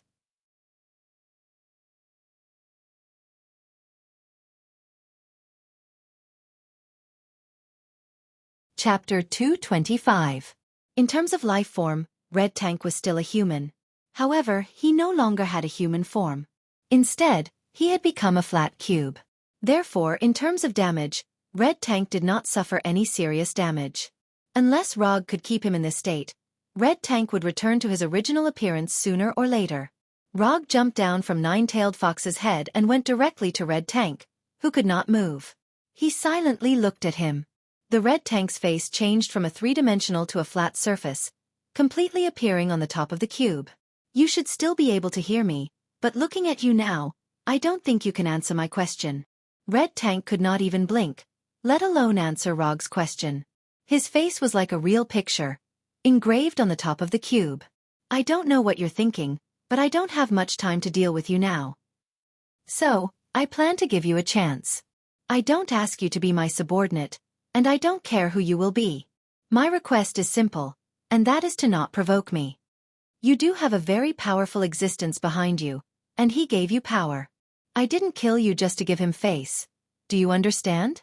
After 30 minutes, you will return to your original appearance. If you still want to fight, I will accompany you to the end. After saying that expressionlessly, Rog left the forest without looking back. The Crimson Tank was not very strong, but the Crimson Ruler Ceterac behind him was an undeniably ferocious individual. Even with the Gem of Reality in hand, Rog had no confidence in defeating Ceterac. However, if it really came to the point where he had to fight to the death with Ceterac, he would definitely not surrender obediently. Whether he could win or not was one thing, but whether he had the courage to fight was another. When Rog left the forest, Nine-Tailed Fox looked at Red Tank, who had turned into a cube, with some reluctance, but in the end, he did nothing and followed Rog out of the forest. The most threatening helicarrier and thunder agents were taken care of by Rog. As for the remaining shield agents and military soldiers, they can be handed over to Abomination and Punisher. Strictly speaking, Nine-Tailed Fox and Moonlight Rock, who had just recovered, should be added. Rog was not interested in dealing with those miscellaneous soldiers, and now, he has more important things to solve. Whether it is the agents of S.H.I.E.L.D. or the soldiers of the military, they are just involuntary chess pieces. The people who are really in charge of playing chess are now in S.H.I.E.L.D.'s headquarters, Sanka Wing Building. After using the super light rock technique, Rog flew towards the Sanka Wing Building. So this is your carefully planned conquering Hokage plan? It's really well planned. After seeing the picture of Rog killing thunder agents through the drone, Ross had completely lost hope and directly turned on the ridicule mode. If S.H.I.E.L.D. hadn't bewitched him, he wouldn't have been able to participate in this plan. Although Roger had only joined the Thunderbolt agents on the surface, it was still much better than the current situation. Okay, don't complain. Doesn't your military also want to master the power of ninjutsu? It doesn't make sense to complain about this now. Nick Fury took a deep breath and said slowly, the plan to conquer Naruto can be declared a complete failure. Now the most important thing to do is not to complain to each other, but to think about how to deal with the aftermath. At this time, Rog has disappeared from the surveillance screen of the drone, but the three of them can be 100% sure that Rog is coming towards the Sanka Wing Building. Return his things to him, and add a generous enough compensation, which may ease his hostility a little. Alexander Pierce, who had not spoken, gave his own advice at this time. But after he said this, Nick Fury and Ross both looked at him as if he was an idiot. If Rog was really so easy to deal with, he wouldn't have killed him just now. They took away Rog's $1.8 billion in the bank, captured his men, sealed all his assets, and broke up his company. Abominations and Punishers were subjected to inhumane and cruel research, and Dr. Connors is still locked in a secret prison. Sky was tortured on a spiritual level, and Erica was killed on the spot to protect Sky. Not to mention that they also found part of the extremis equation from Dr. Connors' laboratory, as well as the lizard serum developed by Dr. Connors. If it weren't for Rog having completely destroyed the research data of the super spider equation a long time ago, there might be one more person in S.H.I.E.L.D.'s prison now. Not to mention that Rog is a powerhouse with extraordinary powers. Even an ordinary person would have the idea of blood for blood after being treated like this. Compensation is not impossible, don't forget, he is just one person. I am the Minister of the World Security Council, Nick is the Director of S.H.I.E.L.D., Ross, you are the Secretary of State and a representative of the military. As long as the three of us join forces to put pressure on him, he may not dare to fight against so many forces. Unless he intends to fight against the whole world by himself. Alexander Pierce still insists on his opinion. In his opinion, there is no grievance that can't be solved by compensation. If there is, it means that the compensation is not enough. The whole world? When did the three of you represent the whole world? As soon as Alexander Pierce finished speaking, Rog's voice came from the direction of the door. Looking at the sound, they saw Rog pushing open the door and coming in, and the S.H.I.E.L.D. agents lying behind him. This time we were wrong. To express our apology, we can give you a satisfactory compensation. We are all Americans, and we all want to make this country stronger, so I hope you can. Alexander Pierce took the lead and walked towards Rog, speaking as he walked. However, before he could finish, Rog took out the Calamity pistol. Boom! Pulling out the gun, shooting, all in one breath. Alexander Pierce's head exploded like a balloon, and bright red blood and brain fragments splashed everywhere. I am not an American, and I don't have any good feelings for this country. Do you understand, Mr. Pierce? Rog killed Pierce like he was crushing an ant, then walked to the middle of the living room and sat down casually. Year 55 Macallan Riley. A piece of ice. Putting the Kusanagi sword and the disaster pistol on the table, Rog pointed to a bottle of limited edition top-grade whiskey in the wine rack and said to Ross in a tone of command.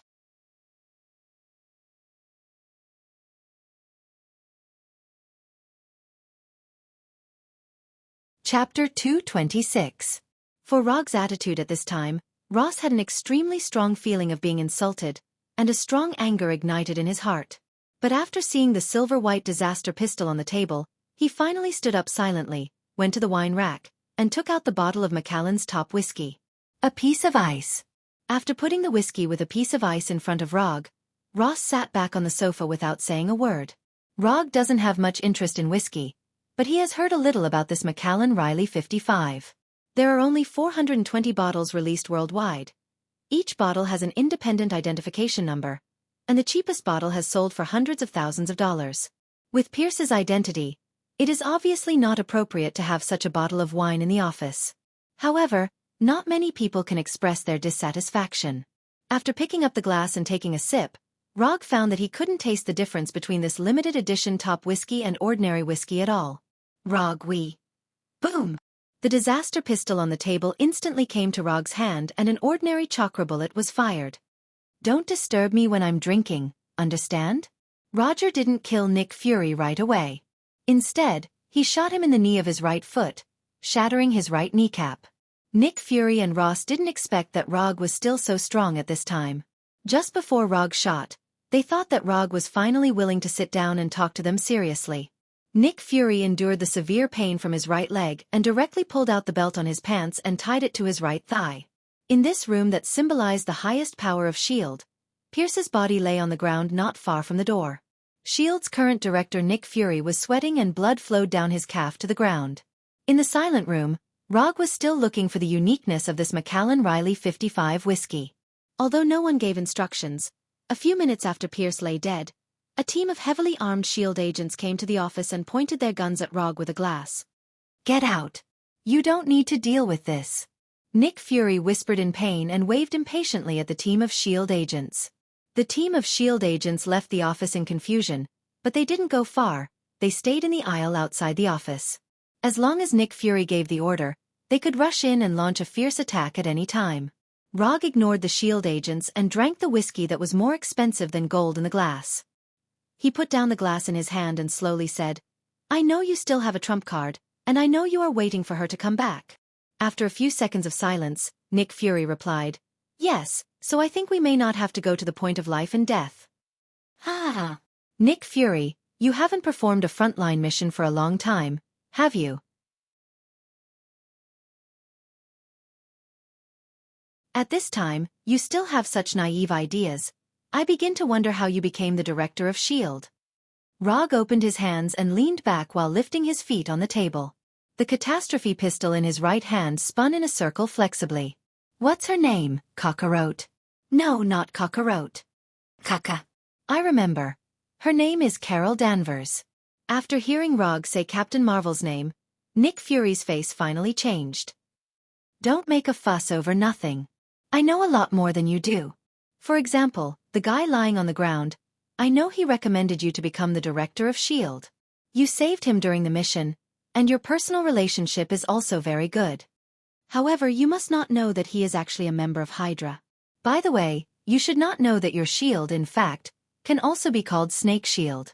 Your biggest enemy is actually among you. Rog doesn't mind telling Nick Fury this news, because starting tomorrow, there will be no more S.H.I.E.L.D. When an organization is about to perish, they are qualified to know the truth. Impossible. It's absolutely impossible. Nick Fury directly denied Rog's statement. He would never believe that there would be a member of Hydra in S.H.I.E.L.D. Whether you believe it or not, it's your business. The reason why I'm telling you this is because I don't want to be too bored while waiting for your reinforcements. As soon as Rog finished speaking, a person with a rainbow-like brilliance fell from the sky like a meteor, directly smashing the tempered glass and flying into the office. Long blonde hair, a red and blue uniform, and an octagonal star-shaped logo on his chest. Nick Fury's last card, Captain Marvel Carol Danvers, finally appeared. Fury, what's wrong with you? Captain Marvel Carol immediately rushed back from the distant outer space after receiving a distress signal from Nick Fury. Although she didn't know what had happened, she vaguely guessed something after seeing Rog with a disaster pistol in his hand and an arrogant attitude. Especially after seeing Nick Fury's right leg that was still bleeding, her ugly face instantly became incomparably serious. Are you the one who injured Nick Fury? Captain Marvel asked sternly, and the brilliant light on his body showed no signs of dissipating. Yes. Let me introduce myself. My name is Rog. I'm a ninja. Rog stood up, and the light blue chakra coat instantly covered his body. Why did you do this? Captain Marvel continued to ask, and the light on his body became more and more dazzling. Why? It's very simple to make him feel pain, and at the same time to anger you. Without any warning, Rog pulled the trigger again, and the chakra bullet instantly came to Nick Fury. Bang! The chakra bullet pierced through Nick Fury's left knee without any suspense, completely taking away Nick Fury's mobility. You! Captain Marvel Carol never thought that this ninja who claimed to be Rog would actually make a move, and in front of her.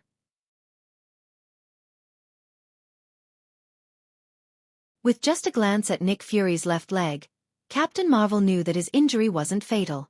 It's just that his leg shouldn't be able to recover. At this moment, Captain Marvel Carol finally understood what Rog meant when he said that he had angered her. Since you want to die, I'll fulfill your wish. Captain Marvel Carol suddenly swung her right fist, and a gorgeous energy shockwave followed her fist and attacked Rog like lightning. Lightning release, Chidori's sharp spear. Captain Marvel wasn't the only one who could generate energy. Rog also could.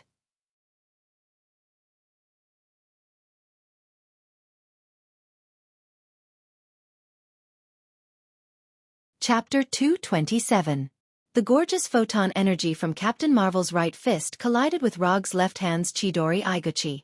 The collision of two completely different types of energy produced a blazing light, and electric sizzling sounds could be heard. In terms of energy properties, Chidori Iguchi's lightning energy was far inferior to Captain Marvel's photon energy. But Chidori Iguchi was a ninjutsu move carefully developed by Rog. In terms of control, it was far superior to Captain Marvel's photon energy. With his exquisite control, Rog blocked Captain Marvel's attack with his Chidori sharp spear, which only had the thunder attribute. It was the first time Captain Marvel had met an enemy like Rog. Boom! After a few seconds of stalemate, Chidori Iguchi and the photon energy exploded at the same time, and the violent energy swept out like a hurricane. The tables and chairs in the office were instantly blown away, and the floor and ceiling were instantly blasted open. The two unlucky guys, Nick Fury and Ross, were directly sent flying to the wall. Before the energy storm caused by the explosion dissipated, Rog's left hand pulled out the Kusanagi sword at his waist. Lightning body blink. Chidori blade. Rog instantly appeared in front of Captain Marvel like lightning, and the Kusanagi sword in his left hand directly slashed at Captain Marvel's neck. Although Captain Marvel was from the U.S. Air Force, she had also received Cree warrior training. However, Captain Marvel's fighting skills were still not advanced. This might also have something to do with the fact that she could release energy at will. After all, compared to punching and kicking, it was obviously easier to use the energy in the body to attack and defend. Clang! The Kusanagi sword wrapped in lightning hit Captain Marvel's neck without any suspense. Then, there was a muffled sound as if it had struck gold. The gorgeous light emitted from Captain Marvel's body not only made her look like the most distinguished VVIP player in the game, but it also gave her a layer of energy field with amazing defensive power. To cause damage to Captain Marvel, one must first break through the defense of this energy field. Chidori Blade didn't cause any damage to Captain Marvel, but it triggered Captain Marvel's second wave of attack. Captain Marvel's body suddenly shone brightly, and the energy in her body exploded like a bomb, attacking 360 degrees without any blind spots. Rog, who was already covered in a layer of chakra, didn't hesitate to use ninjutsu again. Lightning evasion. Lightning cloak protection. Chakra alone might not be able to withstand Carol's energy eruption. However, with the lightning cloak's protection, Rog was 80% confident that he could take on this wave of attacks without taking any damage. Rog didn't know if it was because Carol was afraid of hurting the others in the building, but he felt that her energy burst wasn't powerful enough. The lightning cloak and chakra cloak blocked all the energy attacks. Rog's body didn't even sway. Captain Marvel had unleashed an energy blast of this level. Although Carol had intentionally controlled the intensity of the energy blast, the energy storm still completely destroyed the office that had been plagued with disasters. Carol might have held back the power of his attack for fear of hurting the innocent. However, Rog was not worried about this at all. To him, everyone in the Sanku Wing building was basically his enemy. Therefore, as soon as Carlo's counterattack ended, he raised the Calamity pistol in his hand and aimed it at Carlo's head. Against an enemy of Captain Marvel's level, normal shots and fatal shots were meaningless. Spiral Railgun. Rog decisively pulled the trigger, and the fist-sized spiral railgun instantly appeared in front of Carol. Although Carol had never seen the power of the spiral railgun, her body instinctively warned her of danger. I can't let this energy ball explode here. Absolutely not. Carol was considered an experienced superhero, although she spent most of her time active in outer space. However, when faced with this kind of attack that could hurt a large number of civilians, she made the choice of a superhero instead of a warrior. She suddenly stretched out her hands and grabbed the spiral railgun that was about to hit her head. Ever since the invention of the spiral railgun, this was the first time Rog saw someone catch his own spiral railgun with their bare hands. What surprised him even more was that Carol actually used the energy in her body to forcibly stop the explosion of the spiral railgun. Interesting. Although they were on different sides, it had to be said that Captain Marvel's move was very ingenious. After grabbing the still madly spinning spiral railgun, Captain Marvel did not hesitate at all. His whole body soared into the sky and flew directly into the sky. Rumble! A few seconds later, Rog heard the familiar explosion of the spiral railgun. The spiral railgun that Captain Marvel brought to the sky exploded in the air, creating a huge blue ball of light like the sun. The blazing light and the terrifying energy storm were like a nuclear bomb detonated in the air. Although the spiral railgun that could destroy a helicarrier was powerful, it was still not enough in front of Captain Marvel, who was like a cheater. After all, this was a fierce person who could withstand the ballistic missiles of a Kree battleship. Among all the superheroes, Captain Marvel was considered one of the luckiest. She was originally just an ordinary person, but after blowing up the Lightspeed engine made by Michael Weir, she was lucky enough to fuse the Tesseract energy in the Lightspeed engine with Michael Weir's Kree genes. After waking up, she became Captain Marvel, who could control and absorb energy, and had a more amazing physique than Thor. This level of luck was almost the same as hitting the jackpot in the universe. After the explosion of the spiral railgun, Captain Marvel, who was glowing all over, once again flew back to the Triangular Wings building. You've gone too far, don't you know that this will hurt innocent civilians? Captain Marvel's tone was full of anger, as if Rog was a heinous perverted killer. Innocent? Ha ha ha ha, you say the people in this building are innocent? What right do you have to say that they are innocent? Do you know how many civilians die because of S.H.I.E.L.D. every year? Do you know how many lives S.H.I.E.L.D. has destroyed for the so-called world peace? You don't know anything. How can a superhero like you care about the life and death of ordinary people? In your eyes, what you think is justice? Innocent? You don't deserve to say that. Rog became more and more disgusted with this so-called American justice. You don't defend justice. It's just justice that suits your interests. You always feel that you have an obligation to protect the common people. You always feel that you have a responsibility to uphold justice. Why? Just because both of you like to wear tight clothes, just because your hair is curly, just because your skin is whiter.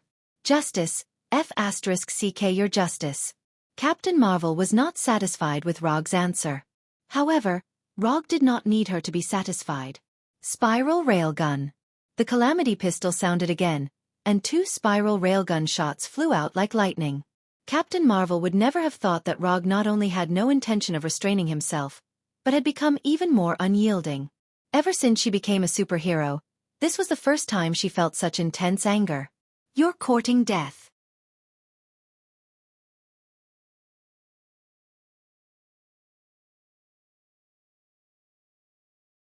Chapter 228.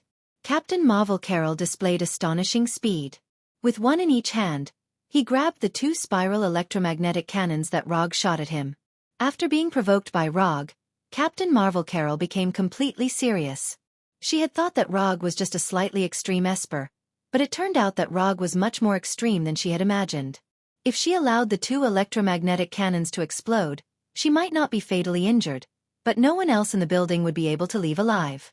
The strong killing intent made her do something she would never have done in the past. Carol's hands, which were wrapped in energy, suddenly exerted force, and the powerful electromagnetic cannons were crushed by her. Asterisk rumble. Asterisk a terrifying energy storm surged out of her hands. The moment the electromagnetic cannons exploded, Carol's hands also surged with energy that was far more powerful than before. The energy of the explosion was firmly wrapped around her hands. In order to suppress the explosive power of the electromagnetic cannons, Carol pushed the energy in her body to the limit. The brilliant light made her emit a blazing light like a supernova explosion. Asterisk ah! Asterisk Carol, who had seen the power of the electromagnetic cannons, knew very well that it was impossible to suppress the explosive power of the electromagnetic cannons with her own energy. Moreover, it was 2 electromagnetic cannons that had exploded. She definitely could not suppress it, but once she gave up, the 2 spiral electromagnetic cannons would completely destroy the building like a nuclear bomb. Even the river and forest next to the building would be completely destroyed by the explosion. Absolutely control the power of the explosion. Carol had never thought that she would be forced into such a passive position one day. However, she still had no intention of letting the electromagnetic cannons explode. Since she couldn't suppress it, she would absorb it. The Tesseract didn't just give her control over energy. All of this happened in a flash. Carol used her own energy to suppress the explosion of the electromagnetic cannons while crazily absorbing the energy of the explosion. She wanted to control the power of the explosion within a controllable range. However, Rog wouldn't give her such a chance. Rog didn't have the habit of watching his enemies neutralize his attacks. Extraordinary Strength Fist. While Carol was suppressing and absorbing the energy from the electromagnetic gun, Rog flashed in front of her. His right fist wrapped in chakra viciously punched Carol's energy field. Bang! Carol, who was absorbing the energy, was sent flying by Rog's punch. Although the monstrous Strength Fist couldn't break through Carol's defensive energy field, it was enough to send her flying. Carlo did not dare to let go, nor did he dare to fight back. This was because the moment she let go, the explosive energy that she had suppressed in her hands would spread out like a hurricane.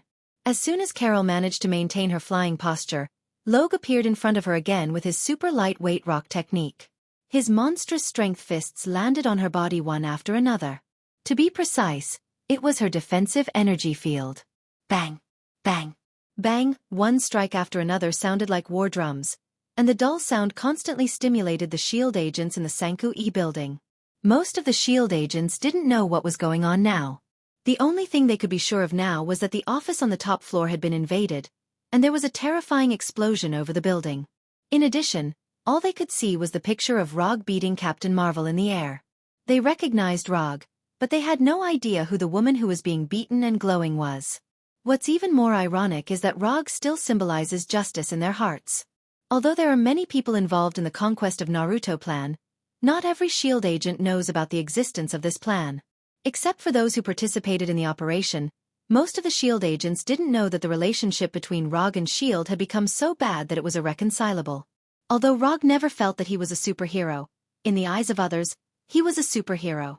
Just as these SHIELD agents who didn't know the truth were considering whether to help Rog, Nick Fury's voice sounded on the public channel. The fourth Hokage is a traitor. I repeat, the fourth Hokage is a traitor. All fighters in the base take off. Don't worry about the collateral damage. Kill the fourth Hokage with all your might. After being rescued from the ruins of the office by the SHIELD agents who rushed over, Nick Fury immediately issued the latest order. Now he was too lazy to think about how to explain that Rog was a traitor. He only knew that if he didn't deal with Rog today, then SHIELD would really have no tomorrow. When it's time to be decisive, Nick Fury can be more decisive than anyone else. Although Nick Fury's order came suddenly, the SHIELD agents still carried out the order for the first time. The hangar doors in the river opened one by one, and the Quinjets in the hangar took off one by one. Rog saw this scene, but he didn't stop beating Captain Marvel. The Quinjets couldn't pose a threat, so they took off. But the opportunity to beat Captain Marvel so happily was really gone if he missed it. In the beginning, he just beat Captain Marvel with his monster punch. Then, his fist became a Rasengan. Finally, the Rasengan became the Odama Rasengan. Rog knew that Captain Marvel was taking the opportunity to keep away from the Sanka Wing building, and he also knew that Captain Marvel was accelerating the absorption of the energy of the spiral electromagnetic gun explosion. But so what? Not to mention whether he could kill Captain Marvel or not, just the pleasure of beating her was worth wasting some time. The energy in Captain Marvel's hands became dimmer and dimmer, and the energy from the spiral electromagnetic gun was finally absorbed by her. As long as she was given a few more seconds, she could completely absorb the energy of the spiral electromagnetic gun. 3 seconds. 2 seconds. 1 second. Carol silently calculated the time, and when the violent energy in her hands was exhausted, when the severe pain caused by the energy erosion disappeared, her eyes flashed with a golden light. The opportunity to fight back has finally arrived. Carol suddenly clenched her fists, and the gorgeous light on her body became even more blazing. However, at this moment, dozens of golden chakra chains poured out from behind Rog, and instantly tied up Captain Marvel. Sealing Jutsu. Diamond Seal. Since mastering Diamond Seal, Rog has been using Diamond Seal as an offensive ninjutsu. But he never forgot the purpose of exchanging for Diamond Seal. Sealing is the real power of Diamond Seal.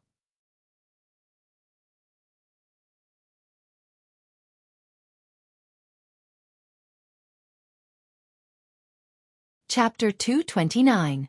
How strong is the sealing ability of the Vajra Seal? Rog had never personally experienced it, so he wasn't very clear about the limits of this sealing technique. However, Uzumaki Shiniguna, who had just given birth, was able to use the Vajra Seal to subdue Kyuubi's chakra when she was extremely weak. If a pregnant woman who had just given birth could do this, then the Vajra Seal performed by Rog at his peak wouldn't be any worse. Except for her head, Captain Marvel Carol's entire body was tightly bound by chakra chains. She looked like a mummy wrapped in chakra chains as she floated in the air. The moment she was bound by chakra chains, Carol noticed that something was wrong. But it was too late. No matter how she urged the energy in her body, the chakra chains on her body didn't show any signs of loosening. Rog didn't take Carol's resistance to heart at all. The Vajra Seal that even Kyuubi couldn't break free from wouldn't be so easily destroyed. What's more, the amount of chakra he had now far exceeded that of Uzumaki Shiniguna. He didn't have the physique of Uzumaki, but he had the physique of Hashirama Sennin, which was stronger than Uzumaki's physique. The previous beating was purely to vent the displeasure in his heart. The moment he saw Captain Marvel, he was ready to use the Vajra Seal as his trump card. Sure enough, after his violent beating just now, Captain Marvel Carol didn't notice anything wrong at all and even tried to fight him head-on. You don't have a chance. As soon as his voice fell, Rog raised the Calamity Pistol and pressed the muzzle against Carol's forehead. Among all the enemies I've encountered so far, you have the strongest defense. Even Warner Protasa's Sea God didn't dare to take my electromagnetic pulse gun with his bare hands, But you are very brave to take 2 of them at once. But unfortunately, your brain isn't very good. Shield's Quinjet will take off one after another. According to common sense, Rog has no need to talk so much nonsense with Carol. But for some reason, after seeing Carlo's righteous face, he felt an indescribable sense of disgust. Even now, do you still think that you're the righteous one? Even if you beat me, you will not be recognized by the people. They will see your true colors. You will never be a true hero. Marvel Captain Carol said righteously. Ha ha ha ha ha. You Americans are really interesting. Become a hero? Do you think everyone wants to be a superhero under your values? Have you filmed too many Hollywood movies? Do you really think that the United States is the only country in the world? Rog said with a laugh. Although he had lived here for several years, sometimes he really couldn't understand what these Americans were thinking. According to your usual movie routine, I should be as arrogant as possible now, and then your brave American soldiers or American heroes will arrive in time to catch me, the evil villain. You will finally get a perfect victory, and the United States will save the world again. Although Rog said this, everyone could see that his words were full of sarcasm. Carol didn't reply and even wanted to turn her head to the other side. However, Rog's right hand suddenly exerted force, and with the muzzle against her forehead, she didn't achieve her little wish of turning her head. Reality is not a movie. The villain dies because of talking too much only appears in movies. So, goodbye. As soon as his voice fell, Rog pulled the trigger and fired the last spiral electromagnetic gun bullet in the magazine. The spiral electromagnetic gun bullet fired at this distance. Even if he invented this ninjutsu and made the bullet himself, he would still be affected by the power of the explosion. But what does it matter? If you want to be a villain, you have to be a crazy villain. Rumble! The huge silver-white ball of light exploded, and the rapidly expanding silver-white ball of light not only swallowed his and Carol's figures, but also swallowed the Quinjets flying towards him. The terrifying energy storm swept everything around it like a level 13 hurricane. Buildings, trees, cars, pedestrians. The shock wave generated by the explosion lifted everything that could be lifted, the earth shook, and the houses collapsed. Although the Sanka Wing building was far away, it was also affected by the power of the explosion. The entire building shook violently, and all the glass on the outer wall burst, and cracks of different sizes appeared in every corner of the building. The Sanka Wing building that was hit by the shock wave of the explosion was not the worst building. The hangar located under the river not only experienced an earthquake-like vibration, but the rushing river also rushed into the hangar like a waterfall. Amidst this disastrous scene, the only good news was that the explosion came and went quickly. After a few seconds, the energy storm caused by the spiral electromagnetic gun completely dissipated, and the sky began to return to its original appearance. At this time, except for Rog and Carol, who were still floating in the air, there were no other fighters in the sky as far as the eye could see. All the Quinjets crashed. Carol, who was originally exuding a brilliant light, tilted her head weakly at this time. Her forehead, eyes, nostrils, and mouth all flowed out bright red blood. Looking at Captain Marvel's appearance at this time, Rog couldn't help but sigh. This kind of defense was really like cheating. Taking a spiral electromagnetic gun head-on with his forehead, he didn't even get his head blown off. Even Rog couldn't do this kind of thing. Although he didn't get a headshot, Carol wasn't much better now. She was completely unconscious. As for whether there were internal injuries such as a concussion, Rog couldn't see it, and he didn't care at all. Since one spiral electromagnetic gun wasn't enough, he would use a few more.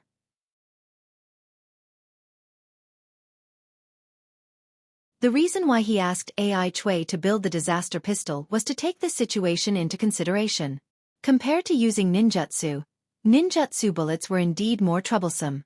However, ninjutsu bullets also had an advantage that couldn't be ignored, and that was that they could be prepared in advance. After opening the magazine of the Calamity pistol, Rog stuffed the last 3 spiral electromagnetic gun bullets he had prepared into it. When he left Nita Weiler, he put 9 spiral electromagnetic gun bullets and a lot of other ninjutsu bullets in his ammo bag. He didn't expect that not long after returning to Earth, he would use more than half of the spiral electromagnetic gun bullets. After reloading the remaining 3 electromagnetic pulse cannon bullets, he aimed the gun at Captain Marvel Carol again. It seems that this time I, the evil villain, won. Rog pulled the trigger again, and the silver-white ball of light that just ended flashed again, like a silver-white sun hanging high in the sky.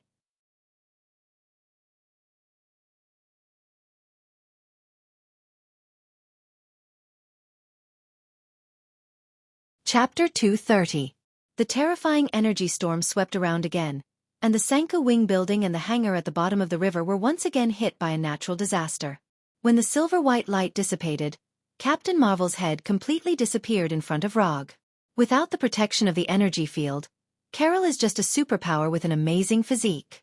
However, no matter how strong her physique is, she can't resist the head-on attack of the spiral electromagnetic gun. Finally, it's over. There is no life in Captain Marvel's body, and there is no energy reaction. Right now, she was just a headless corpse. If it weren't for the chakra chain protecting her body would have disappeared in the terrifying explosion of the spiral electromagnetic gun. Putting away the disaster pistol with 2 spiral electromagnetic gun bullets left, Rog took out the summon scroll he carried with him and threw Captain Marvel's body into it. Don't think that you can be free when you die. An enemy of Captain Marvel's level, even if it's a corpse, has extremely high value. For example, Captain Marvel's Edo Tensei. Of course, Rog will definitely not give her the Edo Tensei now. The Edo Tensei scroll is worth 100 ninja coins, and it costs 500 ninja coins to exchange for the Edo Tensei ninjutsu. Although Captain Marvel still has some value, it's not to the point where she needs to be reincarnated now.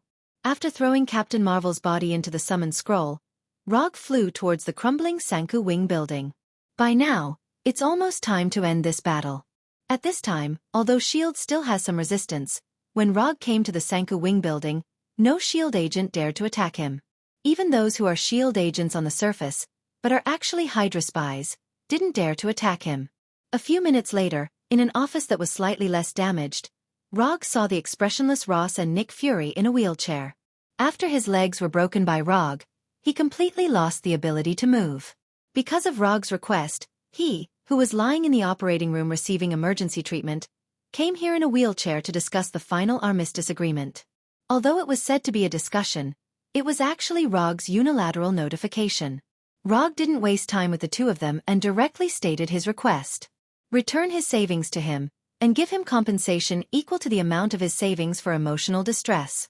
The $1.8 billion was his hard-earned money over the past few years. No matter what, he had to get the money back. The Thunderbolt Secret Service Squad was merged into Konoha. Their personnel, funds, equipment, and everything else belonged to Konoha.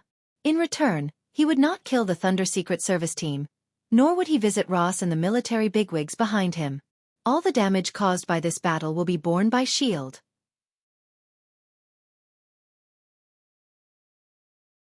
S.H.I.E.L.D. will be disbanded on the surface, and then all personnel, equipment, and other materials will belong to Konoha, just like the Thunder agents. As for how S.H.I.E.L.D. will deal with these aftermath matters, that is S.H.I.E.L.D.'s own business. If S.H.I.E.L.D. likes it, they can also put all the blame on Hydra.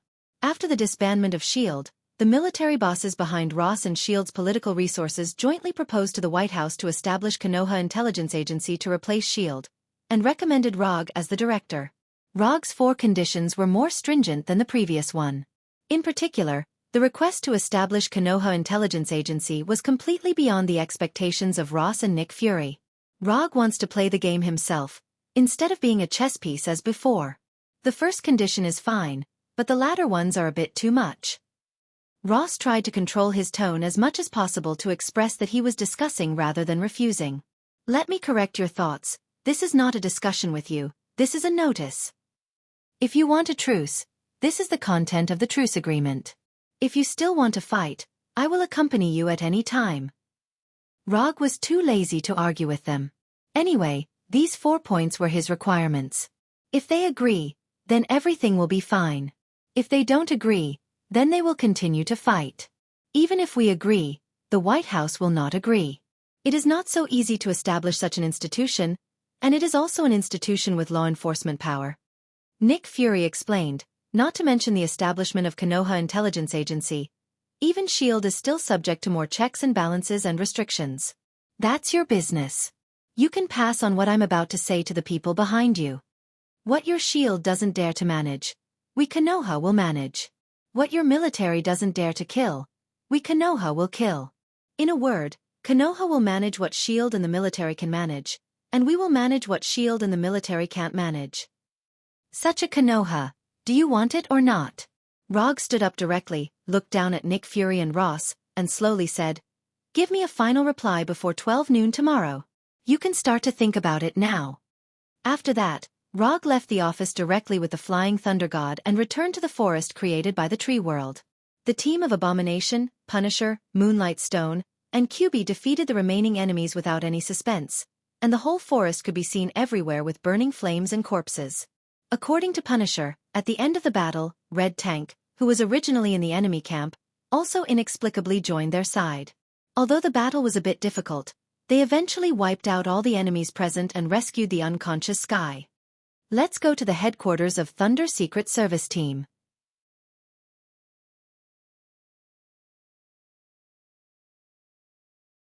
With Red Tank and Moonlight Stone opening the way, Rog and others easily entered the headquarters of Thunder Secret Service Team and lived there. Rog has no plans to return to New York for the time being. Or rather, he may not return to New York for a long time. Although his 4 requirements are a bit harsh, if nothing unexpected happens, Ross and Nick Fury will eventually choose to accept them. After handing the unconscious Sky to the medical staff of the headquarters, Rog went to have a simple and rough conversation with Red Tank. Although Red Tank has no plans to submit to Rog, he doesn't mind joining Konoha, as long as Rog agrees to let Abomination play with him. For Red Tank's small request, Rog didn't refuse and directly agreed. As for whether Abomination will have an opinion on this, it's not in his consideration at all. If Abomination doesn't agree, he will give Abomination to Dr. Connors. Red Tank and Dr. Connors, Abomination should know how to choose. After dealing with Red Tank's problem, Rog returned to the room where he lived before, and then saw Moonlight Shakala in the room. "What's the matter?" Moonlight Shakala was still wearing the previous battle clothes, and the blood-stained tights made her curvy figure show a different kind of charm. "Okay, no need to say anything. Wash yourself and lie in bed." The next morning, Rog left the base alone and came to the Sanku Wing building again. He didn't want to get up so early, but Ross called him early in the morning and asked him to go to the Sanku Wing. Although Ross didn't say anything on the phone, Rog has guessed their final decision. Or rather, he had already seen their decision from the news report on TV.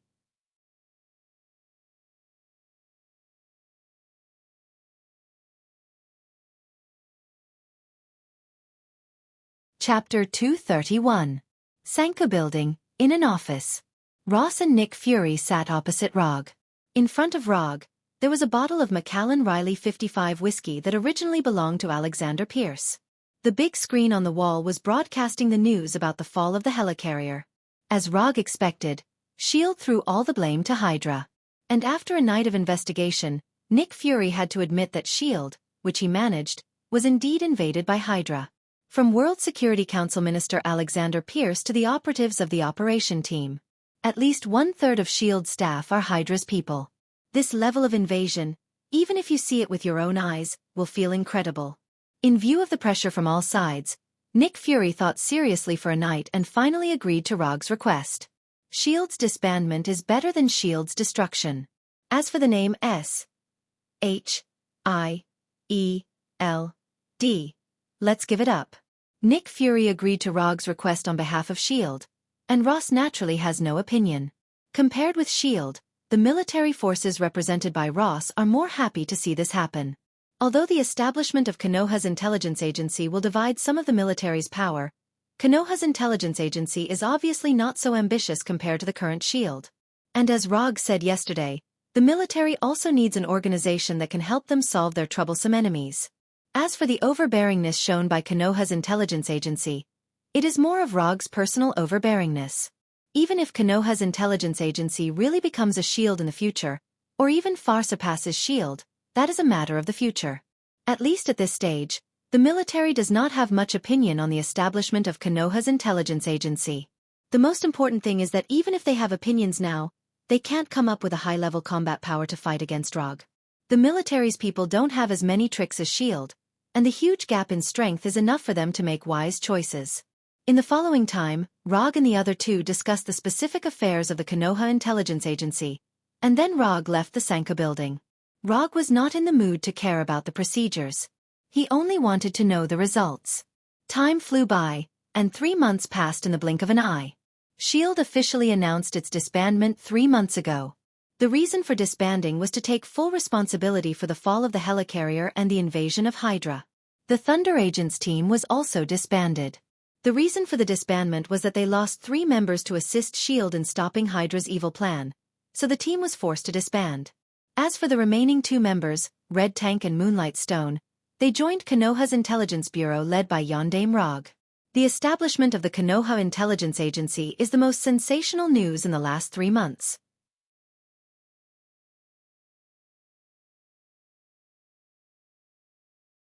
With the establishment of the Konoha Intelligence Agency, the official explanation for Rog's death was also given. In order to disintegrate the evil organization Hydra, Yondaime Rog faked his death and sneaked into Hydra, and in the helicarrier incident in Washington, he stopped Hydra's plan to attack the White House and the Pentagon with helicarrier. For this reason, Rog received the highest Medal of Honor awarded by the current president. Of course, Rog himself did not appear at the scene, and he only arranged a shadow clone to go there. And even the shadow clone didn't stay there for too long. After receiving the medal, he left directly with the Flying Thunder God. Although the establishment of the Konoha Intelligence Agency has received official support, the support of the public is also not bad. But there are still many media and MPs who have raised objections. Especially when Konoha began to wipe out the other branches of Hydra, the opposition reached its peak directly. Although the Hydra led by Alexander Pierce was eliminated, other Hydra branches were not damaged much. Those opposition voices are basically smoke bombs made by these Hydra branches. In this regard, Rog let everyone in the world see what it means to be domineering and strong. All suspected Hydra members were arrested, and those who resisted were killed on the spot. As for what the criteria for suspicion is, the final interpretation belongs to the Konoha Intelligence Agency.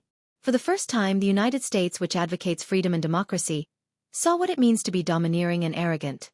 In the beginning, some people tried to stop the Konoha Intelligence Agency with public opinion and the so-called public opinion.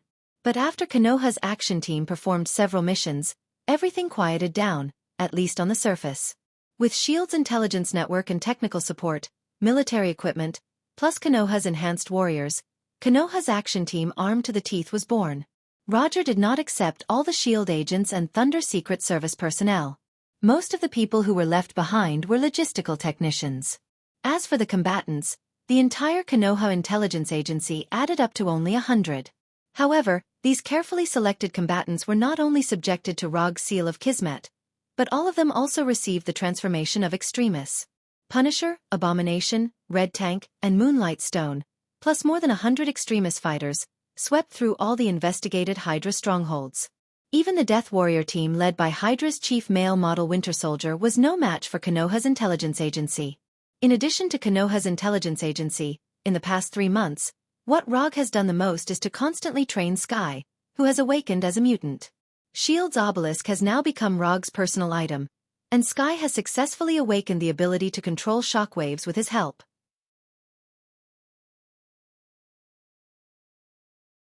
After 3 months of training, the current Sky was no longer the hacker without much combat power, but a professional agent with superpowers.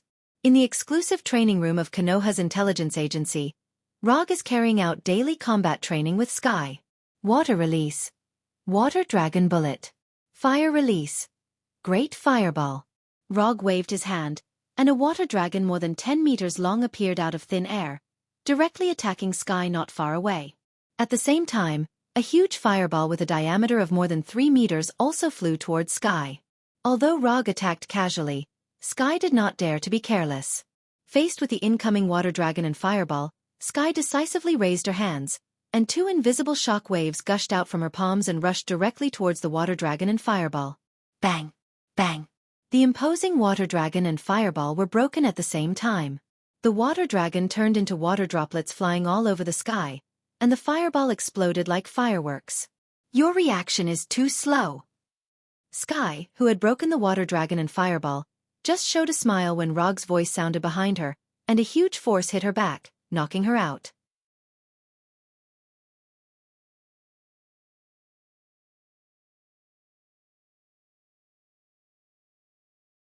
Chapter 232.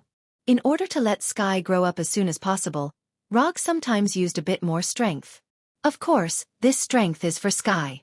For Rog, this kind of attack power is not heavy at all. If Sky had fought with Hulk, Saul, and the others, he would know what a real heavy punch was. Even so, Sky, who was hit in the back by Rog, still flew out uncontrollably. It wasn't until she flew out 5 or 6 meters that she fell heavily to the ground.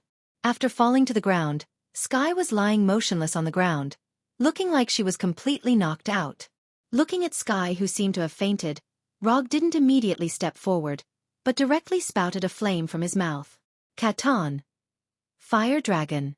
The violent flame like a flying dragon flew toward Sky, who fell to the ground. The hot temperature made the surrounding air hazy. The flame of the fire dragon can be divided into 3 directions: front, left, and right to attack the enemy, and the direction of the fire dragon can be further controlled by chakra. It is an extremely difficult ninjutsu to avoid. The reason why Rog chose this ninjutsu is just in case. In case Sky really fainted, he can also change the direction of the flame for the first time to avoid Sky being hit. Although Sky was only 5 or 6 meters away from him, Rog was still very confident in his control of chakra. Sure enough, it was as he guessed. When the flame was about to hit Sky, Sky, who was lying on the ground, burst out a powerful shock wave visible to the naked eye, directly shaking off all the flame. This shock wave not only shook off the flame of the fire dragon, but also attacked Rog without any reduction in power. The shock wave came fast, but Rog's reaction was faster. The shock wave hasn't arrived yet. He had already used lightning body flicker to leave the place. The powerful shock wave passed through the weak electric current left by him when he used lightning body flicker and hit the wall dozens of meters away. Boom! The wall hit by the shock wave exploded like it was hit by a missile. The broken bricks splashed everywhere. Sky, who had just got up, didn't have time to turn around. Rog suddenly appeared in front of her. The power of the attack is not bad, but it's best not to have the idea of playing dead in a fight. Most enemies like to use bullets to confirm the target's life or death, so playing dead can easily become a real death. Although Sky has awakened her superpower, her actual combat experience is almost zero. This is the reason why Rog is willing to train her for a period of time every day. Letting Sky be the only one in charge of intelligence gathering was a classic waste of resources. Before, he didn't ask her to go out in the field because she doesn't have enough power to protect herself. Let's stop here for today. If you still want to train, you can look for Frank. He should be in the base right now.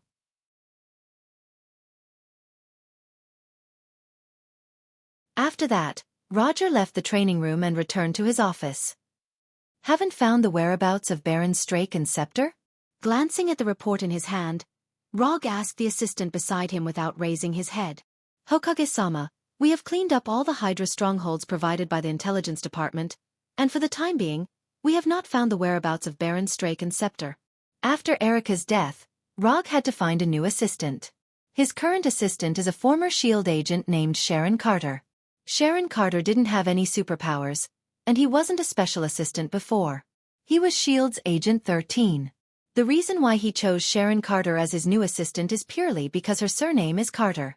Yes, Sharon Carter is the niece of Peggy Carter, the first love of the American team Captain Rogers.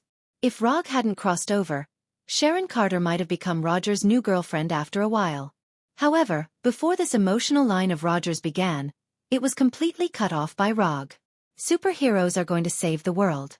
How can they be distracted by such trivial things as love and love? Let the intelligence department continue to investigate, especially the base in Sokovia, carry out a carpet search again. On the surface, most of Konoha's intelligence agency is dealing with Hydra all over the world. But in fact, Rog focused his investigation on Loki's scepter and Baron Straker. However, because this butterfly from another world was fluttering more and more, the future in his memory was also changing crazily. For example, Baron Strake and Scepter, who should have been in Sokovia, are missing. He wasn't particularly concerned about where Baron Straker and Loki's scepter had gone. What he cares about is whether Scarlet Witch Walter has appeared now. Scarlet Witch Walter is the key to opening his Manjikyu Sharingan. Without Walter, he can only choose to exchange Manjikyu Sharingan from the system. That's 300 ninja coins. Wasting 300 ninja coins just for a chance to open the portal is not worth it at all. So he will never choose to exchange from the system until the last moment. Walter is his first choice. Sir, Why don't we communicate with the Avengers led by Mr. Stark? In recent months, they have also wiped out a lot of Hydra bases, and Baron Strake and Scepter may have fallen into their hands. Sharon gave her suggestion. Although S.H.I.E.L.D. was disbanded, Nick Fury somehow convinced Tawny, and then with the help of Tawny's funds, he incorporated a large number of S.H.I.E.L.D. members who were dismissed by Rogue. Now, Tawny's Stark building in New York has become the headquarters of the Avengers, and Tawny has also become the nominal leader of the Avengers. In terms of personal friendship, Rogue and Tawny still maintain a friend relationship. But Konoha's intelligence agency and the Avengers led by them have become two opposing organizations to some extent. Team America's Rogers, Dr. Banner, Black Widow Natasha, and Hawkeye chose to be reunited. Thor chose to be neutral and belongs to the shared staff of Konoha and the Avengers. I'll think about it, you go out first.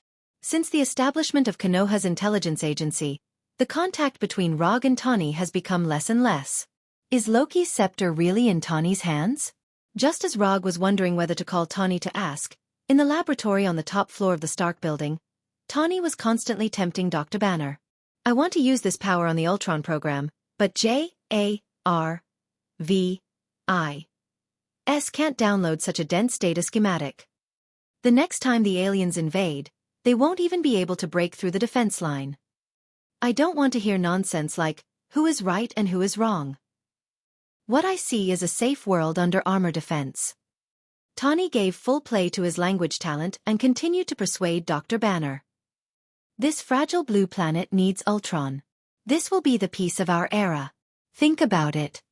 Looking at Tawny's slightly lonely back, Dr. Banner began to move. A world where he can drink cocktails, lie on a sunny beach, and turn his skin color bronze instead of green. A world where he doesn't need Hulk, a world where he doesn't need to think about Veronica. You're tuning in to the Wisdom Diary YouTube channel. Don't forget to subscribe and join us on this journey to catch the most captivating stories.